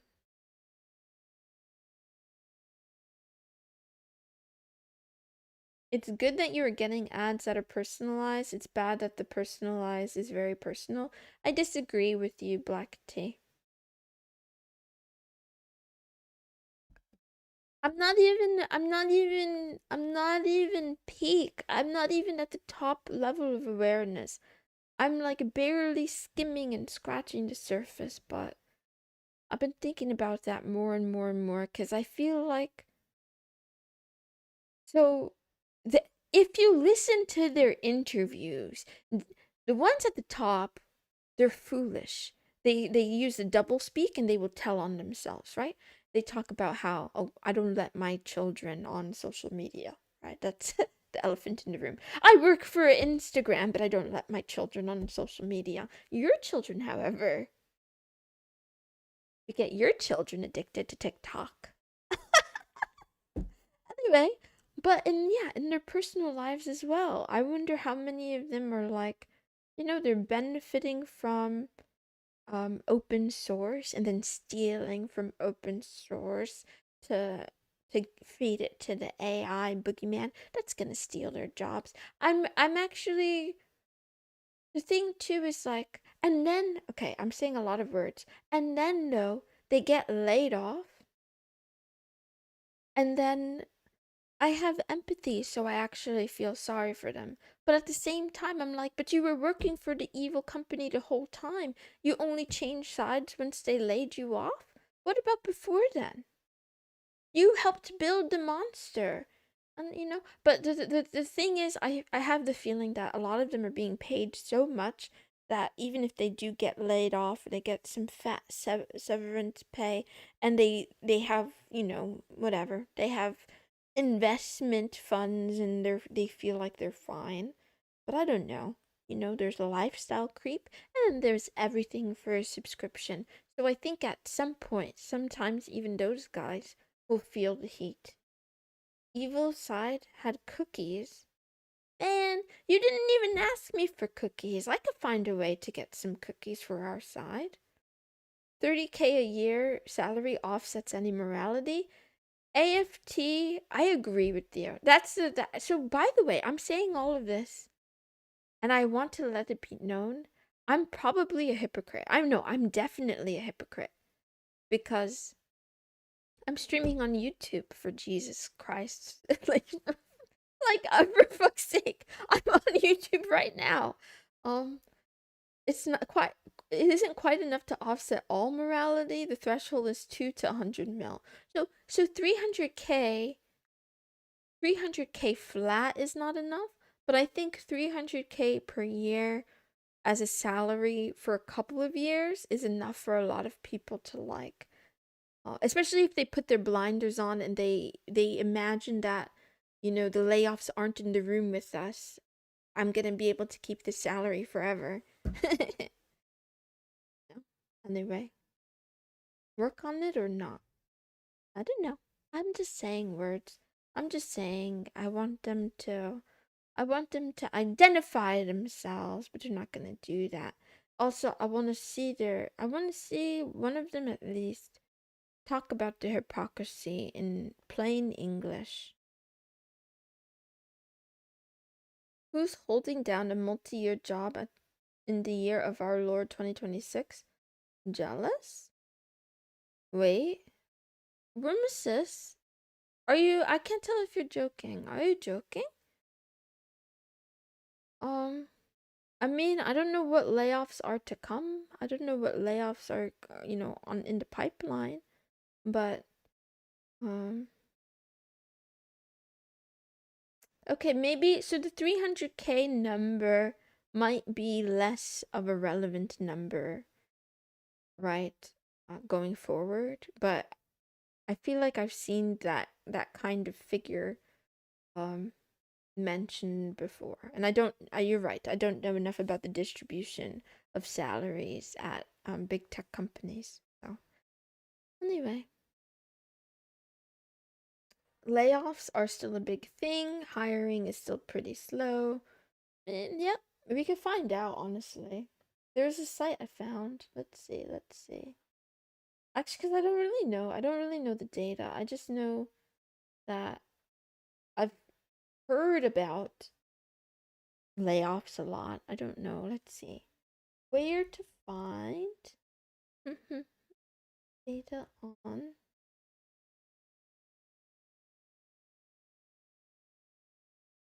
I definitely found some sketchy website. Um,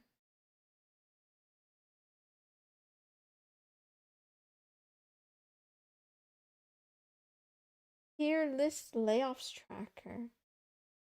Interesting. Check that one. Um,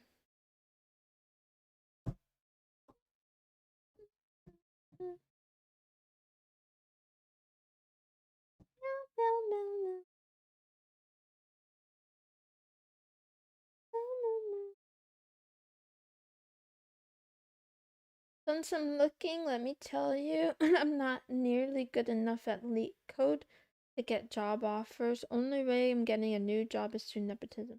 Hopefully you don't need a new job though. So you're fine.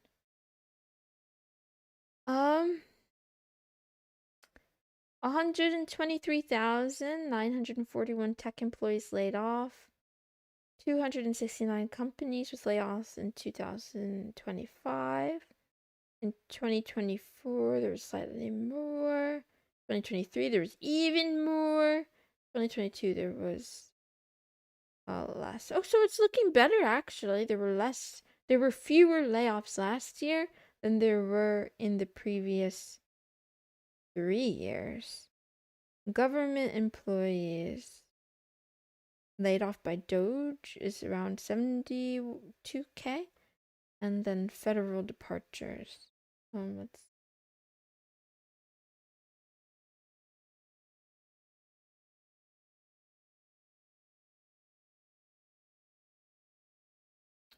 I knew that used to be the case, crucial flow, but honestly, even if you say those words, I don't really know. I don't really know what the landscape is anymore. Because what I feel like is that it's really easy to find storytelling and conjecture, and it's a lot harder to find um true numbers. Wow, wow, wow. Man, I really like Airtable as a concept, but let's see. Um, layoff charts. Meow, meow, meow, meow. So it's getting better. It's getting much better. Nothing like compared to January 2024. Meow. How are you, Angel? Meow. Meow, meow, meow. From 2020.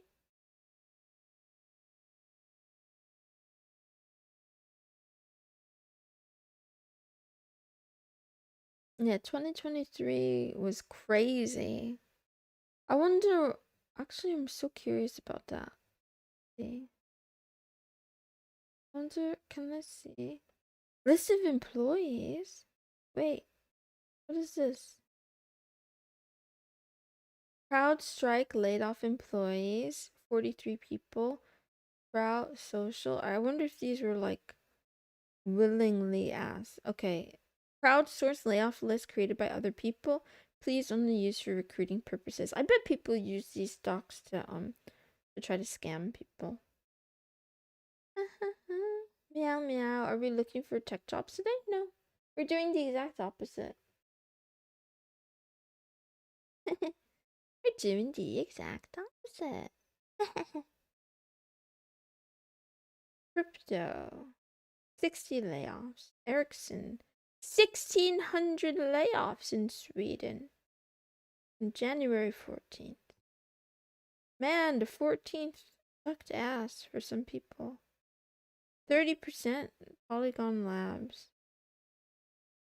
I wonder if that's the same data thing twice, or is that something else? I wonder if it got put in twice.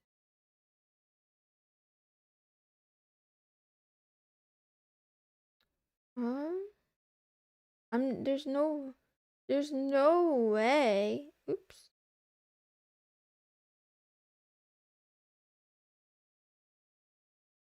Let's see. There's no way I'm logging in for this though. But 5,000 people in 2026. 189,000 in 2025. Um, why can't I sort? I want to sort by the number of layoffs. That would be a useful function.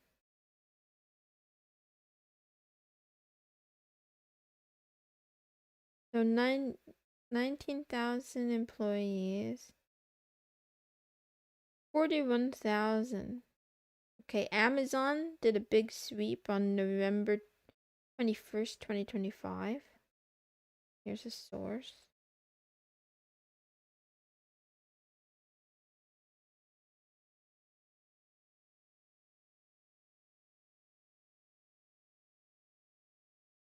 New York, California, New Jersey, Amazon's home state.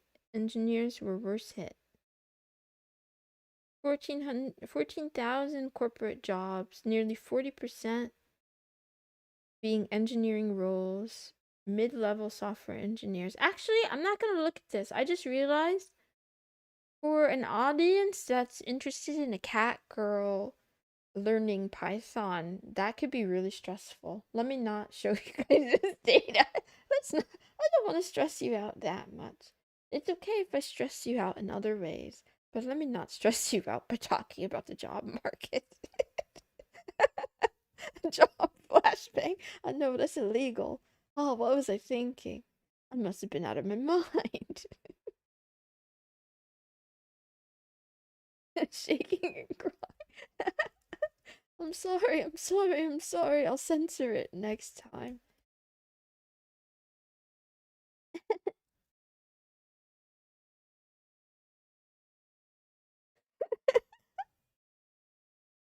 Oh, third. Hmm.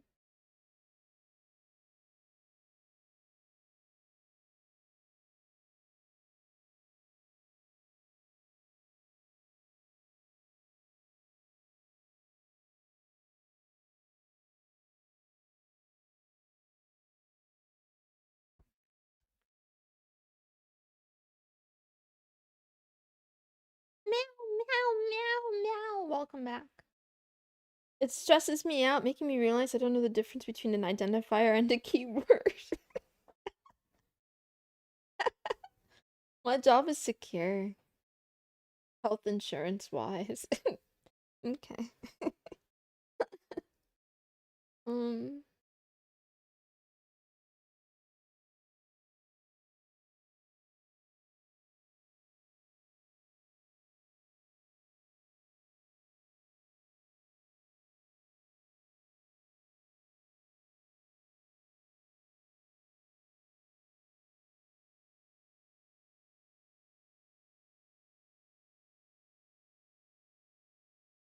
meow, meow, meow. Let me turn on this music so I don't have to hear. Let's see. Oh, it's not working. It's not working. Uh-oh, uh-oh, uh-oh. I'm in trouble. I'm in trouble. I'm gonna crash out. Ah! It'll be fine now.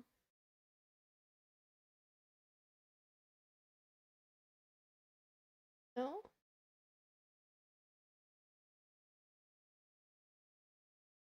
Yay. Yeah. That's all I know how to do.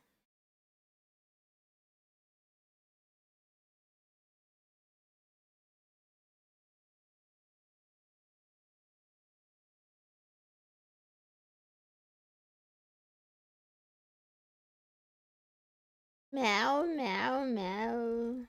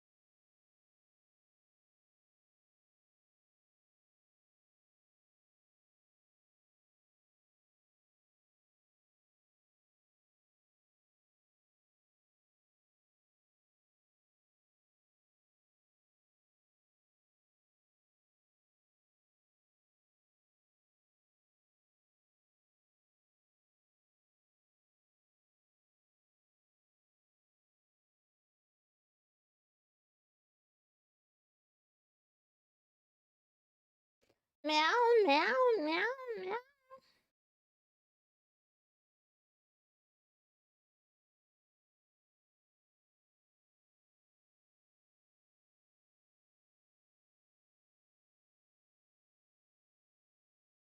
Multiply. Left, right. Get, num, prompt. Vote, input. First number. Second number. Product.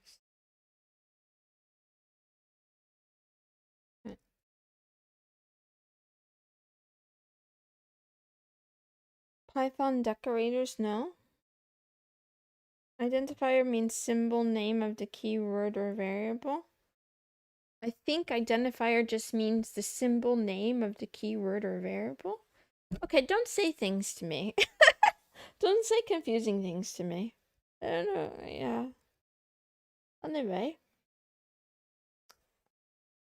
We already looked at this. Multiply left, right, first. So I got them right, except I didn't know that float, input, and print were considered identifiers.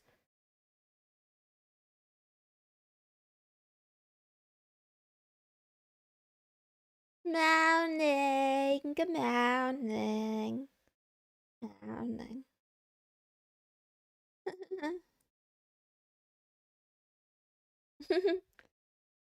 Hi, kitty. I'm almost done, by the way. I'm almost done here.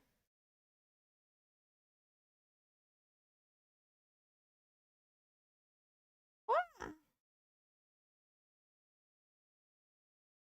Using the code below, classify the identifiers as global, local, or built-in. For our purposes, you may assume the code is the entire program. So that's what I was on. That's the step I was on. So multiply. Wait.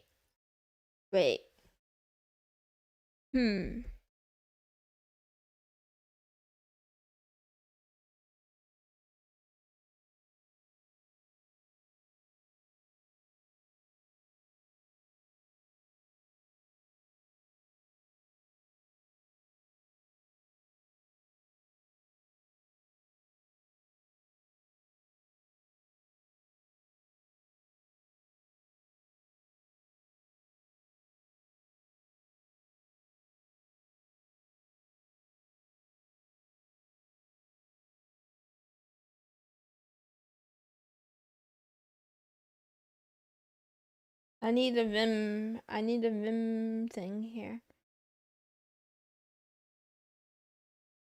I'm not going to do this with you guys. You guys have fun. Let's see. Substitute, comma.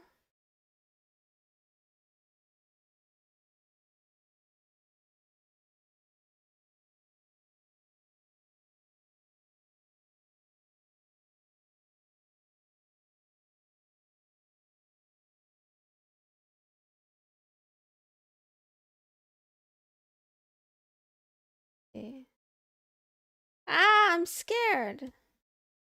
Yay! Okay, that was good. I was really scared. I knew I could do that. I don't know how I did it. I couldn't do it again. I wanted to take all of the words that were like separated by commas and put them on a new line. Okay, let's see.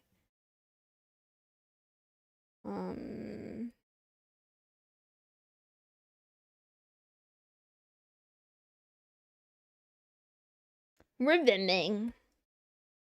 And then for multiply, global. Left is local. Right is local.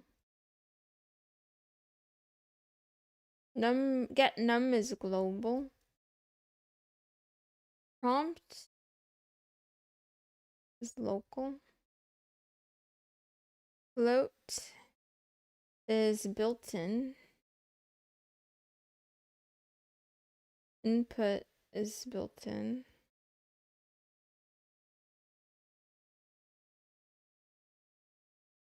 Oops.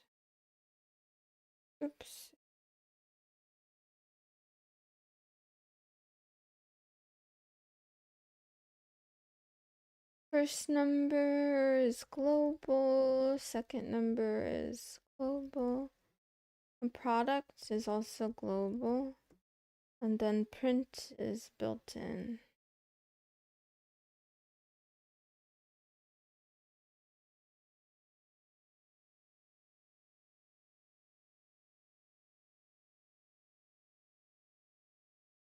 I should have done it like this instead. This looks so much cleaner. In a table. Okay, next time I do that. Let's see. Multiply. Wait, let's start with local. Left, right, and prompt. Built-in. Float, input, print, and then everything else. It's good. We're done. We did it. Yay, we did it. Yay, we did it. Yay. Okay, and now we have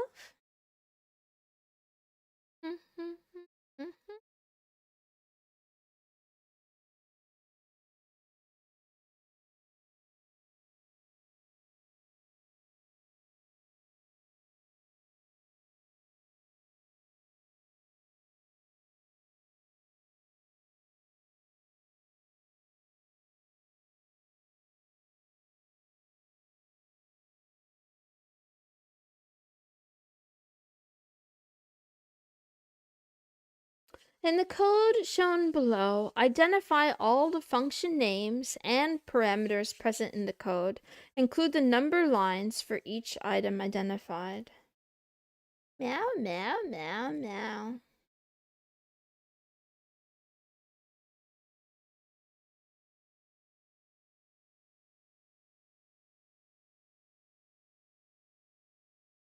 Meow, meow, meow, meow.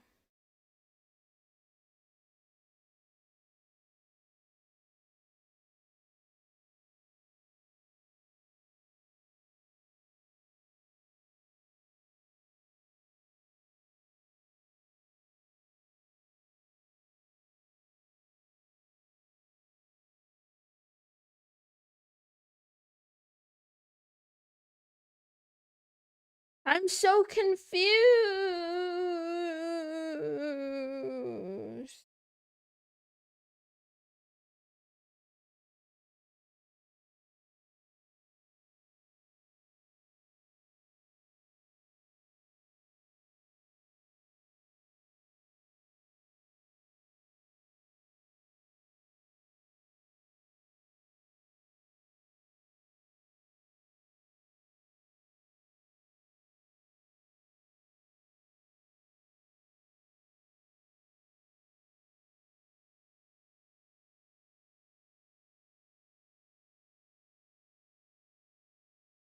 Meow, meow, meow.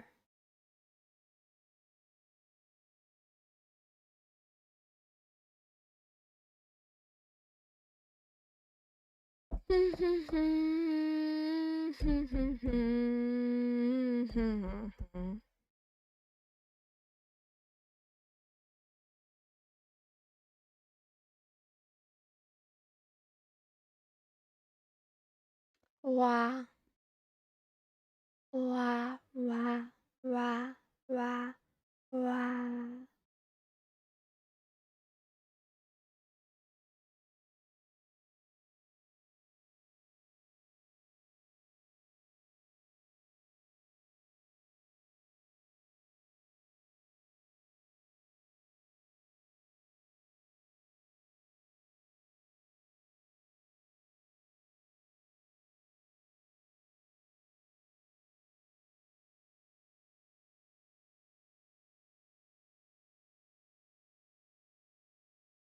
Meow, meow, meow. This is, this is, this is.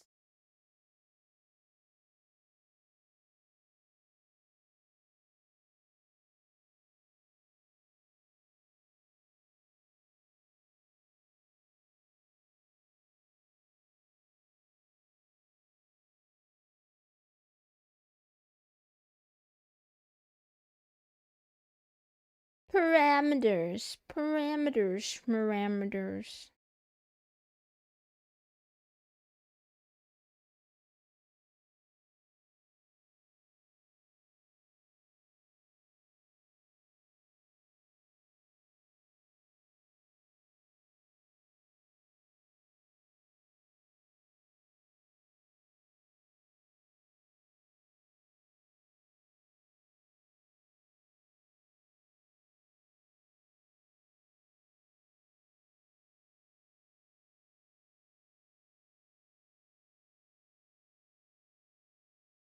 Hmm.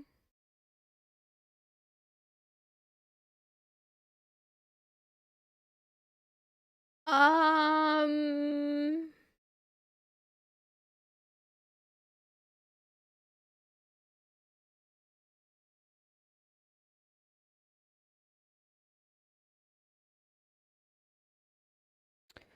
Multiply defined on line 1 used on line 9. Get num defined on line 4 used on 7 and 8. Float built-in function on 5. Input built-in function on 5. Print built-in function on line 10. Parameters left and right are defined on 1. I didn't write that they're used in line 2. And then prompt is defined in 4 and used on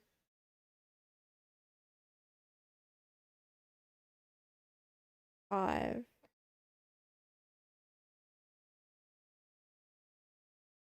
Okay, otherwise it's good though.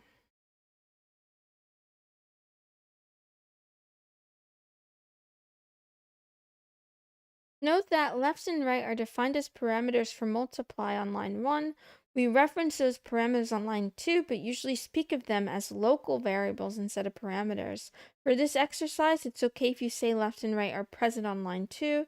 It's also okay if you omitted it. Man! Okay, that's the thing. I find myself not even checking for understanding of, like, the concept, but checking my work to see if, like, it's gonna satisfy their answer that they're looking for, which is a very different thing. Anyway. Meow, meow, meow, meow. We're almost done. I'm on exercise 17, and there's only 19, so 3 more. 3 more. Which of the identifiers in the following program are function names, which are method names, which are built-in functions? So we have def, say, message. I'm getting flashbacks to a couple of days ago when I was like, boys, what the heck is the difference between a class and object, a data type, function and a method? And then, someone who shall not be named, I felt like gave me a really succinct explanation of, like, the differences, and then I did it, and then I wrote it down on paper, and I wrote it down in, like, I don't know, in like a blank meow. I can't think parentheses. Meow, meow, meow. Words, words, words, words. Okay. Functions. Methods.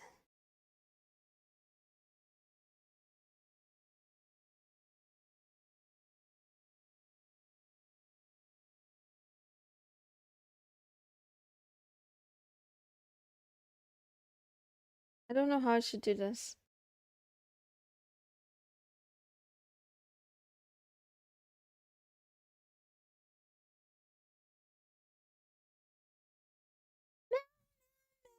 We have say.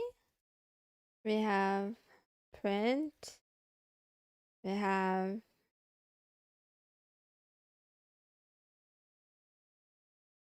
input. We have max.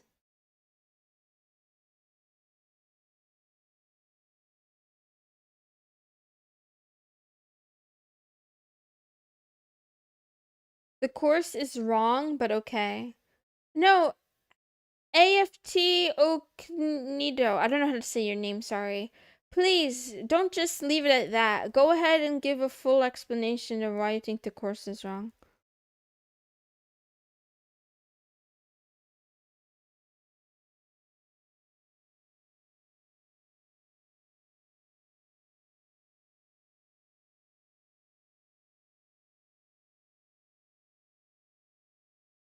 The word method specifically means functions that are part of a class instance in OOP. So tell me, where do you think it's wrong? Where did they say otherwise? Say function is not a method? So the course, wait, I didn't even start answering the problem yet, but I didn't say that say is a method, and the course doesn't say that say is a method either. I think you're misunderstanding something. But give me a second. So say is a function. It's a function name. Print is also a function name. That's also built in. Input is a function name. That's also built in. Max, I'm not sure. Upper and lower, I know, are methods.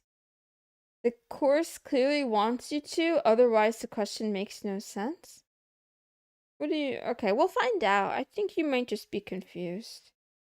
I think they want us to identify upper and lower as methods.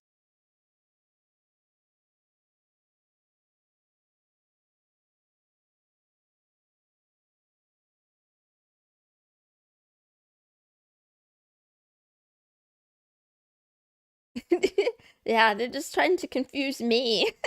And it's working. I am sufficiently confused.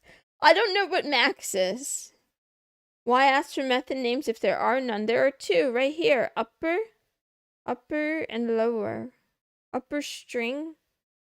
This one? Right? Man, oh, I'm gonna have a brain aneurysm again.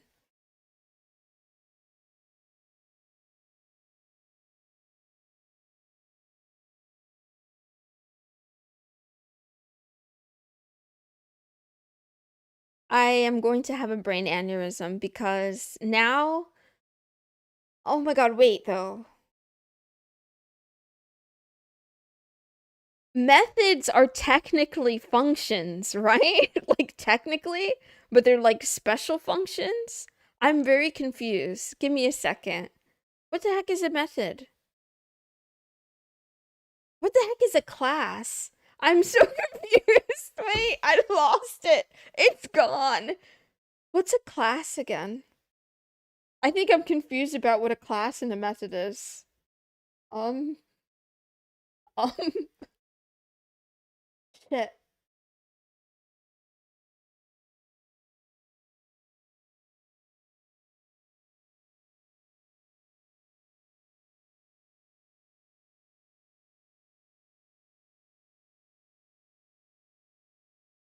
It'll come back. It's not coming back.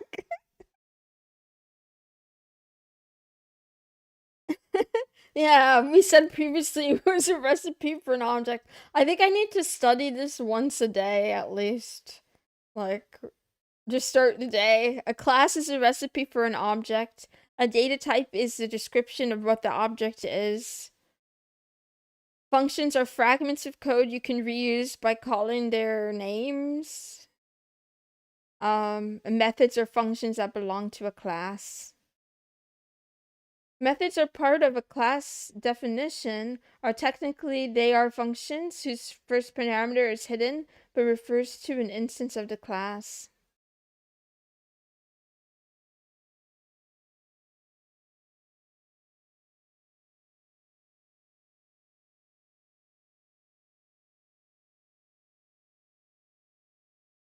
I'm very confused. Not because, I don't know.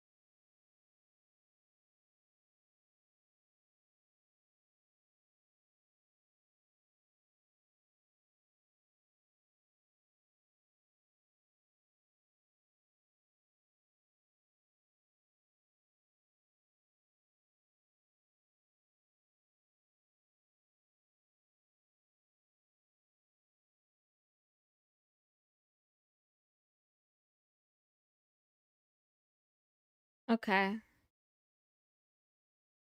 Wah, wah, wah. Okay, so I'm not supposed to give them all designations, but one of them. Okay, let's see. Delete to be. Delete to be again. Delete to be again. And then we'll delete to M. and delete to M. And then meow, meow, meow. Okay, that's good. We got it right though. We did it fine. One function, 3 built-in, 2 methods.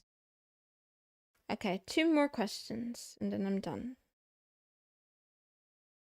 Let's see.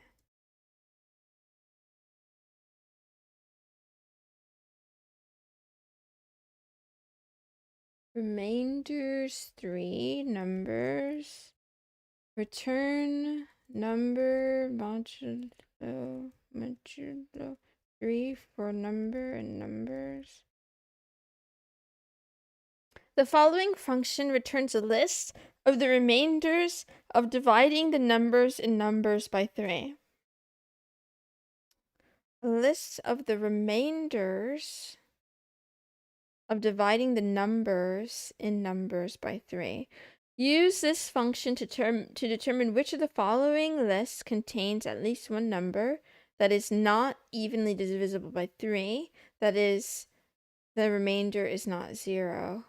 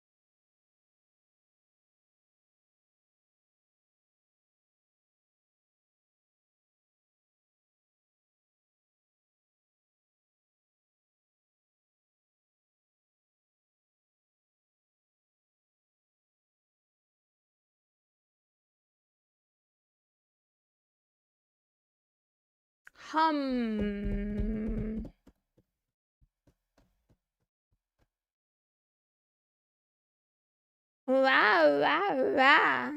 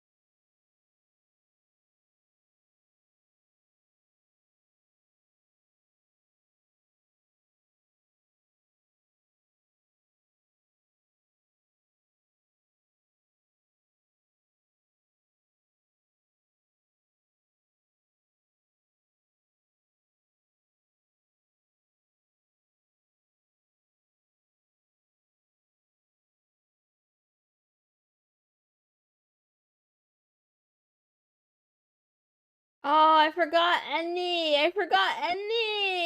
I forgot that exists. Man, that's the tree it was barking up. Okay, let's try this again.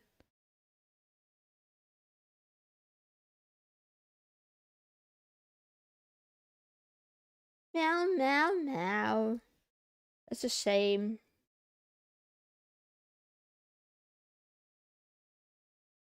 Um...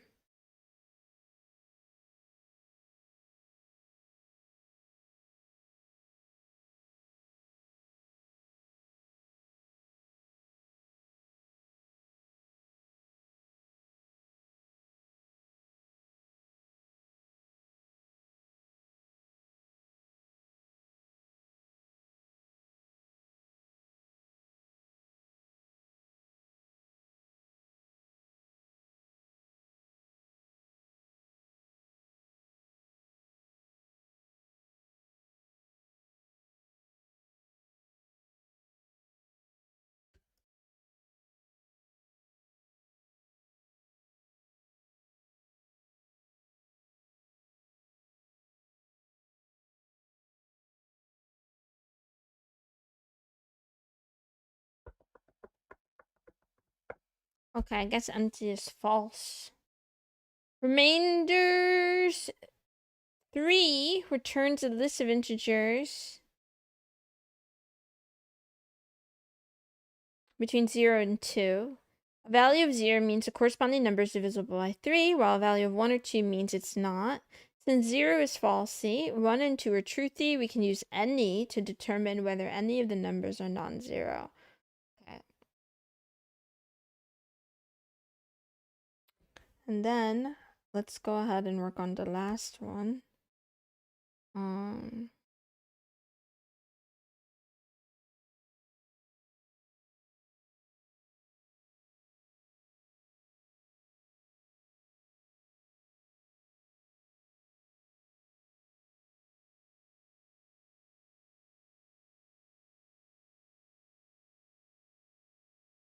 And then we're going to do remainder 5.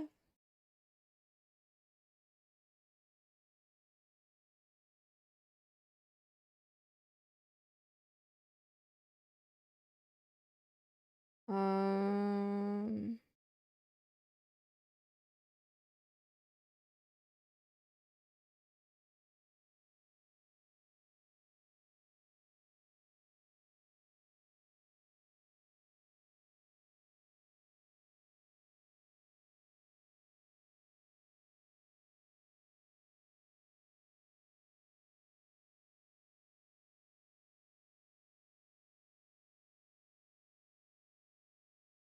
One, two, three, 4,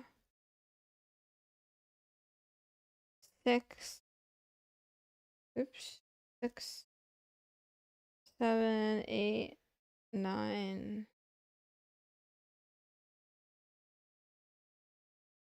0. No. Oops.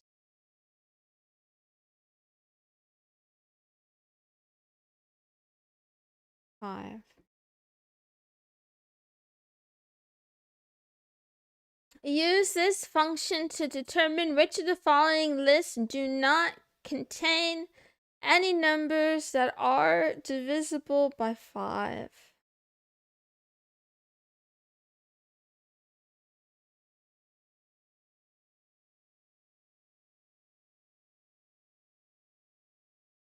Meow, bye, kitties.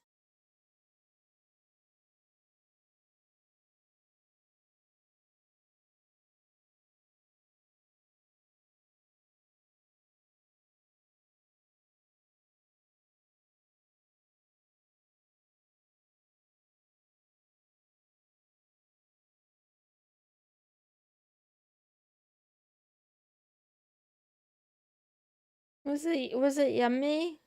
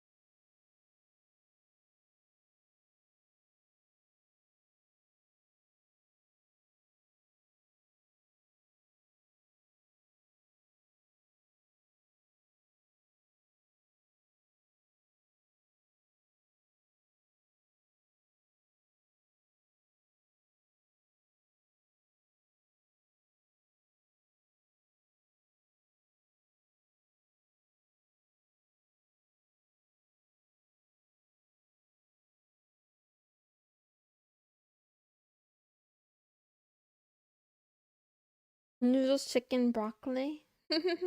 Enjoy, enjoy, enjoy.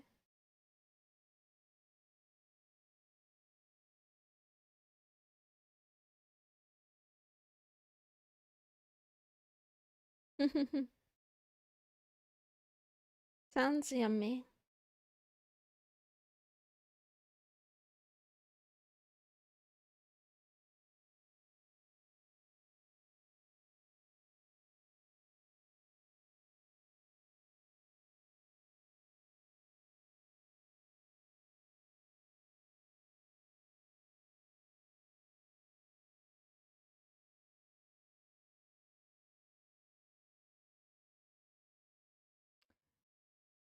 Which of the following do not contain any numbers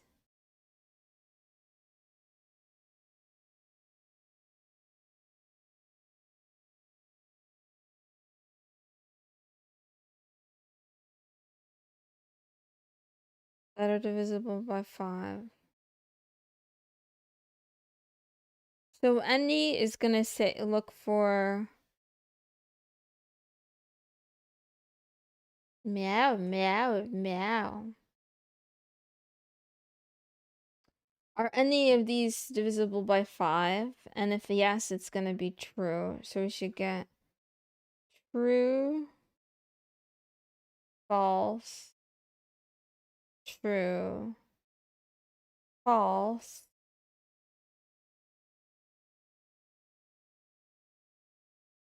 Um, um, um. I'm really confused.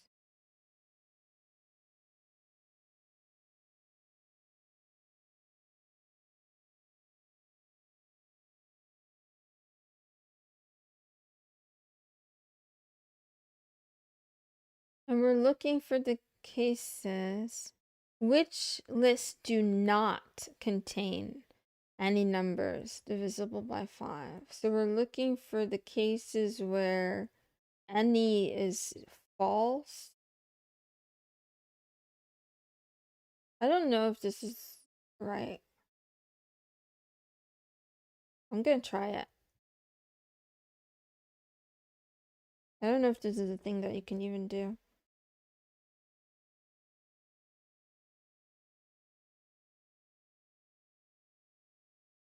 Okay. Bool object is not iterable. Okay, so you can't do that. Um, um, um, um,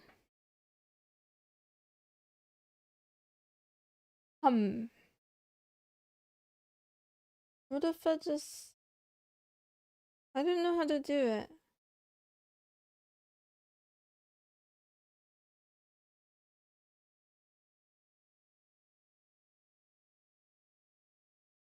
This is not it. This is not it. I'm not a developer. Hi, though. Also, I'm not cute. I have rabies. Hi. Um, um...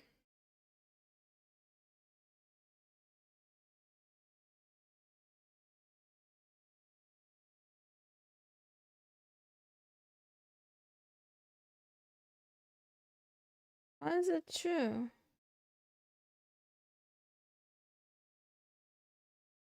Eh? Huh? Did I do something wrong here?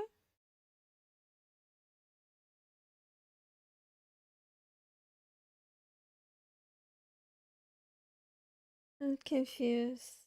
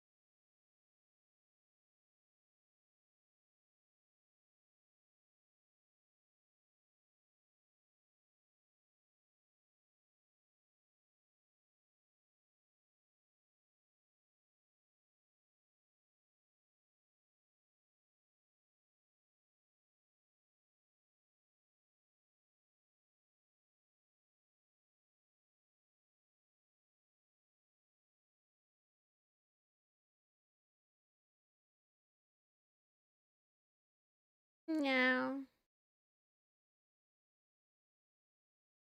Sorry I'm taking so long. I'm confused.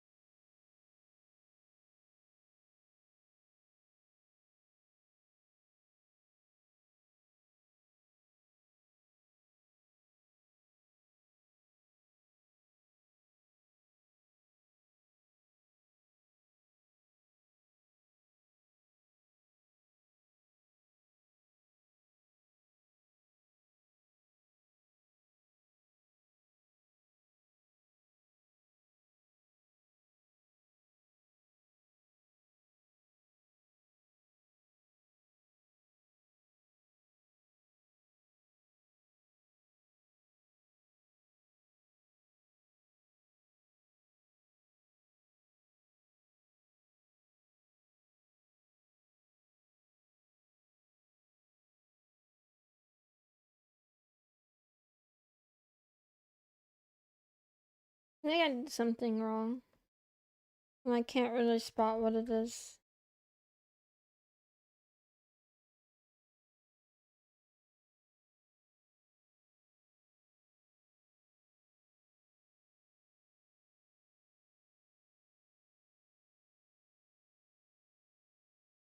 Maybe I did something on the last one too.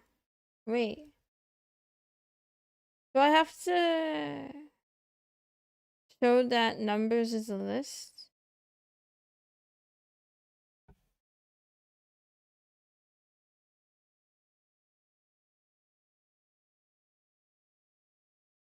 I don't understand. I don't understand. True, true, false, false. Why is this true? Why is this false? It's saying, I think I don't understand this. I don't understand number modulo 5 for number in numbers, right? So it's saying like if it has a remainder?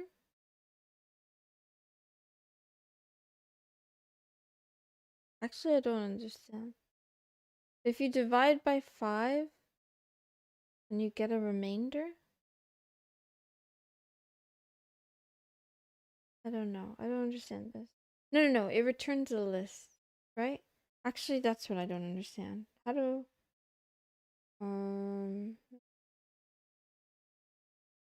it will look at each element as a truth value. 0 meaning false. Anything other than 0 means true.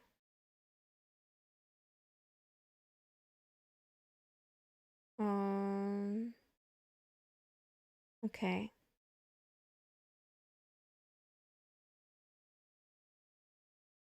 Okay.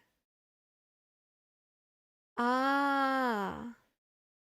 Got it. So true means there's a remainder left over. The yes that is returning a 0 for every number that is not divisible by 0. Okay, got it, got it, got it. No, I think I did not divisible by 5. Yeah, I got it. I was really confused. So the first and second have some numbers in it, a lot of numbers in it that are not divisible by 5. So these both do have like remainders. And then the third one is false because all of them are divisible by 5. And the fourth is false because it's empty. Okay. Um.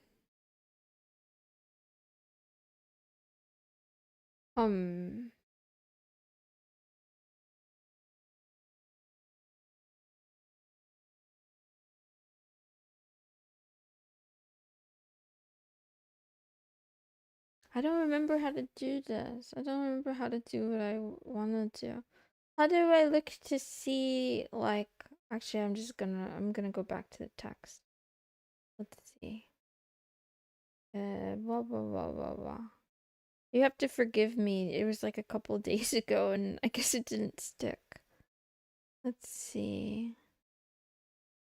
Um, um, um, um, um, um.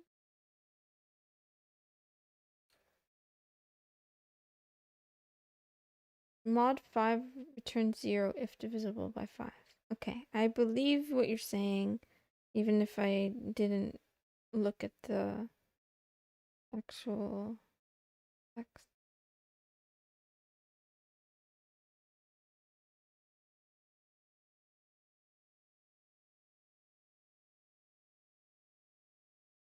Meow, meow, meow, meow, meow.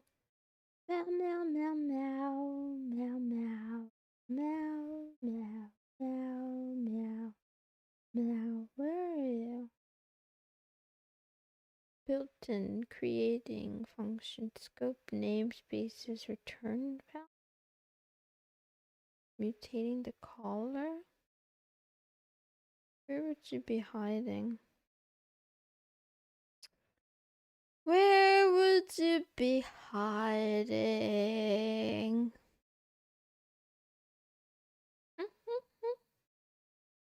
Meow, meow, meow.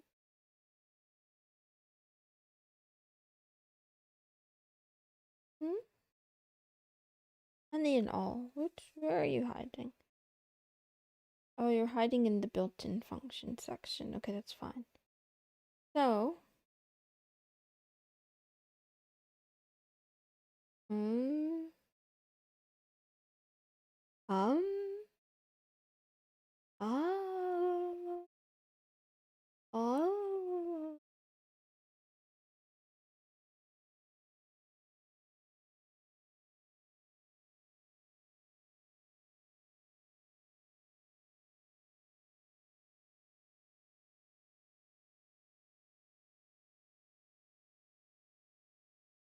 Shit. Well, shit. Well, shit. Am I allowed to change the function? Or am I not? Am I not allowed to change it? Um.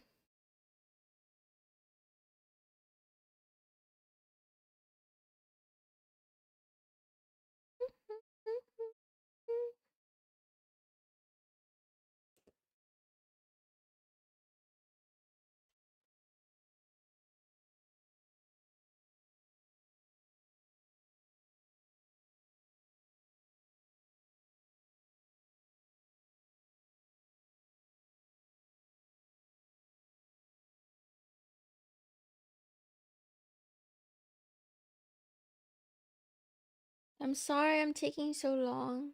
Blah. Function determine which of the following lists do not contain any numbers that are divisible by 5. Hmm.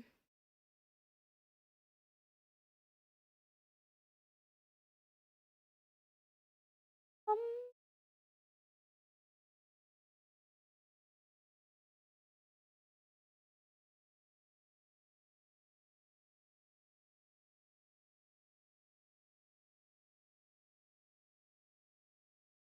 meow, meow, meow.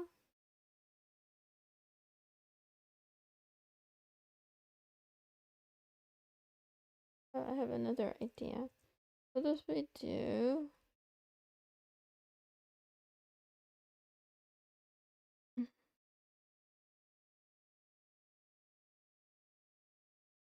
Okay.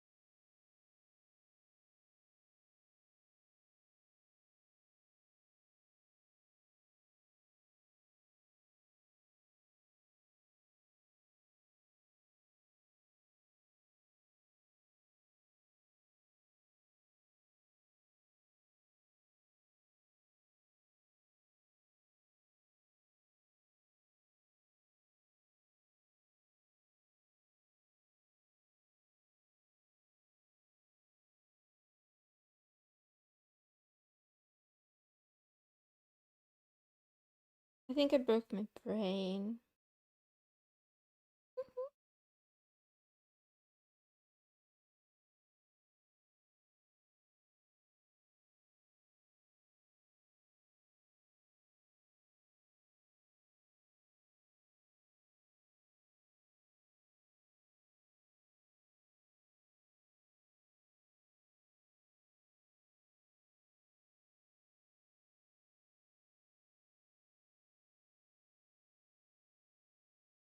Oh, I think I broke it. I think I broke my brain.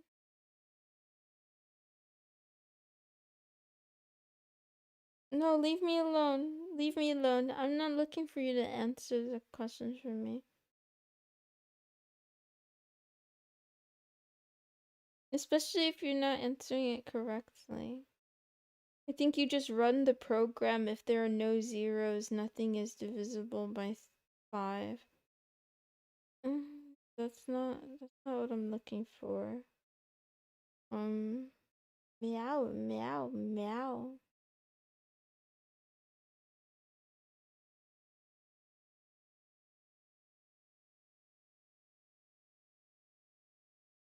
I'm trying to find. Okay.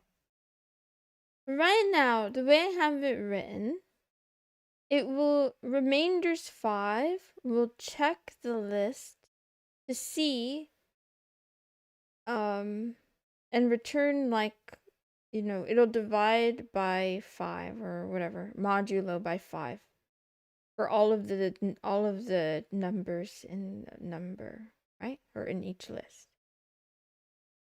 If any blah, blah, blah, blah, blah, blah.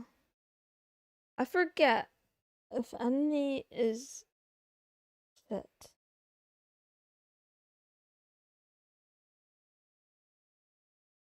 Any is looking for truthiness, right? I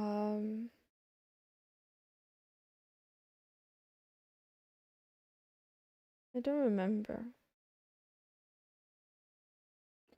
Okay, the any function returns true if any element is truthy, false if all elements are falsy. So it only returns false for numbers 3 and numbers 4 because there's no remainder for those, and the 0 is falsy. Any returns true or false depending on the list. Yes, yes, yes. What I wanted to do, though, instead of asking, instead of finding out, are there any truthy values in this list? How do I ask the opposite? How do I ask, are there any falsy values in this list? Is there a way to do that? I was looking at this here, where a print where the remainder is 0. I don't know. I actually don't know how to do this. Maybe I don't even use any. You might need a number. Meow, meow, meow. I don't want to. Actually, you know what? I'm done. Stream is over. Bye.